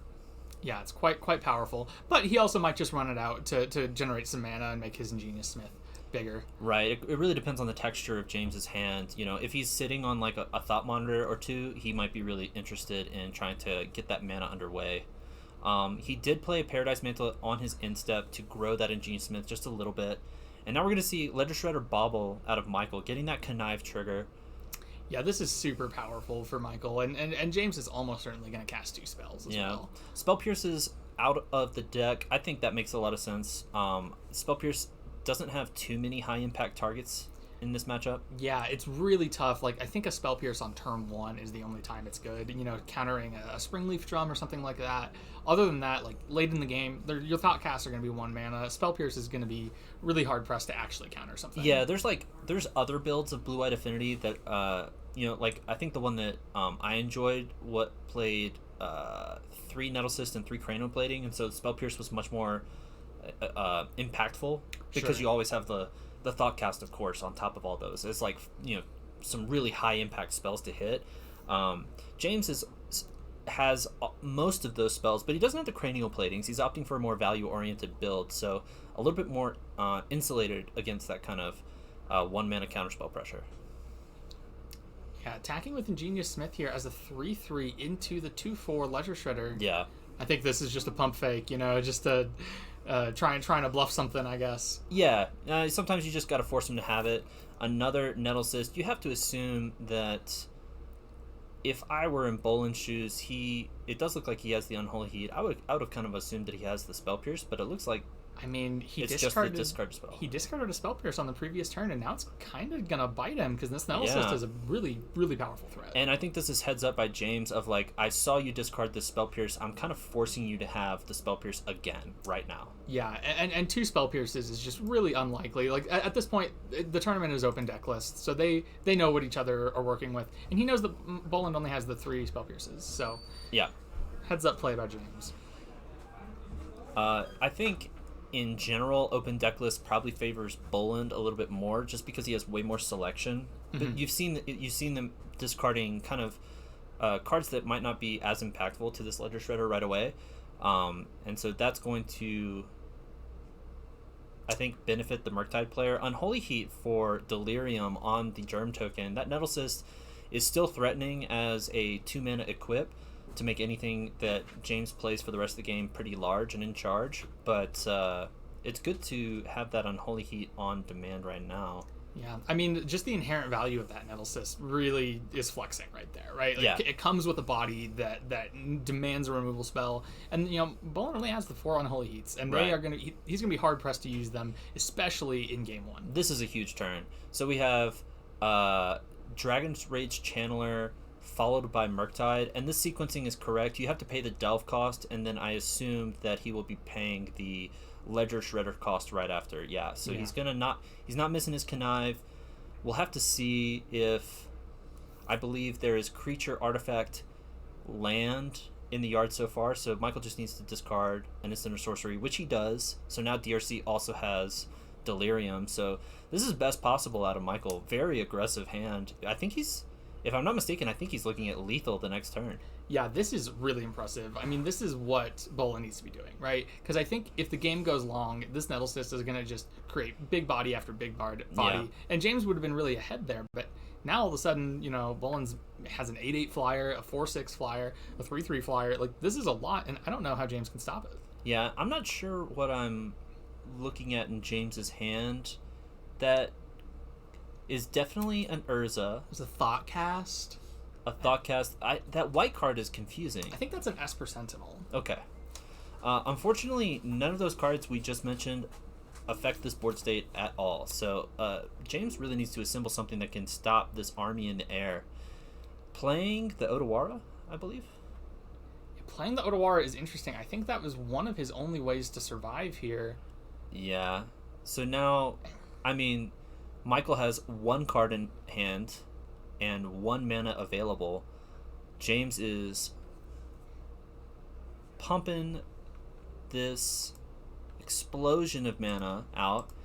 There's a construct. It does grow the Ingenious Smith. I'm looking at 3 mana available off of the construct and Nettlecyst because of Urza's ability to tap artifacts for mana, and then the single untapped land. And it's really up to James here to pull an answer to this army in the air. I think his only move is to like dig for a flying creature, and he's got some. He's got the Thought Monitors, he's got an Ornithopter.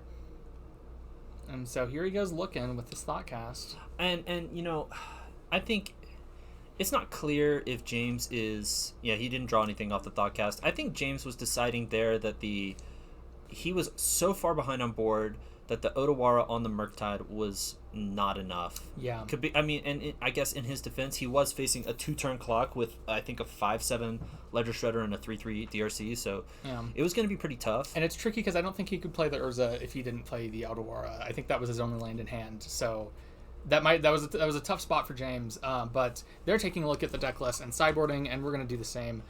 So let's pull up James's deck list. So what do you like out of his sideboard for the Murktide matchup? All right. Well, James is down a game, so he really needs to have, I think, some of these cards seem to me like a little bit of a risk. Like maybe they're good, maybe they're not, and I don't think you can exactly afford to do that when you're down a game. So the only cards that are slam dunks in my eyes are I'm interested in Metallic Rebuke, I'm interested in Dispatch, I'm interested in Giant Killer. I think we had this discussion earlier today where you weren't as sold on the Rebukes. I think that's an interesting, kind of philosophical difference, perhaps. I think Rebuke is just, it's an awkward thing to cast. Yeah. It improvises a lot different than Affinity for Artifacts. It is. And my concern is I'm not, Murktide is such a flexible deck. I don't know how much like a mana leak is going to ruin their day, and I think it might make James's hand really awkward. So I think in my mind, I'm interested in Rebuke in the situation. So Rebuke is a medium card. I'll be the first one to admit it. So I'm interested in Rebuke to the only threats that you really care about out of Boland is going to be Ledger Shredder and Murktide. Yeah. And so being able to catch those on the way down can be really impactful. I also think that being able to try and force through like an Urza perhaps, with 1 mana left over to Rebuke, that is something. I think my problem, and the reason I think it's medium, is that it's very telegraphed. It's really, really hard to like represent Rebuke in such a way that like your opponent doesn't immediately recognize that, like, okay, for sure. I know what's up. Now, some other cards here, Relic of Progenitus, that's an easy one to put in. Yeah, that's going to be great. So. And the Chalice of the Void could be interesting. There's a lot of 1-mana spells, so that could be something that James goes to in order to stop Michael's removal. Yeah, and just real quick to touch on it, I'm only really interested in shaving a few things. I'm not super keen on cutting anything except perhaps the Elish Norns. I think those might not be impactful enough. Keep it in. It rules. Like, I really... Trust me, I'm with you where I want to see them, do the most and actually pan out, but it is a little bit win more of, like, you don't need... Like, Elish Norn by herself is not how you win. You need it with stuff. I think that is fair. Elish Norn is not as much of a hoser against Murktide. Murktide doesn't have many enter the battlefield triggers, so it's not really stopping anything. It's not like in a blue-white deck where you're turning off their solitudes and their leyline bindings. It's interesting to think about. I don't know if it actually shuts off Murktide and makes it I a don't 3/3. believe it does. I think it's an as it enters ability instead of a... That sounds right. All right, well, let's take a look at Michael Boland's sideboard, and this is the sideboard that I think is going to be a little bit more important, because he has a lot of high-impact cards here. So the most important one, in my opinion, are these dress downs. You know, shutting off the constructs from Urza Saga, or killing the constructs, killing an Urza construct, or just shutting off some abilities like Urza's ability, like Elishnorn's ability. Yeah, being able to powerful. dress down in response to a Thought Monitor so that it's just a 2/2 flyer, and Yeah. you get to draw a card. That's that doesn't seem like it's high impact, but James really relies on these 2-for-1s to really pull ahead in the matchup. Yeah, for sure. In addition to that, I think Engineered Explosives is great, Abrade is great, and I think Mystical Dispute is actually quite good. You know, there's only a few blue spells, but they're really high impact. Yeah. So I think being able to nab an Urza or a Thought Monitor or something with a Mystical Dispute is quite powerful. Yeah, Mystical Dispute I think is one of those cards that you're gonna have games with Mystical Dispute where you think this is the most godlike card of all time. Yeah. But you're also gonna have cards like Thoughtcast and Thought Monitor, two of the 3 high impact blue spells in James's deck. The other one being, of course, Urza. They are when James is casting those, most of the time they're 1 mana. Yeah. And so it's not that hard to pay the dispute. And I think because you have so many other cards in the matchup, like for sure what Boland is taking out are like these useless looking Spell Pierces, these useless looking Spell Snare, probably some other cards. I'm sure he has an idea of how to approach this matchup. Yeah. And I'm not sure, like a card like Dispute, I think you're usually trying to upgrade your counter spells. And I'm not sure in this case that would be an upgrade. Yeah, it's hard to say, and we'll see if Boland puts it in. But one thing to consider is that there's a lot of turns with these affinity decks where you go like artifact, artifact, artifact, and you finish it off with 1 mana for a Thoughtcast or Thought Monitor, and you don't actually have the 3 mana up for a Mystical Dispute. That's correct. So in a situation like that, being able to stop their grand finale of their turn with a Mystical Dispute, I think it'd be really good. And because there's open deck lists, James is aware of the disputes. That also tends to decrease the value of a card like that. It's I think if James is trying to play heads up, Boland will get all of the value out of a Mystical Dispute without actually citing it in because of open deck lists. I think that's true. I think also it's true for Metallic Rebuke. Both players have these mana leak type cards in their sideboard that they might be playing around. In addition, one last thing is this Magus of the Moon and Blood Moon. We might see these come in. Boland brought them in against Hammer, and they were really good at shutting off Urza Saga. So if he's thinking along the same lines in this match, he might bring those in as well. Yeah, much worse actually in this matchup than in Hammer Time. Hammer Time has Inkmoth Nexus as like another land besides Urza Saga that you want to shut down, and James produces so much mana with Springfield Drum, Moonsnare Prototype. It's not clear to me that you would actually shut down his strategy too much by bringing in something like Blood Moon. Yeah, it's hard to say. I mean, I guess while they're still shuffling and mulliganing, we can pull up James's mana base. Not a ton of basics.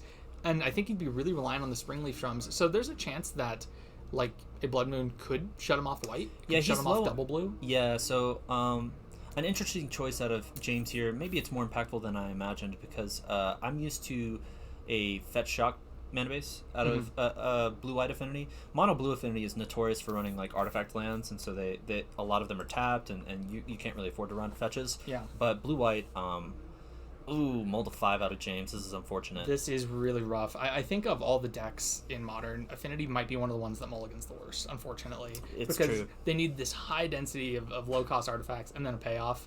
And when you're mulliganing, like, you have to keep something like a Thoughtcast, but you also have to have all these small artifacts, and it's really tough to do that with 5 cards. Now, I think the shining light for James is that you're hoping against hope that Boland, as we've discussed, has potentially sided out of his counterspells to a certain extent. And so if James is keeping a 5 that's something like land, a few artifacts, and then a Thoughtcast to try and pull yourself out of that mulligan, hopefully that lines up well against maybe perhaps a grip of removal out of Boland. Yeah, for sure. There's definitely avenues to victory here for James, but it is going to be tough on 5 cards. Yeah, it's certainly going to be hard, and honestly, it's a little bit you're sort of at the mercy of what kind of hand Bullen has kept. Turn 1, Springleaf Drum. And it looks like he's got a Giant Killer in hand, as well as an Ingenious Smith. That's going to be slow going against, like, even just a turn 2 Ledger Shredder. That's going to be pretty slow going. 2 mana Ingenious Smith. That's a +1, and it's going to resolve. So already kind of one card out of his mulligan to 5. Yeah, he picks up a Darksteel Citadel, which is excellent. The fact that this can find a land triggers the Ingenious Smith. It's not bad. Yeah, and that land was everything because unless I'm mistaken, it looks like James has kept a 1-lander. You do what you got to do with a mulligan to 5. I understand. Okay, now that card's interesting. That's a Paradise Mantle. So James's hand right now is Paradise Mantle, Giant Killer, and an Urza. Urza is the haymaker, right? Sticking that is probably going to decide the game. It's very tricky for him to get to that mana right now. One avenue to potentially get to that mana is to play a Giant Killer and just equip it, or equip one of your creatures with this Paradise Mantle, and Giant Killer with the Springleaf Drum would give him that 4th mana. Yeah, and he's actually forced to deploy the Giant Killer, and I think this is correct because, first of all, it's going to be a little while before Bullen even assembles something that the instant half of Giant Killer, the kill spell half, can actually target. And second of all, because Paradise Mantle is on the Ornithopter, giving it the ability to tap for any color mana, but that does not work with Springleaf Drum. You do need a second creature out so that you can get to your 4th mana and play Urza. So I know James probably wants to keep a hold of that Giant Killer, but in this case, he's really just priced into deploying it. And it's actually pretty relevant as a creature. It's for a single white, I believe, you may tap Giant Killer to tap another target creature. So it starts dominating combat pretty well. Yeah, for sure. Like, if this goes unanswered, like, this could stem a lot of Michael's attacks, like, just tapping down a Ledger Shredder or a Murktide Regent could buy James a lot of time. Oh, this is going to be huge. Okay, so Michael plays a Ledger Shredder. He's fetching and shocking. We have to see what this last... what is this last going to be? And that's super unfortunate for James.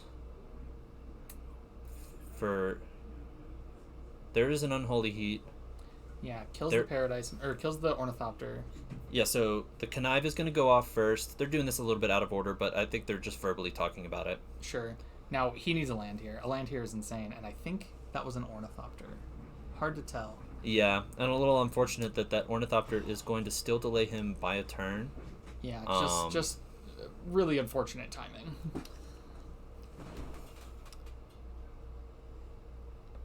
Love saving the Ornithopter. Absolutely. That's heads up. That's key. Again, you just can't really deploy in Affinity. This is like this is the sign of an experienced Affinity pilot.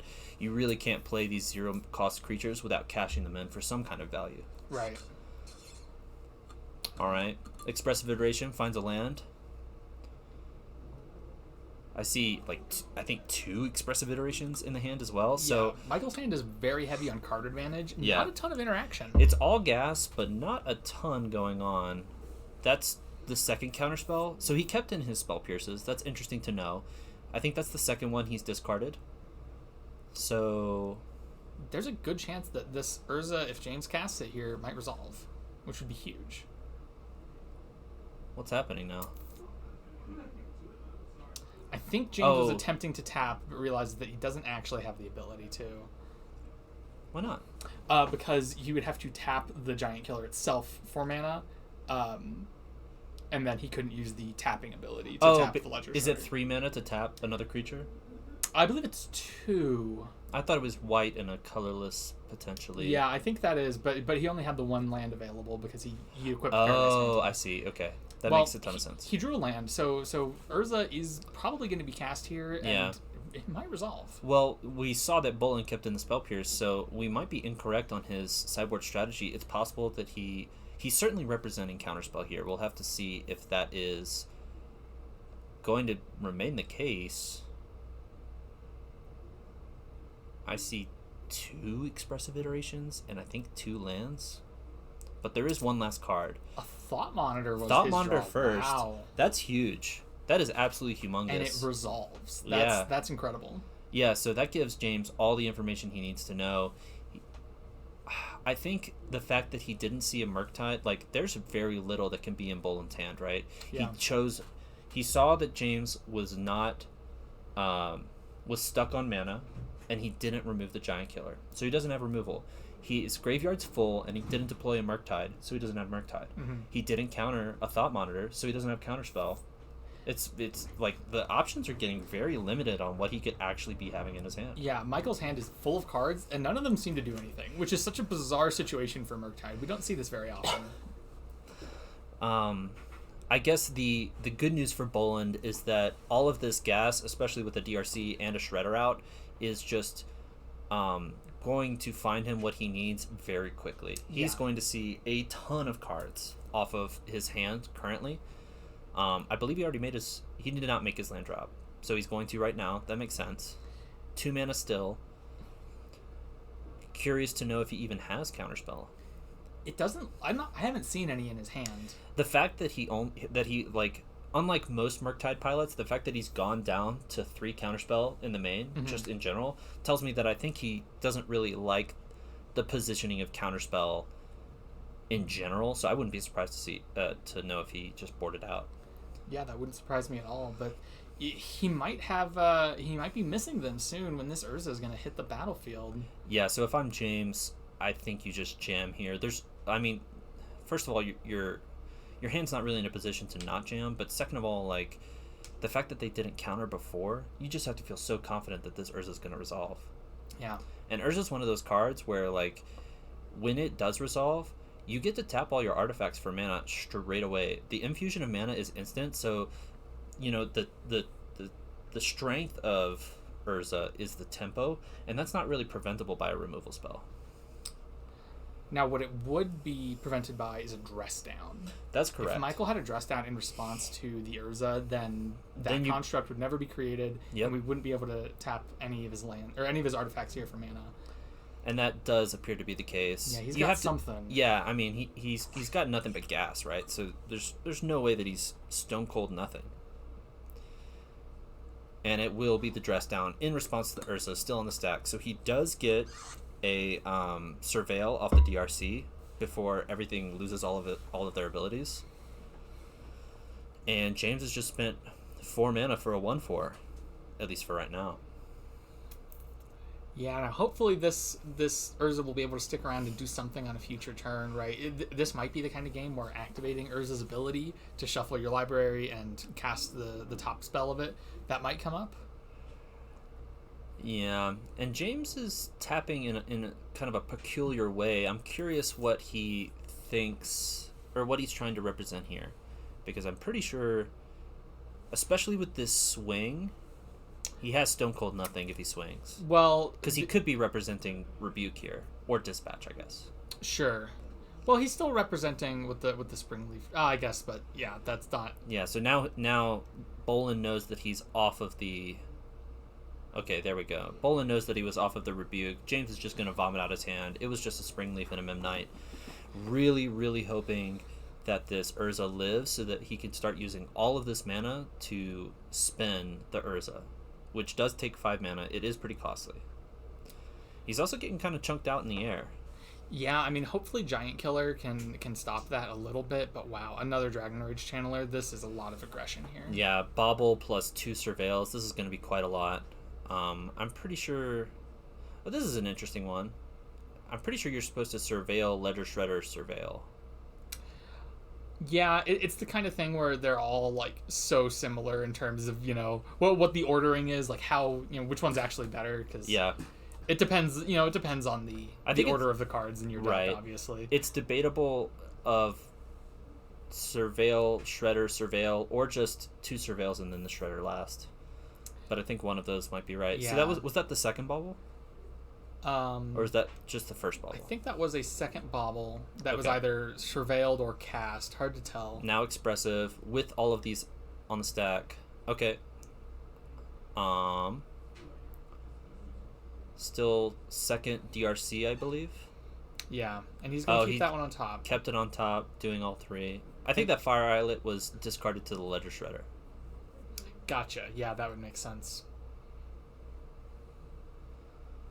Again, all of this gas starting to really come to the forefront. At this point, it's just Michael trying to find a way to I think, close out the game. Yeah. You know, like he has access to so much of his deck. He needs to just either find a card that can stop whatever James is doing, you know, find a sequence of cards that can halt James's plan, or just win the game. And it looks like he's going to win the game shortly. Yeah, so this dress down's devastating here because what can happen, this is castable until the end of the turn. So once Boland goes into his own end step, he will cast dress down, and it will remain for James's entire turn, shutting off any possibility of, you know, making a construct, drawing 2 off a Thought Monitor. Really limits James's options. Yeah, that is just so powerful. Heat's gone, land gone, drawing off of the dress down. Yeah, and James is just being beat down like crazy. Yeah, takes 1 billion damage off of everything, draws from the bobble. Boland still got a full grip. He got rid of an Unholy Heat, so you know it's going to be bad. Yeah, James can maybe survive a turn here by blocking with the Thought Monitor and tapping with the Giant Killer, but that also requires that... Did he play? He played the land, right? Yeah. Yeah, so I think that might be a Razortide Bridge, and James didn't feel like, you know... I think it's a Seachrome Coast. Yeah, I'm pretty sure he doesn't have any oh, right, we went through that, yeah. Yeah, he's got 4 coasts, 2 citadels, 4 fountains, yeah. 1 Fleddistrand, so he does technically have a single thing. He is going to tap the Ledger Shredder before combat and chump down to 2, and that's a bolt to finish it off. Oh, man. Yeah. James looking at the top of the deck, like, wondering what could have been. Yeah. I'm not sure it would have gotten him out of that, but well played by Michael Boland. Obviously an experienced Murktide pilot, really putting the pressure onto James, and you saw there the weakness of the Blue-White Affinity deck. When it works wonders. Yeah. It will 2-for-1 you into the dirt, but it doesn't have a lot of interaction. It's mostly generating mana and drawing cards and making threats. And the second thing is, like you mentioned, it doesn't mulligan well. Mulligan's really bad. It mulligans really poorly, and it, you know, in a deck that really just wants, like, stuff. It doesn't care what the stuff is. It just needs material.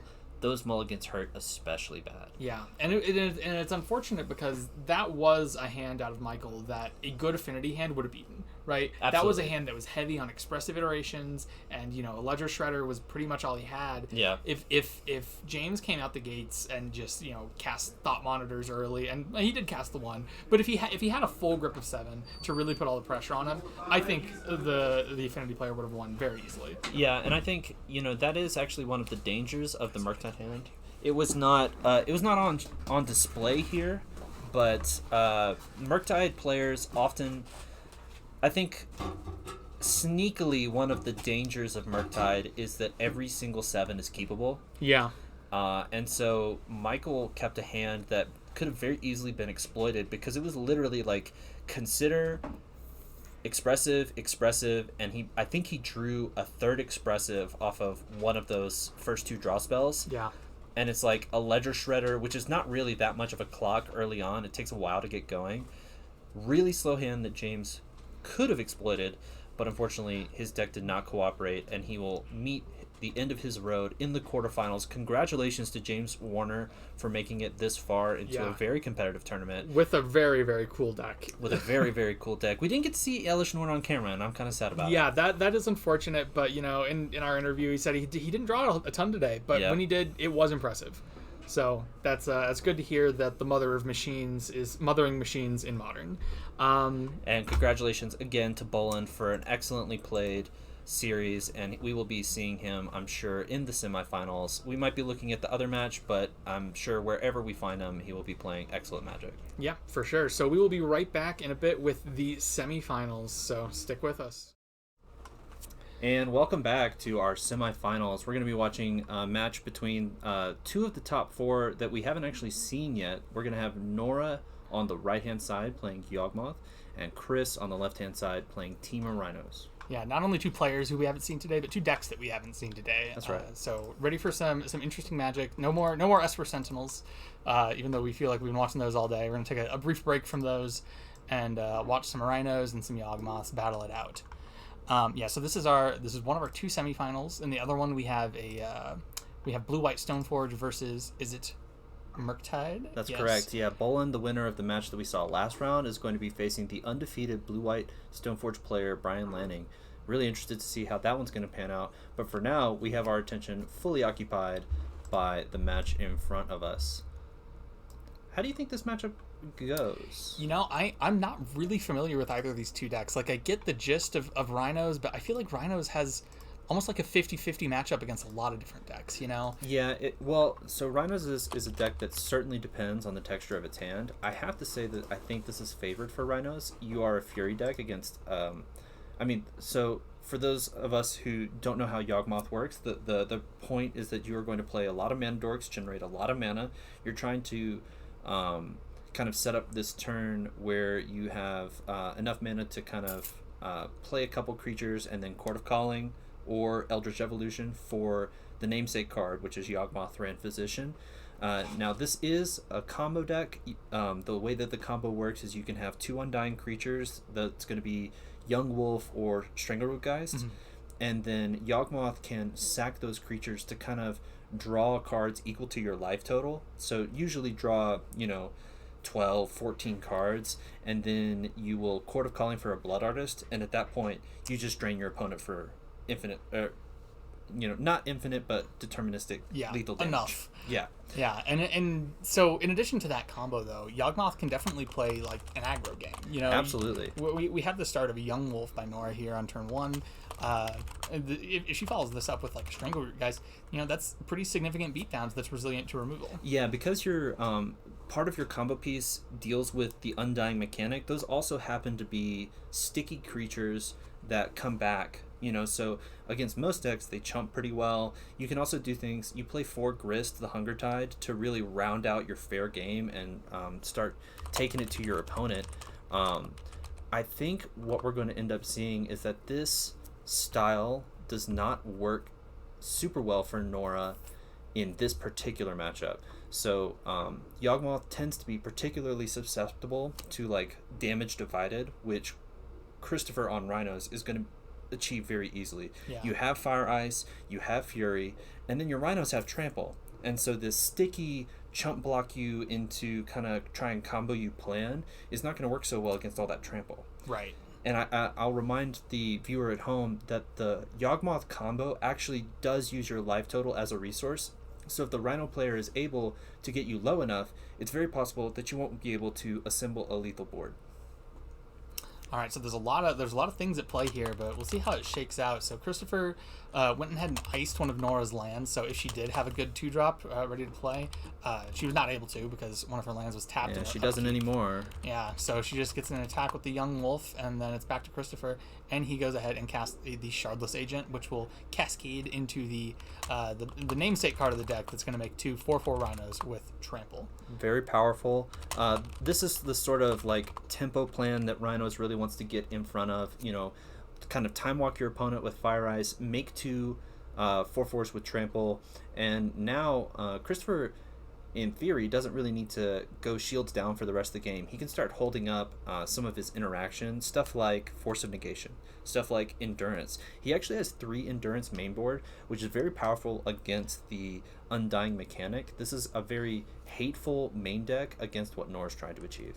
Yeah, and this is looking tough, but given that Nora had her land iced on turn 2, and now Christopher following up with this powerful turn 3 play, and he's on the play, it's a lot that Nora has to work to come back from. Now, one of the ways she could do this is with a Grist. I think Grist would be fantastic here, being able to sacrifice this Young Wolf, destroy one of the Rhinos. Young Wolf comes back as a 2/2, that can trade off with the Agent, and then there's only one Rhino to deal with, and then maybe she can rebuild. Yeah, she's really hoping. I mean, game 1 is just so difficult for the Yawgmoth player, especially on the play, especially with this kind of start where, I mean, what Nora was really hoping to have is like Mana Dork into Wall of Roots into, you know, some kind of Undying creature, like really generate a ton of mana and a ton of resources. Now she's going to go for Eldritch Evolution. So this will let her search out a 3-drop, and I believe the Undying triggers on the stack here. That's Christopher correct. might hit her with an Endurance, but he decides not to. Yeah. She's going to dig out a 3-drop. Now, there's a few different options she can get. I think Grist is... Yeah, there it is. Yeah, I mean, there's 10 damage on the board from the Rhinos player, counting this 2/2 Shardless Agent. So you really just have to get kind of ahead of this. She's unfortunately, if she does decide to kill a Rhino, she is going to have to sacrifice her own Young Wolf to do so. Grist's -2 ability says you may sacrifice a creature if you do destroy target creature. But unfortunately, this Young Wolf has already triggered its Undying with the Eldritch Evolution, so she decides not to do that. She's actually going to plus here, which is an interesting... Interesting, yeah. I think it might be a bit tough against these Rhinos with Trample. The Grist might die, but maybe she's just looking to soak up a bunch of damage here. Yeah. That could easily be the play. You know, like you said, the life total is a resource, and so she wants to keep that resource high. So it makes a lot of sense if you're thinking along those lines, so that Grist has to take a full Rhino. In this case, it took a Fury. Took a full Fury. I think you still take that trade if you're Nora, but you're starting to feel pretty uncomfortable now that you've taken 10. Yeah, this is a lot of damage coming in, and she needs to find a way to answer some of these Rhinos. Another Grist could do it, another Eldritch Evolution to look for a Grist, potentially a Yawgmoth to start, you know, sacrificing things and maybe shrinking these Rhinos into a manageable size, like a 2/2, something that the Yawgmoth could block. Yeah, I think it's looking pretty bleak for Nora, because I think in these sorts of spots, a lot of her ways of getting out of this involve a lot of mana, and right now she is unfortunately quite... she didn't really have that explosion of mana that she was really... the deck wants to have in the first, you know, 2, maybe 3 turns. So we'll have to see. She's going in the tank, trying to find a way out of this very sticky spot.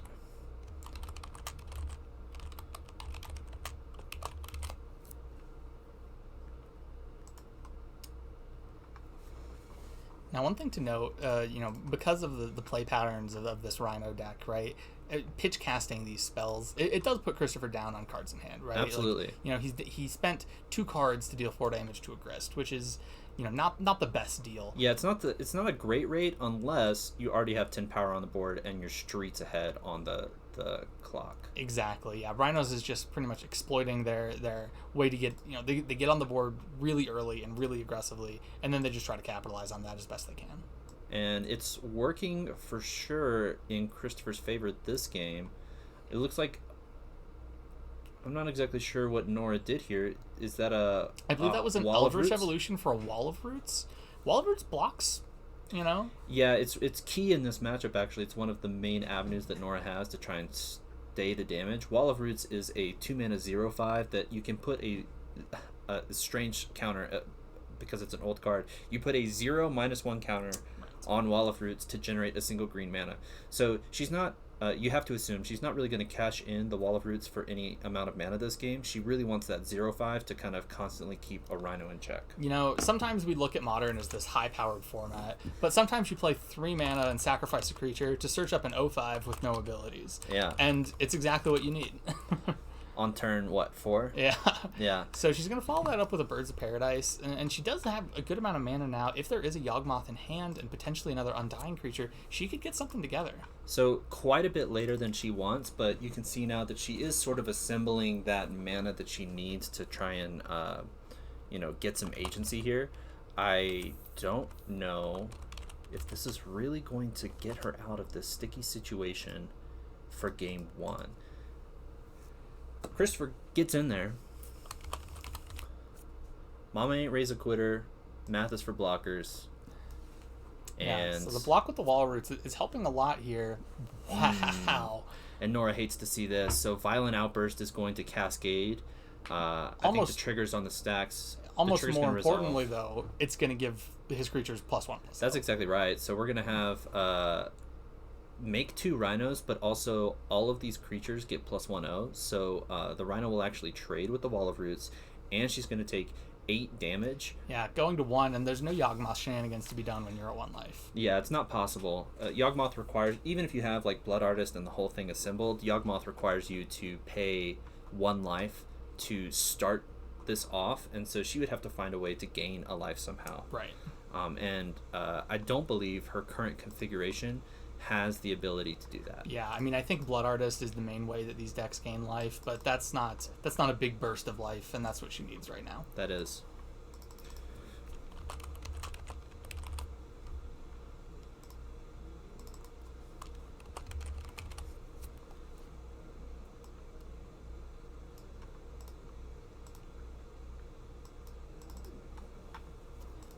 And she's going to scoop it up. All right, I think we're going to move to the sideboard. That was a pretty dominating Game 1 performance from Christopher O. Let's see what he has in his sideboard to make this a little bit better.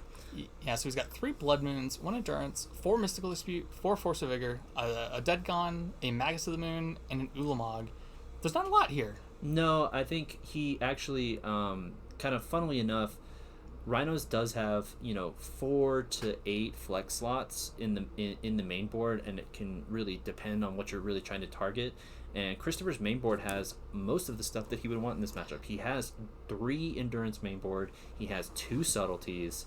I think if I'm Christopher, I'm interested in getting these Brazen Borrows out of here. Those don't seem like they're doing much. Yeah, I think Force and Negation is also a card that you can consider trimming on. It does hit Eldritch Revolution and it does hit Chord, but that is it. Yeah.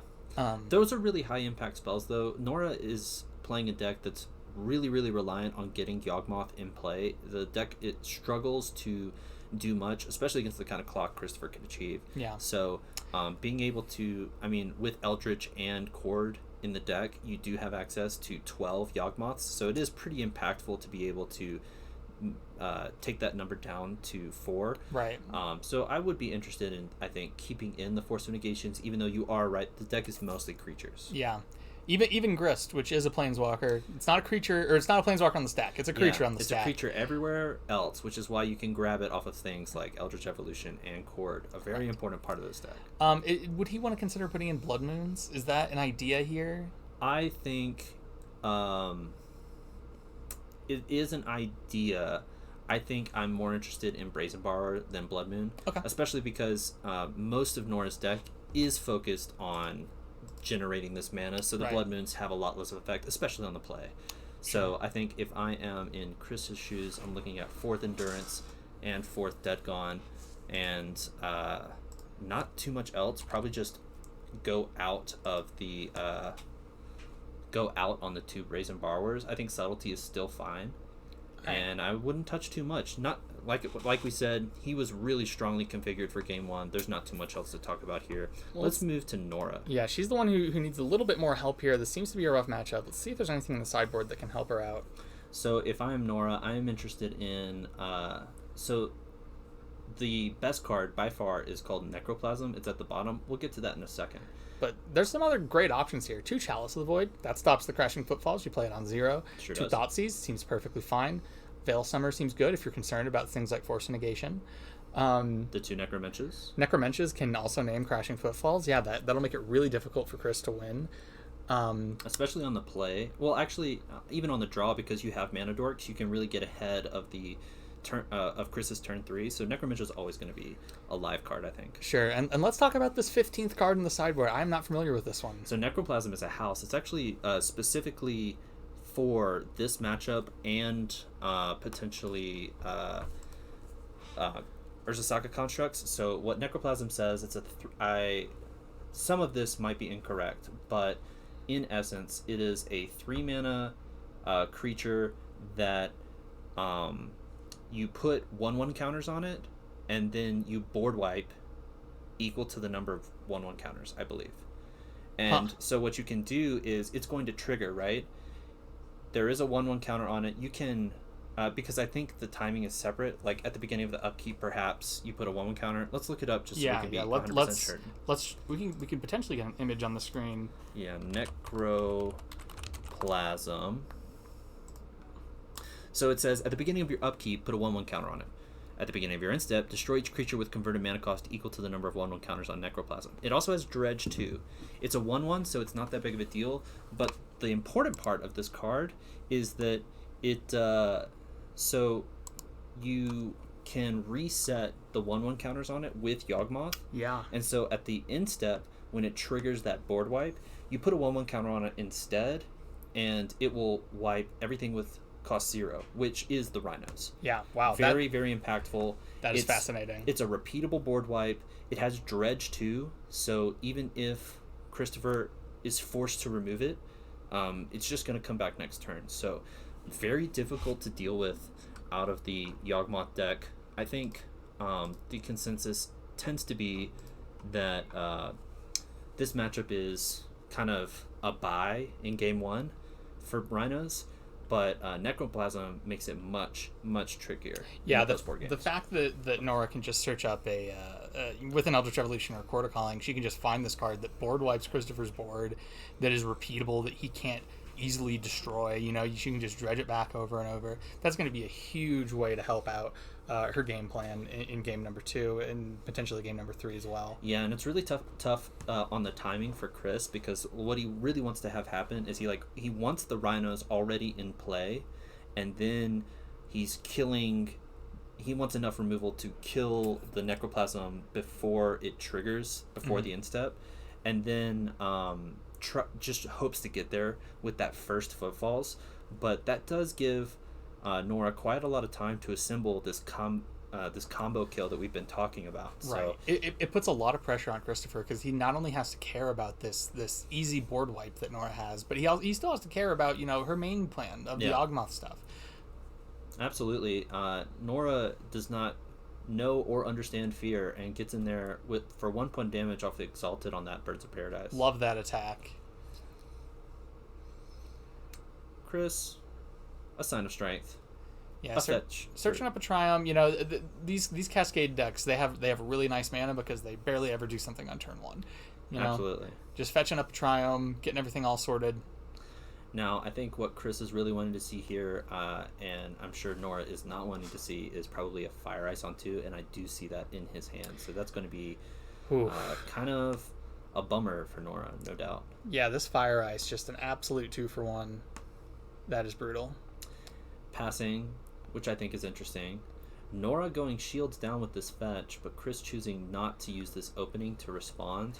I guess in Chris's defense, he's not really thinking of any specific card that could get you here, but if I'm in Chris's shoes, I really don't want her to untap with these mana dorks. Yeah, he might be going. I mean, I've seen him cast a lot of ices. He's a big fan of the ice on turn 2, so that might be what he's going for. But I would think that fire would stop her mana development better. Maybe he's just trying to draw a card. Yeah, maybe his hand's in an awkward spot. Maybe he's missing his 3rd land. This looks like an upkeep stop, and that'll do it. Okay.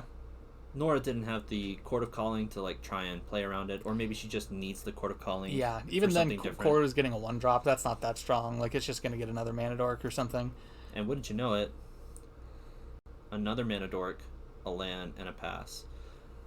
No Wall of Roots or Strangleroot Geist is pretty interesting out of Nora here. That suggests to me a pretty awkward hand. I'm probably expecting Thoughtseize, Necroplasm, Necromentia, anything like that. But she doesn't want to fire it off now into the Force of Negation. Yeah, and it looks like Chris might be, unless we're still on Nora's turn, I think Chris might be missing his 3rd land here. All right, and that's going to be a tough one for Chris. He really wanted to see that 3rd land and get the pressure down. I believe I saw that he had Fire Ice and Force of Negation in his hand, so being able to kind of deploy his Crashing Footfalls while holding up Force of Negation on Nora's turn would have been quite the strong turn 3.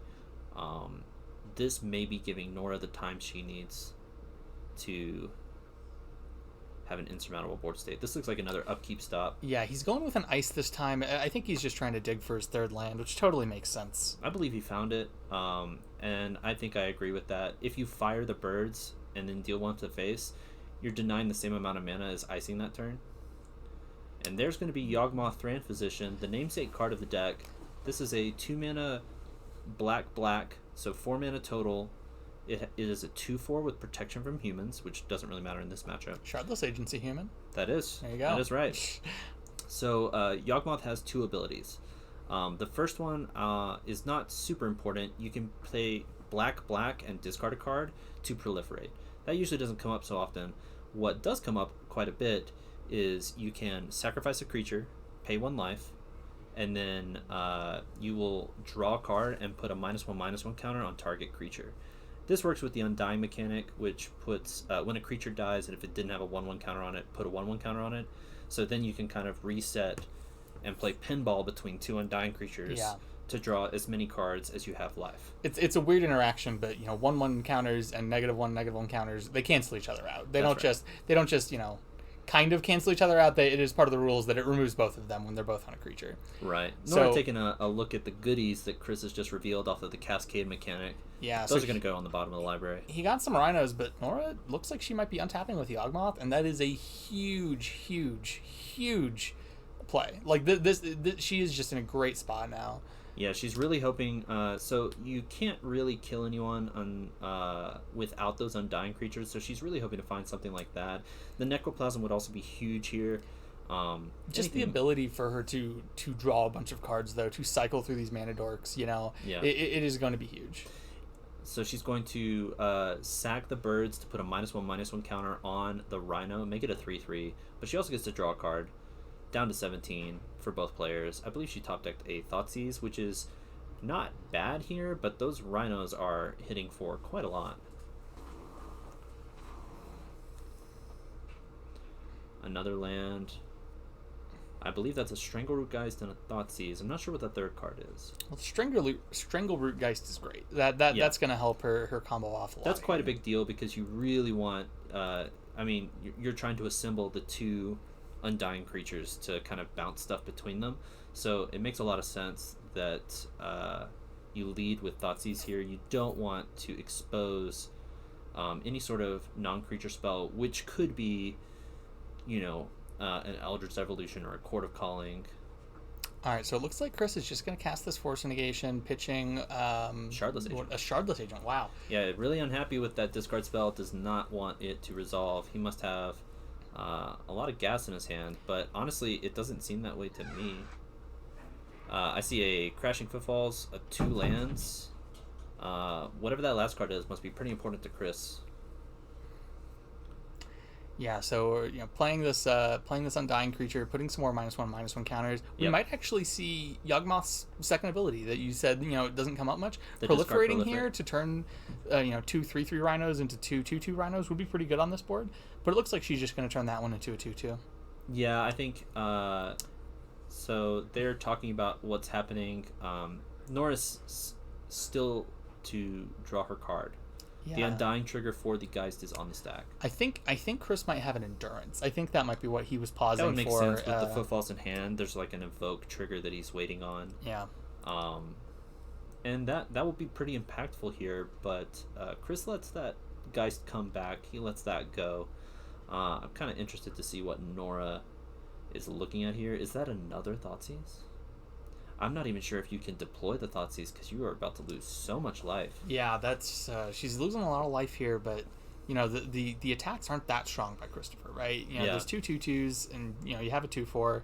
It looks like Nora will probably be taking 4, but that's about it. I mean, she can fetch for a swamp and then discard, I think, either the Thoughtseize or a land in hand to proliferate. And eventually the Geist is going to outsize the rhinos and be kind of a pretty fine blocker.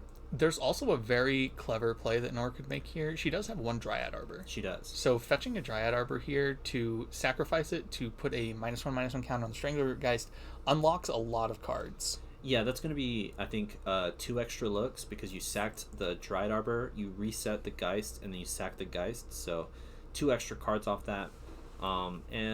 Nora managing this battlefield pretty well. Chris doesn't feel comfortable going all in, so just 1 Rhino coming in is not really that threatening. Assuming Chris doesn't have a follow-up play, this is looking okay for Nora. again, we're kind of expecting that there is that endurance in Chris's hand, and he does have the mana to cast it, so things do get a little bit more dicey when that Geist is enduranced away.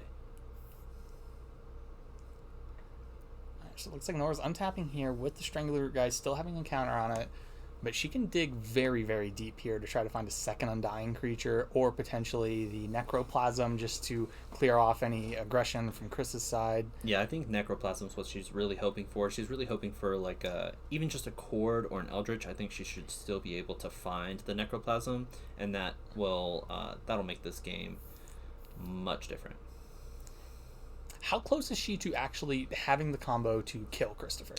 So, pretty close. She, but with the expected endurance in Christopher's hand, that changes things a lot. Sure. So, assuming that there is not an endurance, Nora is looking for a second Undying creature, and then she can draw up to 9 cards to find a Chord of Calling.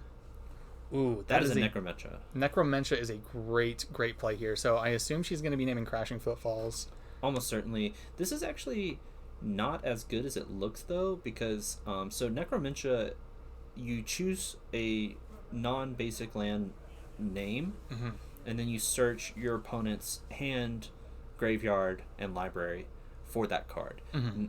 If you do find it, if you exile a card out of your opponent's hand, they make a 2/2, and that's exactly what's going to happen here. So this useless Cascade spell in Chris's hand that he was never planning on casting has now become a 2/2. So it's not the end of the world for Chris, I think. It's not the end of the world, but also like Nora can do a really good job of cleaning up this board, right? Throw some -1/-1 counters, maybe proliferate once or twice, and she can basically destroy all of Chris's creatures. Right. You have to assume that like without finding like top decking a Fury, you see that Chris has the 5th land in his hand, so he'll be able to cast it when he finds it. But assuming that Chris doesn't find this Fury, we are in a bit of a board stall, I think.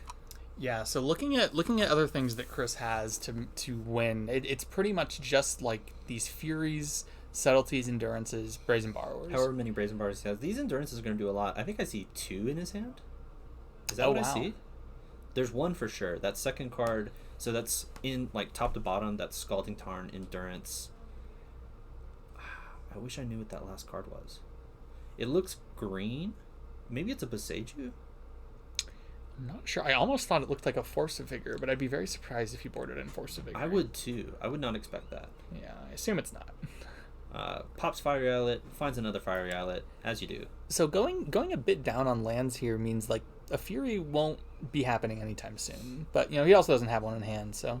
Yeah, I mean I think drawing is still the right move. He has that Scalding Tarn in his hand, and he's not drawing to a whole lot, so you really.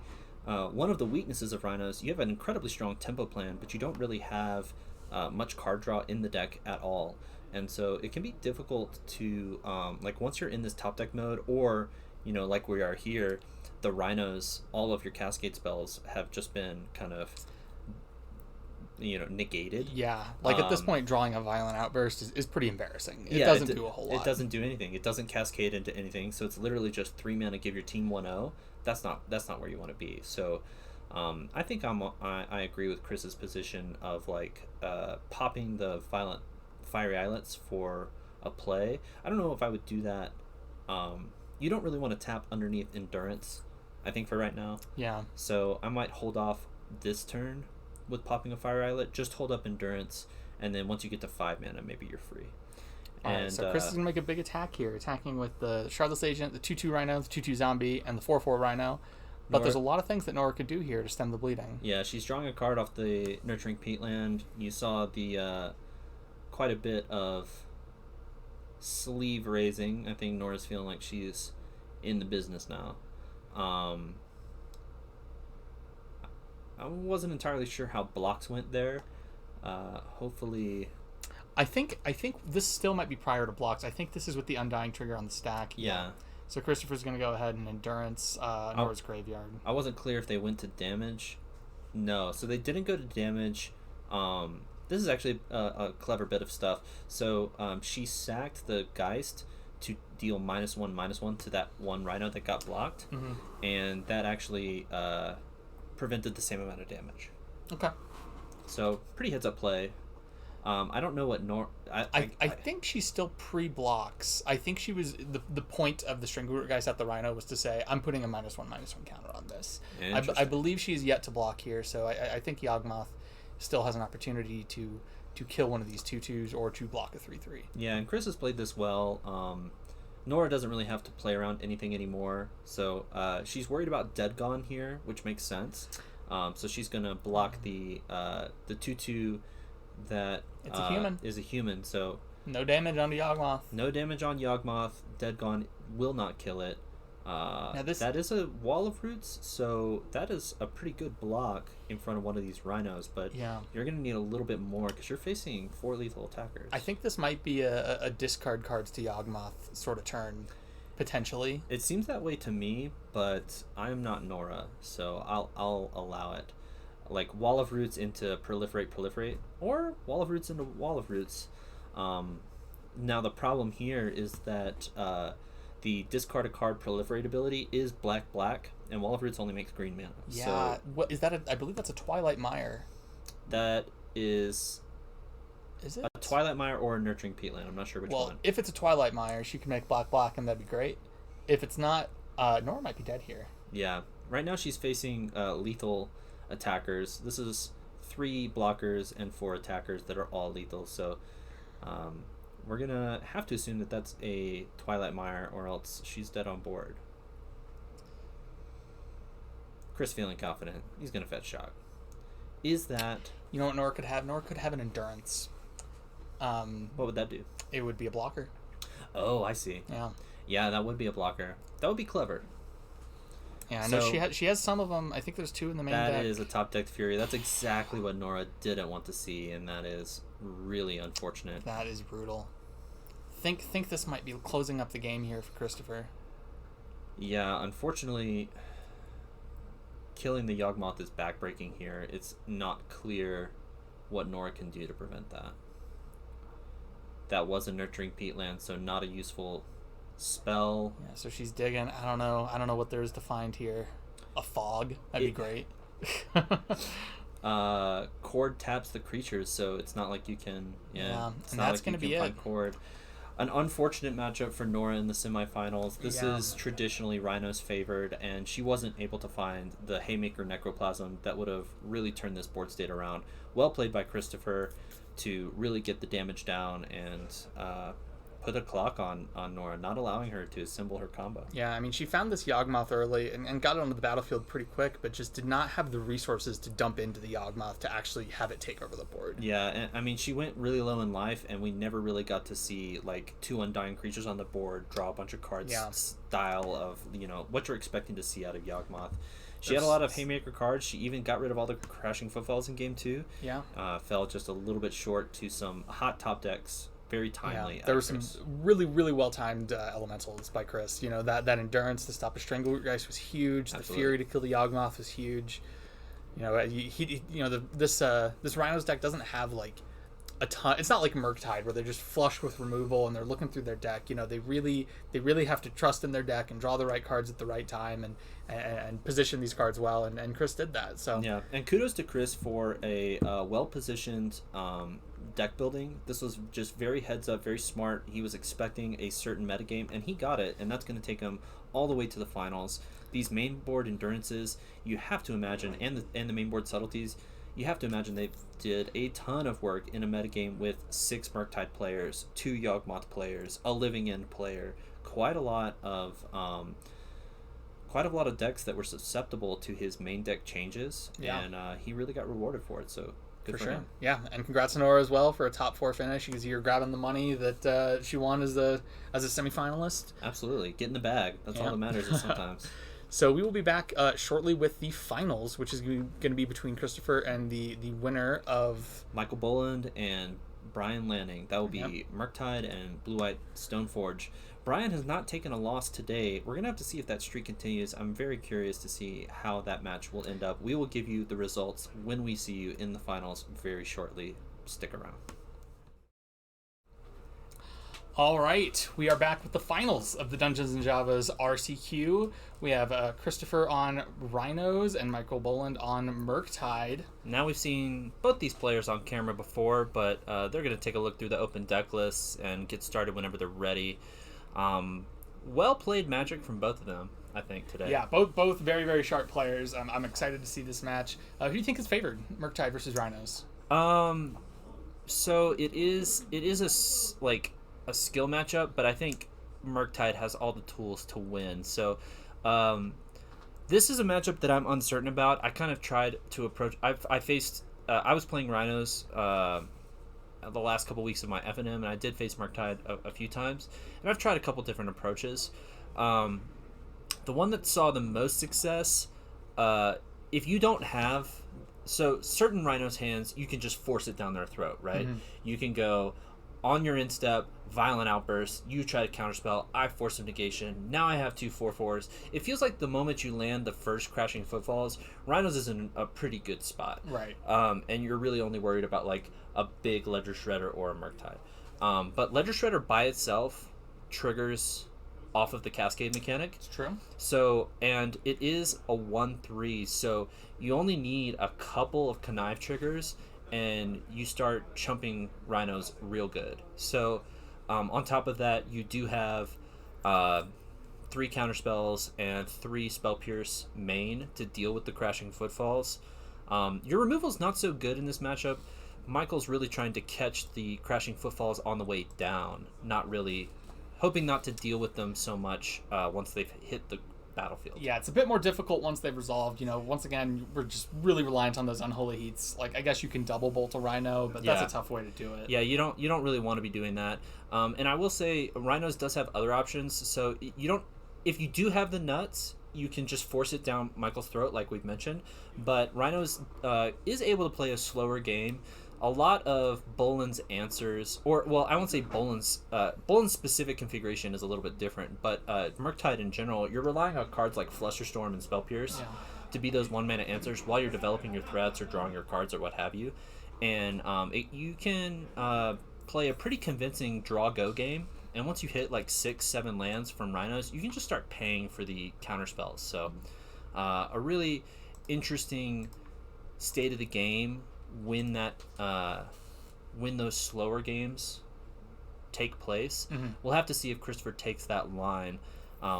As we've seen Boland on camera quite a few times today, very skilled pilot. I'm sure he's extremely comfortable in this matchup, and being on the play is a big deal.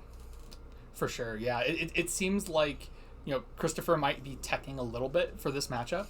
We saw those like 3 endurances main deck. Those seem fantastic in this matchup. Yeah. And Boland is like a little light on what you might want in this matchup. He only has the 3 counter spells as opposed to most people's 4, but he also has the Ledger Shredder, which could be very powerful. And I think Endurance is an especially good pivot. Like Endurance and Subtleties are really nice out of Rhinos because the Murktide answers for crashing footfalls often tend to be unable to target creatures. You have stuff like Spell Pierce, Flusterstorm, Minor Misstep. None of these things are going to be catching an Evoke Elemental on the stack. Right. So you can really, like, if Boland ever represents a single blue mana, you can really catch him lacking. They were asking you volume down because the story's super quiet. So you guess. All right. Shoot. All right. We were too loud apparently, and the players could hear us. Yeah, we were a little loud. The store is now empty, and they're just right outside, so that makes sense. We will try and be real quiet. We'll get real close to the mic. And it's gonna be an intimate time for the finals. Yeah, it's an ASMR stream now. All right, Ledger Shredder on turn 2. Was that that was a dead gone on the DRC. This is going pretty well. I think both players are happy with how this is progressing. Yeah, Michael taking these opportunities to just stick threats, on turns 1 and 2 when he doesn't need to hold up any counter magic, just getting down the DRC and then the Ledger Shredder, hoping this Ledger Shredder can stick around so that once Christopher does start cascading, he can get a really big bird here. Yeah, that looks like a Triome evoking a Fury onto the Ledger Shredder. This is a crucial spell because Ledger Shredder, like we mentioned, can get quite big in this Cascade matchups. it's probably the most important creature for Bolin to have in his opening 7, and now it is gone. Yeah. Not a lot of material left for Christopher. Like you've been mentioning all day today, these Rhino decks, these Cascade decks, they eat their hand alive with this Evoke mechanic. So we're going to have to see how much Christopher has in the tank. Expressive Iteration finding a land. The more I think about it, the more I really like that Fury play, right? Because, Michael was setting up these threats, and then, hitting the Ledger Shredder there means Michael has to either just play Draw-Go, or he has to take a turn off holding up Counter Magic to deploy another threat. And it looks like he did that. He went Shields down here. So if Christopher does have a Cascade spell, but he doesn't. Wow. That is unfortunate. Christopher has had all of the answers for what Michael's trying to achieve, but that is not going to be enough if you don't have the Cascade to follow it up and attempt to close the game. Boland is bolting. We've seen this before. This looks like a pretty big Murktide to me. Yeah, and that's going to be a really powerful play by Michael. Not only would it block any potential Rhinos, but it's just a huge threat. Luckily, Christopher does have the answer for that. He has a Brazen Borrowers, which can bounce the Murktide. Bouncing a Delve threat always feels fantastic. It wasn't clear if... Yeah, it looks like they're just thinking about the play. Bolton's going to get in for 3. I feel pretty confident this has Delirium. Oh, this is a nice Endurance. Yeah, and this is super unfortunate for Boland. Christopher's kind of checking him and saying, hey, do you have this counterspell? And it doesn't. So Boland's Grave is entirely gone. Yeah. He did have the Unholy Heat on the stack so that he could at least kill the 3/4 Endurance, but DRC is just a 1. And now any potential Murktides that Michael was planning on playing, that's not an option anymore. Yeah. Similar to his previous Blue-White Affinity match where he was trying to kind of turbo out a Murktide, right? Being really aggressive with his spells. This is one of those situations where that is kind of backfiring on him. That really aggressive spending of his resources, and now he has 2 in hand, about to be 3. Yeah, it looks like there might be a Violent Outburst in Christopher's hand, so he might have found a Cascade spell. That's a way to start. Unfortunately, Christopher can't really play around any sort of counter magic, so you really just have to hope that Boland doesn't have it. Oh no. Okay. Yeah. So Boland really needs a counterspell, or this is going to be a huge blowout. Christopher top decking the Violent Outburst. He's going to attempt to cast it here. If it resolves, he will make 2 Rhinos, and he's going to chump both of Boland's creatures. Yeah, that's not a chump. They're just blocking like crazy. These Rhinos are going to kill all of Michael's threats and then keep attacking. Yeah, and Boland's already at 16, so it's a 2-turn clock with these double Rhinos. All right, Boland, do you have the counterspell? It seems as though he does. Yeah, throws it face up. They're verbalizing, I guess, the plays here. So yes, a little bit of a shortcut. Chris is going to resolve the Footfalls.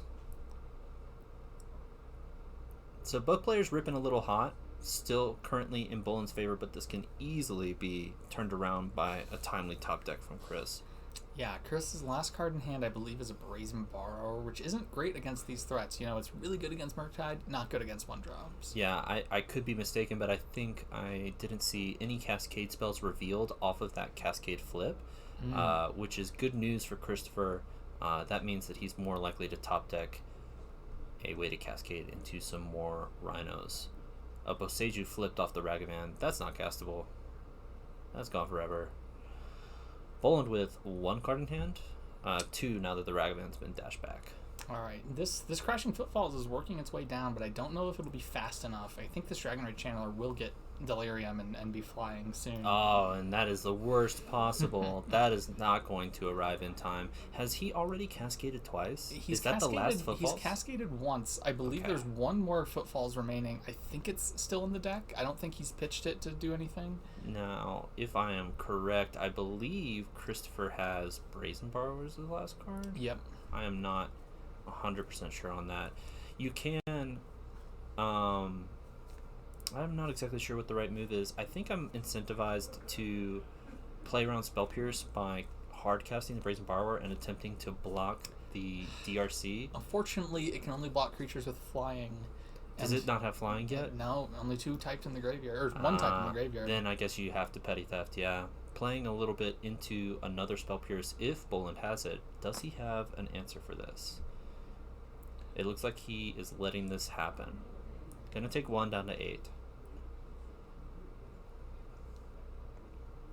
Christopher really needs some help off the top here. A monkey and a Dragon Rage Channeler. So Boland's trying to end the game as soon as possible here, and it looks like Christopher doesn't have a lot to stop it. Yeah, quite an aggressive draw for Boland. Not really where he wants to be. It's really unfortunate that Boland is presenting a 2-turn clock, and that is 2 turns too soon. Or that is 1 turn too soon for this Footfalls to come off. Yeah, Christopher just drew a land. And now he can hardcast a Fury, and Fury would be huge news here. I'm pretty sure he has double red. He might not, though. I believe he's got a Triome and a Steam Fence. Okay. Yeah, it's a bit hard to tell with all these. So Christopher's arts. Down to 4. That is a Dead Gone.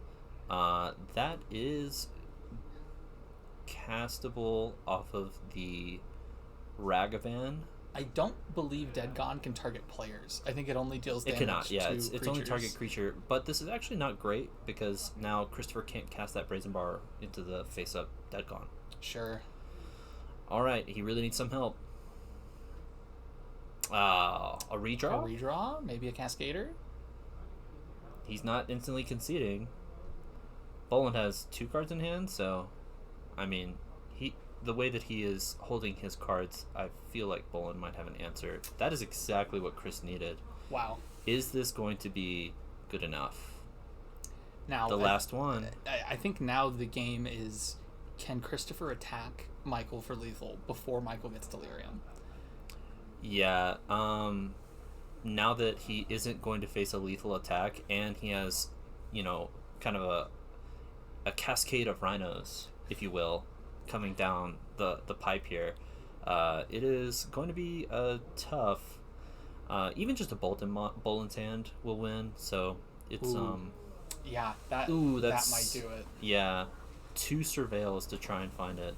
A sorcery. I think he's 1 type away. Well, there's the artifact on the stack, right? Yeah, so I think that is unfortunately going to do it. Wow, the face-up Dead Gone preventing the Brazen Borrower from being played actually did cost Christopher the game here. It did. Otherwise he would flash that in on the previous turn's end step and been able to trade with one of the Dragon Rage Channelers here. But no, that's going to be the game, and Michael Boland picks up game number 1. Well played by Michael, as always. We're going to take a look at the deck lists here. We've seen both of these already, but we haven't seen them in the context of this match, so let's just revisit this again. Christopher on Rhinos, what are you looking at? So I think the only cards that really interest me here are Endurance and Mystical Dispute. There may be an argument for Dead Gone if you are really scared of these small creatures, but I think just Endurance as a card that gets rid of Michael's graveyard and blocks things really well, that's fantastic. And then Mystical Dispute, to be able to participate in these counter wars is just amazing. Yeah, so I think I'm interested in upgrading these Force of Negations into Mystical Disputes. Mm-hmm. Trade a counterspell that eats a card out of your hand for just a regular good old counterspell that can also hit Murktide and Ledger Shredder. Right.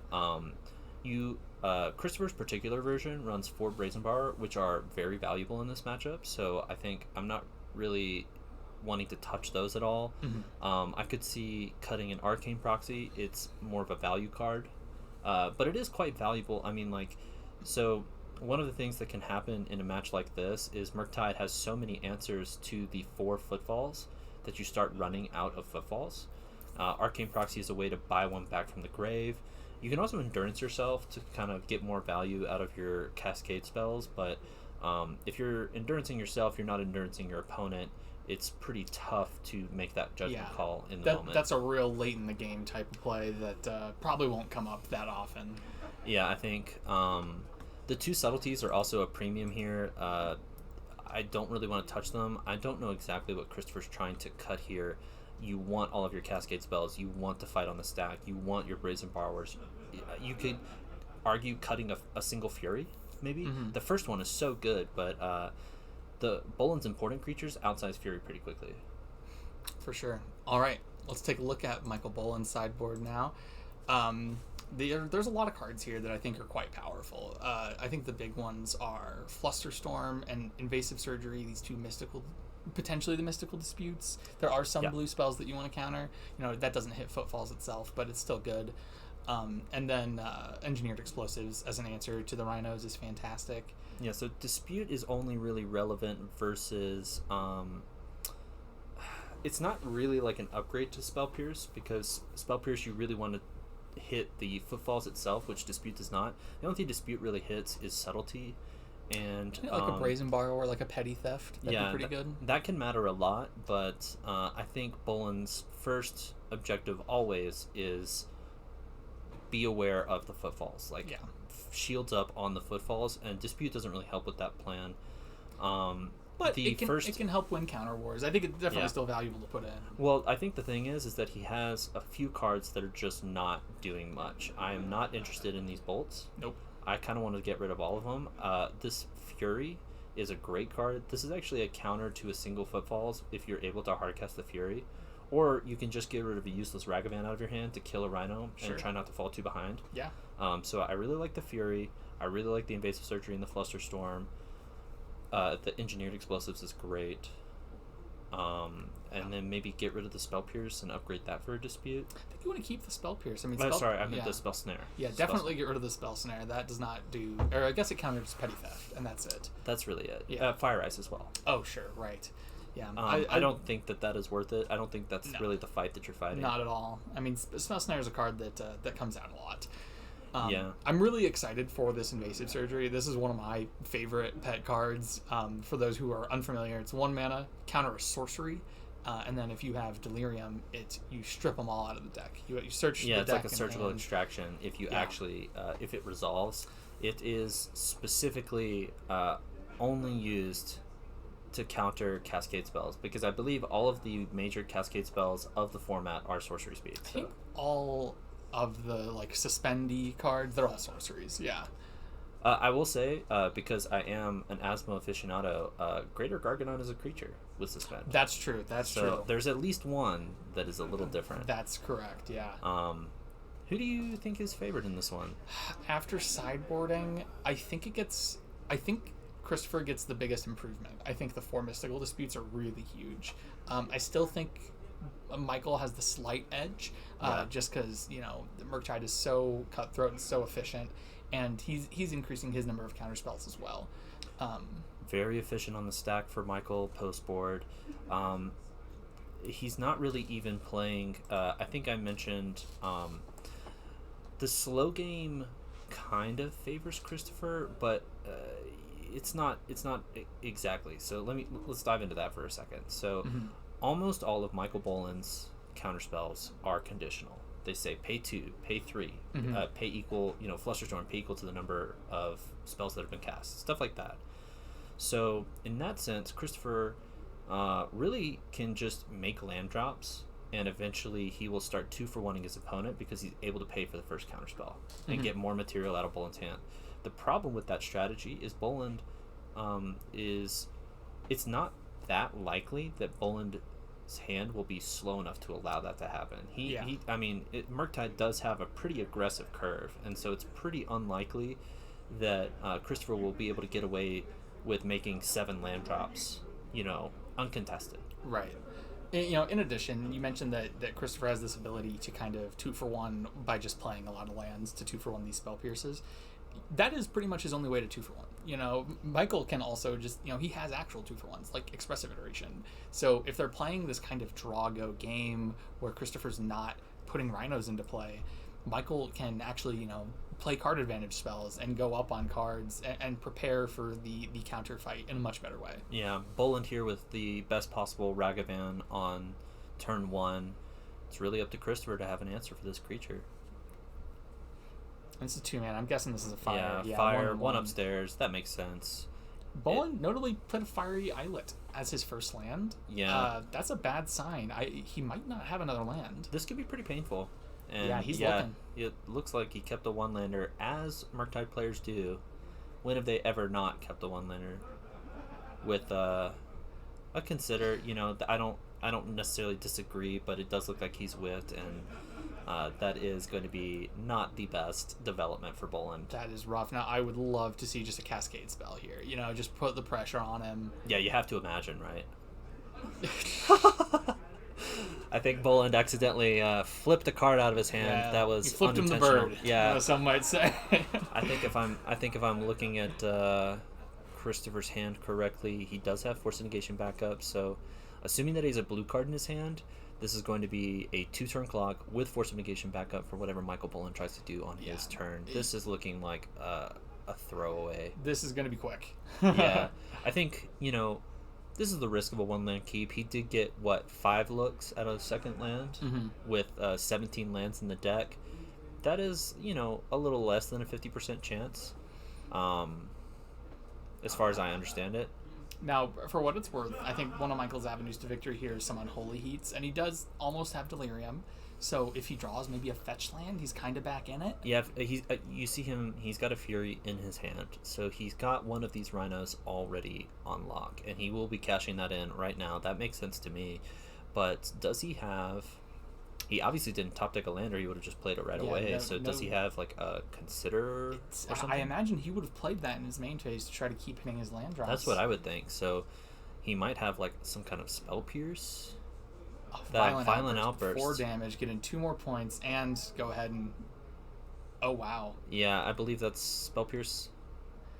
I think this is a Flusterstorm that is... It's splitting up. I think he's splitting them so the... Yeah, 1-1.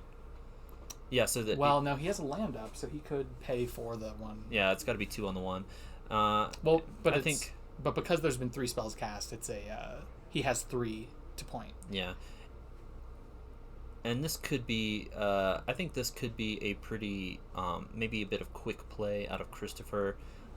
He might have also just not have had the blue card in his hand, because normally I would have expected him to hit it, crash in for 6, and then hold up Violent Outburst with Force of Negation backup on Boland's turn. Yeah, and that would have helped against something like a Spell Pierce, but unfortunately, Force of Negation is not going to do anything against Flusterstorm.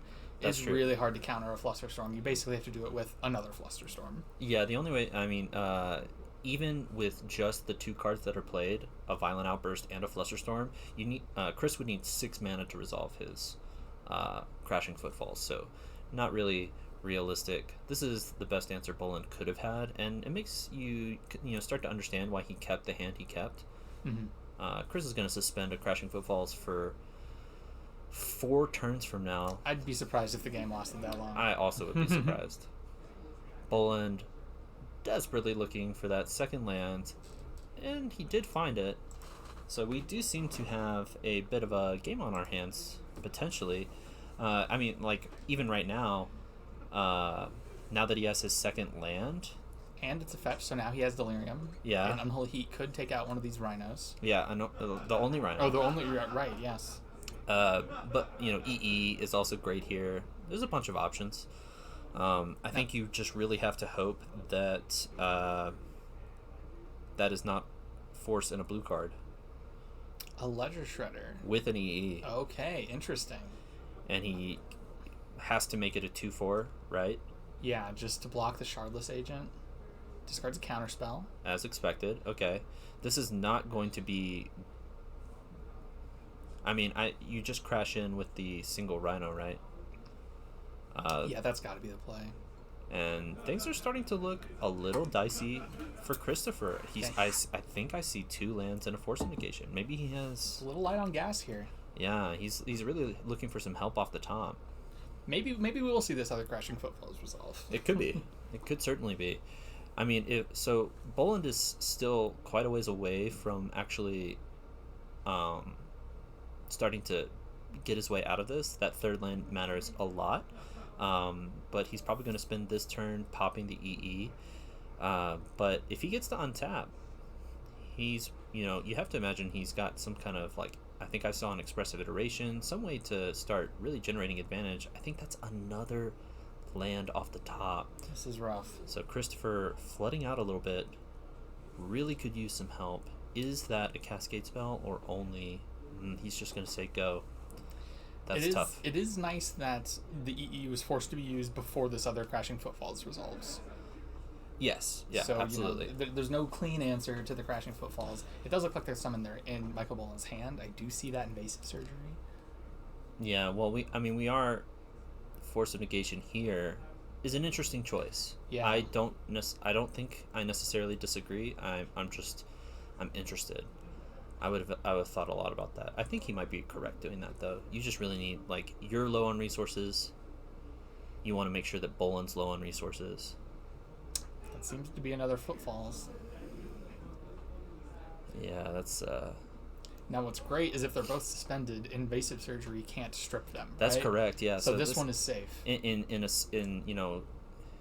Because the footfalls is going to be cast next turn. So if that last card in Christopher's hand is not a force of negation, he's completely open to this invasive surgery. Right. So it is actually probably the best possible outcome for Christopher to have this footfalls as a top deck. I do think, unfortunately, that Boland still has gas in the tank and goes to 2. 2 is a big number. Now he could be fired. Is Yeah. risky, yeah. Yeah, so I believe he did cast 1 Fire Ice on turn 2 of this game, so there are 3 left in the deck as just straight up lethal. Brazen Bar also probably kills Boland. Just being able to flip the Shredder on the end step and make a 3-1 will probably get there. So we're in Christopher's upkeep. He's going to try and cast a footfall. Boland, what you got to say about that? I think it's time to do some surgery on these rhinos. Oh no! Who could have guessed? So that's going to resolve. Christopher feeling a little sad about that. Gets to look through the deck and the hand as well. Yeah. Dodging with 1 card, with 1 footfalls, sorry, is a very big deal though, because that means, you can potentially do something like, this footfalls is going to come off suspend, maybe it resolves, maybe it doesn't, but if you top deck an endurance, you can just buy back that footfalls over and over again. Yeah. So having this 1 footfalls dodging the invasive surgery is a huge deal right now. Right. If this is a game that's going to go long, Christopher does still have a chance here. It's not like Michael just stripped all the threats out of his deck. It's just the one pair of rhinos, but it could be enough. Yeah, and Christopher still has his draw for turn, so could be anything. There's no real, like, Boland got a look at the hand. He saw that there was just a steam vent there, so we know that he's essentially top decking. Not much happening here. And Boland can't afford to swing with the Ledger Shredder without removing this lethal Shardless agent, so it's going to be kind of a tough call. This is looking like a pretty long board stall. Yeah, Chris is going to go ahead and pass. Probably a dud drawn here. Yeah, I think I got like a small glance at it. It looked a little bit like a fetch land. There is the bolt, so Boland's happy about that. He can finally start trying to close this game. All right, a Brazen Borrower could steal it here. Brazen Borrower can. But Boland's been sitting on like 1 or 2 cards this whole time. Yeah, I know one of them is a Spell Pierce. Okay. Which is not great right now when Chris has a bazillion lands. And it's also just not great into creature spells in general. So right. As long as that last card is not a counter spell, Christopher still has quite a few live draws. Some single draws that can put this game away. I think if we're talking in terms of style, fire off the top with like 5 mana free to just pay for all of Boland's counterspells would be pretty sweet. That'd be fantastic. Also, these rhinos are coming down, they're on their way. Yeah, Boland's clock is not aggressive. These rhinos are definitely going to arrive. Is he just passing? This is interesting now because I think Christopher could be potentially dealing with, like, does he have a Dead Gone? Does he have a Force of Negation? Is he just drawing lands and he's trying to bluff stuff? Yeah. He could also have a Subtlety, but you think he would have flashed that in, right? Yeah, I mean that might have been the draw this turn. It's real tricky. I'd love if we got a look at what's in his hand. I could also see it being that Singleton Arcane Proxy. Where he's just trying to wait on that, wait for the footfalls to come down so he can cash in the proxy. Well, I mean he's got a Fire Ice in the bin. If he drew the Arcane Proxy, I would just send it and try to deal 2. Oh, Does he have 7 lands? Oh, I don't. Yeah, because you have- can't do it for. Yeah, if it was just 3 mana, that is an endurance, I believe. Okay. Which is timely and super lethal if Bolin doesn't do something. Also, quite a risky block. I don't think he's blocking. I believe he did. He's still at 14 life. Oh, yeah, he might. I believe he did block, and he just was like, "Hey, you got Bolt."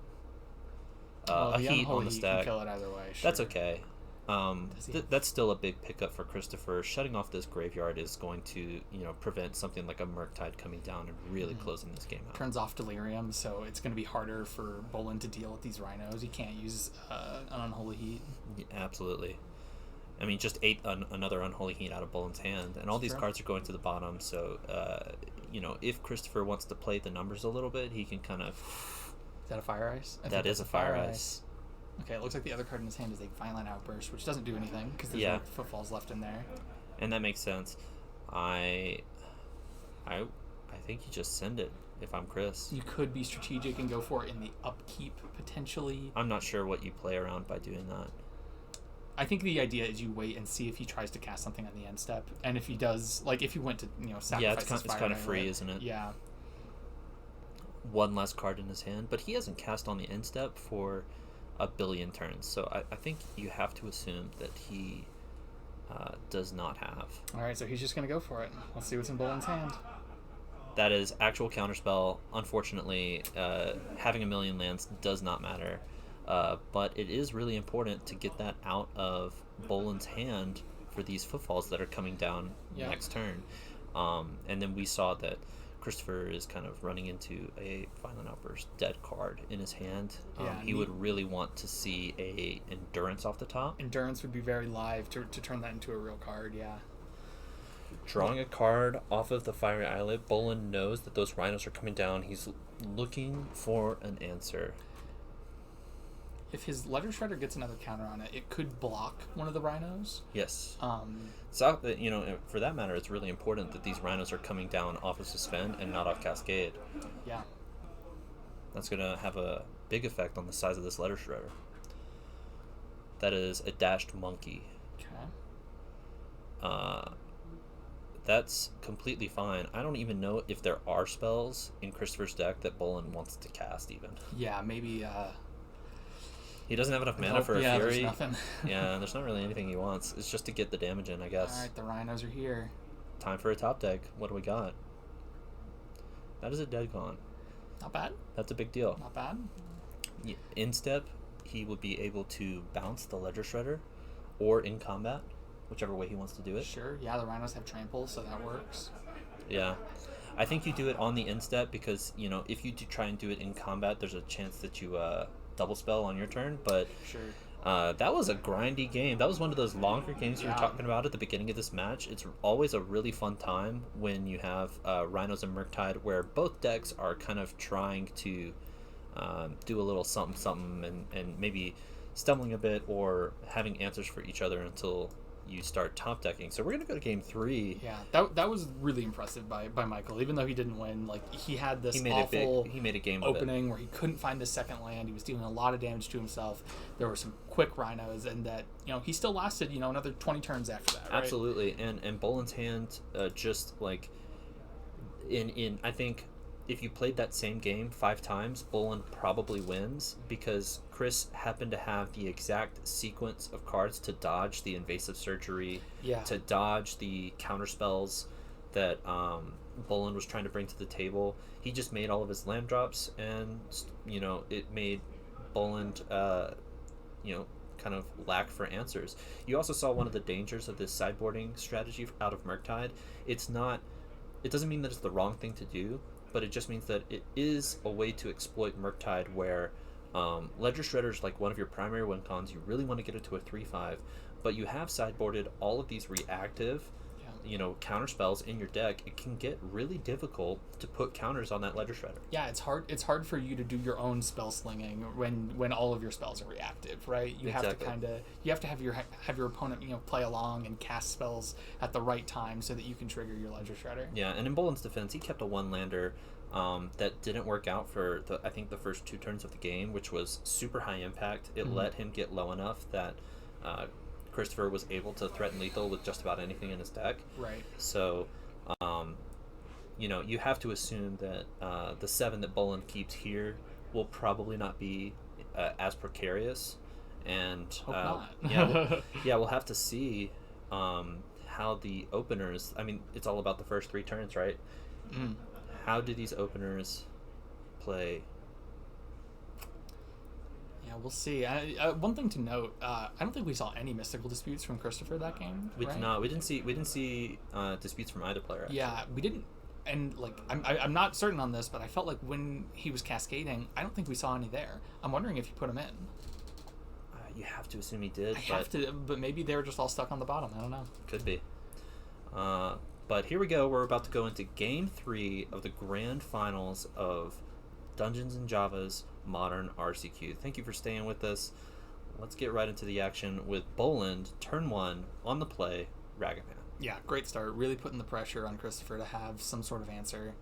And both players kept to 7, so I imagine both, have some amount of interaction. Yeah, pretty high impact 7s, you have to imagine. You can't really afford to have anything that doesn't fire on all cylinders for the most part. I think Christopher's really hoping for a dead gone here. Oh, and that's going to be a Triumph pass. Ragavan getting to connect is a huge deal. Like we said, there's not really anything that Ragavan can hit that usually matters that much. Oh, well, there's a mystical dispute. All right. So he did bring him in. I think the problem, you can see Boland has just passed with 3 mana up. This Ragavan can take over the game just like this. There is a dead gone, so there might be there might be a fight over this Ragavan potentially. And he's just gonna go for it main phase, it seems. I don't know if I like this. I think I would wait if I were Chris. That doesn't mean it's the wrong play. I just think that when Boland is super reactive, I think you are incentivized to kind of try and stress his answers on his turn. Yeah, you want to make Michael's mana awkward, but it looks like Christopher's going to win this fight. It seems. I believe he's fetching for a mystical dispute now. They're shortcutting a little bit. Yeah. So have we seen the counter out of Boland? Was it a spell pierce? It was a counter spell. Oh, okay. Yeah. Counter spell then. Is that? We'll have to wait for a second. Players are shortcutting. That might just be a fetch for a tap land and pass. But the Ragavan's gone. Well, the Ragavan's gone, so it's dead, not gone. Yeah. But yes, it looks like a mystical dispute. I think this is a great play by Chris. Just making sure that the Ragavan won't be generating this mana advantage. Yeah, and now it makes sense that he did it on his turn, right? With the dead gone and dispute backup, you kind of just want to force through Boland's 3 mana there. Yeah. And Boland with not a lot of action, just passing with 2 lands and the treasure token from the Ragavan. To me, this suggests, because he didn't develop, that he might not have... well, he certainly probably doesn't have a 1-drop threat, but he might not have a 1-mana counterspell either. Yeah, I mean, I just got a glimpse of his hand, and there does seem to be a straight-up counterspell in there, which I expected. Given that he counterspelled the dead, I imagine he's got some extra stuff in there. I wouldn't want to spend my only counterspell to save a Ragavan. And Murktide can certainly run into these 2-drop heavy hands where he probably has a Ledger Shredder and some counterspells and maybe even a Murktide, and that can get a little bit awkward sometimes. Looks like that's a Flusterstorm in his hand. Very powerful. Yeah, and I think he top decked that, and it makes much more sense now to have his actions the previous turn, where he was holding up the counterspell because he didn't have the 1-mana counterspell, but now that he's top decked it, he feels safe to deploy the Ledger Shredder, which he's going to do. This turn is not going to go the way that Christopher wanted. He is going to put 2 Connive triggers on this Ledger Shredder, and I believe this was in response to the Ledger Shredder. He went for the Violent Outburst. That's good. So, that's good. That's heads up play from Chris. Preventing play. the 2 Connives is a huge deal here. That does get the Flusterstorm out of Boland's hand, which for most of the game is pretty much uncounterable. It's pretty much a hard counterspell, so it's really good to get that material out of Boland's hand. I think that's the only one as well, right? So there's only the one Flusterstorm in Boland's deck. Yeah, and Christopher would know that, so... and this is just fantastic. The fact that he was able to force a fight over the Violent Outburst on Boland's turn and then untap and go for a Shardless Agent to stick these Rhinos is just incredible. Excellent play. He does have I think 2 cards left in hand, so potentially like still gas in the tank for and Chris. I think they're good ones. I'm pretty sure I saw at least a Fury, which is great here, especially if it can, kill this Ledger Shredder. But and I believe Bolin should be resolving his Connive. Yeah. Off of the Cascade. I can't tell, and that's certainly a Fury, but I can't tell what the other cards were in Chris's hand. Maybe a land? That might have been an island. Alright, discarding a Murktide Regent is very interesting. That is interesting. To me, that suggests that, like, he probably still has, like, interaction in his hand that he wants to keep around. It's very, very risky. When he's stuck on 2 lands like this, it's going to be really risky to deploy a Murktide. It doesn't really matter how big it is, because Christopher's deck is full of bounce spells, right? So it can be really difficult to deploy. I mean, with a 3rd land, maybe he could try and think about spell piercing, but Chris could very easily have a 5th land, and then suddenly he can pay for the spell pierce. So, this is going to be a really tight turn from Boland. He needs to navigate this in a very particular way to try and prevent the game from kind of spiraling out of control. Right. Alternatively, he doesn't need to go for a Murktide. If he, wanted to just cast 2 spells, for example, to get his Ledger Shredder bigger, that's an option. Wow. Okay, Chris is going to go for an Endurance, pitching Endurance. So that's really heads-up play by Chris, thinking, if Michael's going to play a Murktide, I want to shut down that option. I need to just get rid of his graveyard now. Yeah, and he's pretty much, I mean, so we saw that the Flusterstorm was already played. He's almost forcing Boland to have sideboard cards, right? Like, do you have your 1 of Engineered Explosives? Do you have your 1 of Fury? These kind of things are the only way. I mean, without Delirium and Unholy Heat, it's going to be tough. Yeah, it's going to be difficult to answer these Rhinos. I will say the Ledger Shredder now is a 3/5, and that will help. Yeah, it might only be a 2/4. Bit hard to tell what's on that dice. Yeah, I think it only had the 1. Yucky. So extremely heads up play from Chris. You can see him getting rewarded immensely here because he Boland did have 2 Unholy Heats in his hand, and the Murktide, which he had to spend on the Rhinos and the Murktide, which gets discarded to the Ledger Shredder trigger. But now this Ledger Shredder's a problem. Yeah. This Ledger Shredder can trade with a Rhino, I believe, now. And so Chris doesn't really have good attacks. He's going to have to find a way to force through.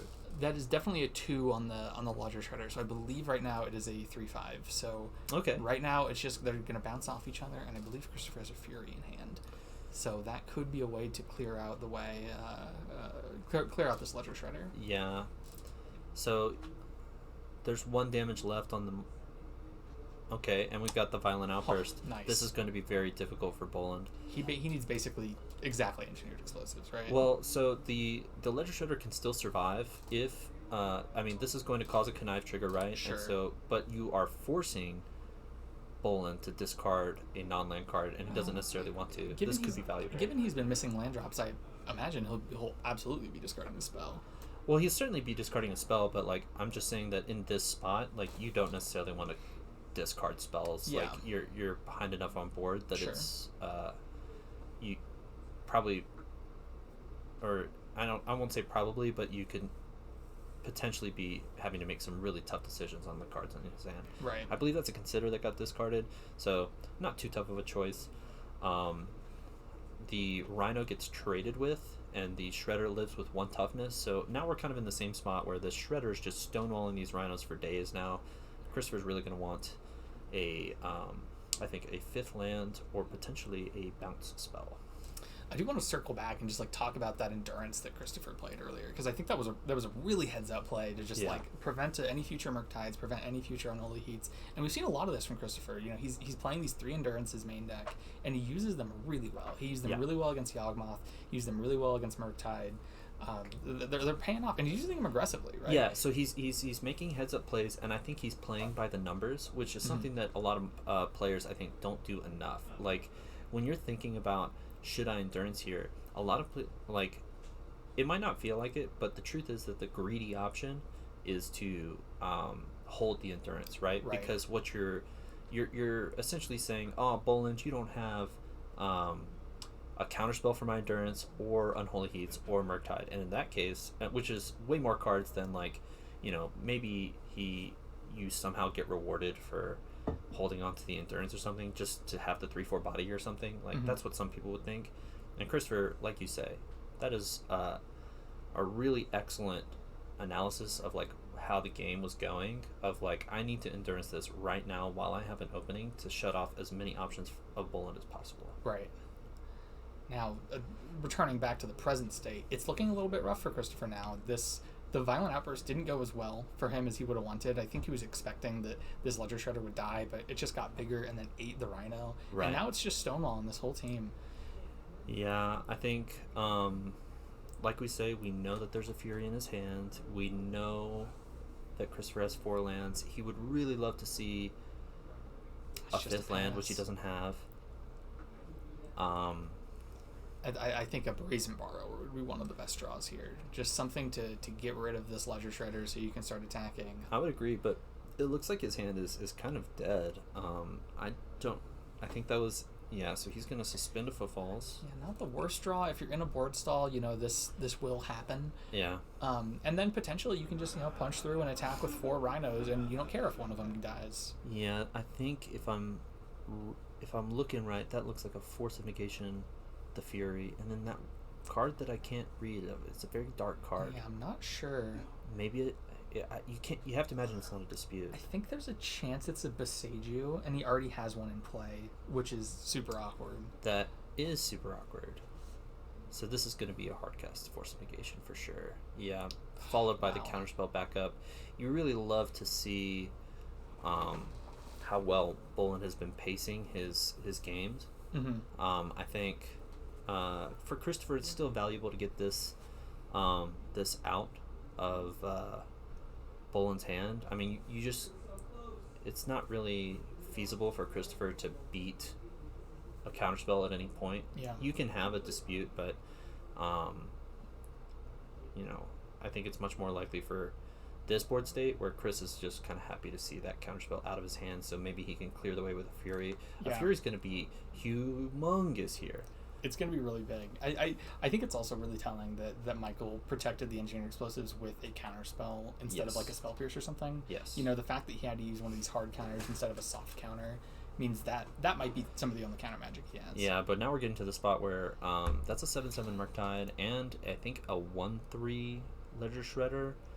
So he's just facing lethal in the air from the big Shredder and the big Murktide. Yeah, he really needs a Brazen Borrower. And a Mystical Dispute is just a bit too late. Yeah. He wouldn't have had the mana last turn anyway, but it still doesn't feel great. Yeah. So he can... I think he's just dead, right? I think he is just dead. So he can... So I think like the most aggressive option he has is swing, Rhino, and then try and hardcast Fury to kill this Murktide. That's with the hope that this is a Beseiju, and we're not certain on that. It looks like it was a Beseiju, so I guess he... Does he not have the... He's got Ketri in a Steam Vent, so he could have done it. That is a play that he could do. He might have just felt too far behind. It was still looking rough, but I think Michael played great that game. And yeah. He's been playing great all day. Congratulations to Michael Boland. He will be getting the invite to go to the regional championship. And Christopher played a fantastic tournament. He will be walking home with a decent size amount of cash. A decent size amount of cash and a job well done. A mystery booster also went to Christopher as well. Oh, one of those fancy ones, those 30th anniversary. Oh yeah. Those are a pretty big deal. They are expensive. So Christopher walking away with a pretty penny. Yeah, and not a bad day's work. Yeah, very job impressive well play done. by both of them. Yeah, absolutely. Christopher being rewarded for playing Rhinos, a very consistent deck, a deck that is pretty popular in Modern right now for good reason. You just have really strong interaction. You have really strong tempo plays, but you can also just play the long game sometimes. Yeah. Boland, we've talked about him all day. He's great.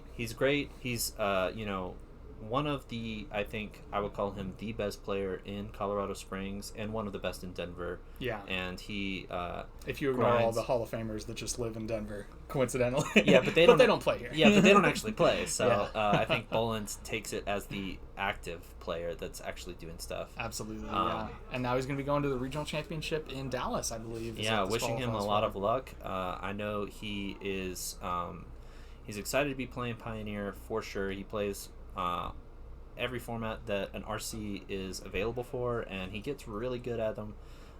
Rewarded for his tight play, heads up, knowing the matchups, even for decks that aren't necessarily played all that often in Modern. Really rewarded. I know he grinds day in, day out on MTGO, so good for him. Alrighty, well, I think that's going to just about do it for our stream here. We had a great day of Magic. We had a lot of great matches here and a lot of great players. And once again, a really fun top 8. This top 8 with 8 different unique decks in Modern. I think that's great. I really think that diverse. shows that Modern's in a great place. Yeah, it was really diverse. I think the players played well. We did see some we didn't see perfect play, but we saw a lot of heads up play, a lot of understanding the matchups. So congratulations to everyone who made the top 8. Thank you so much for everyone who came out. We had 60 players today at our RCQ. Thank you so much for the people who have watched the stream. Thank you to Casey for being my fantastic co-host here. And thanks back at you. Yeah, and I'll just say that it was this was my first time casting, and it was really a pleasure, and I really appreciate D&Js for giving me the opportunity, but also everybody just for being so nice, so dang nice about it. Yeah, absolutely. Huge shout out to Michael and the rest of the crew here at Dungeons and Javas. They run a really great shop and really great events, and it's great that they get to stream everything so that people at home can watch along. All right. Yeah. Well, I think that'll do it for us on this fine Sunday. Thank you guys so much for tuning in. We will catch you next time. All right. Y'all have a good one.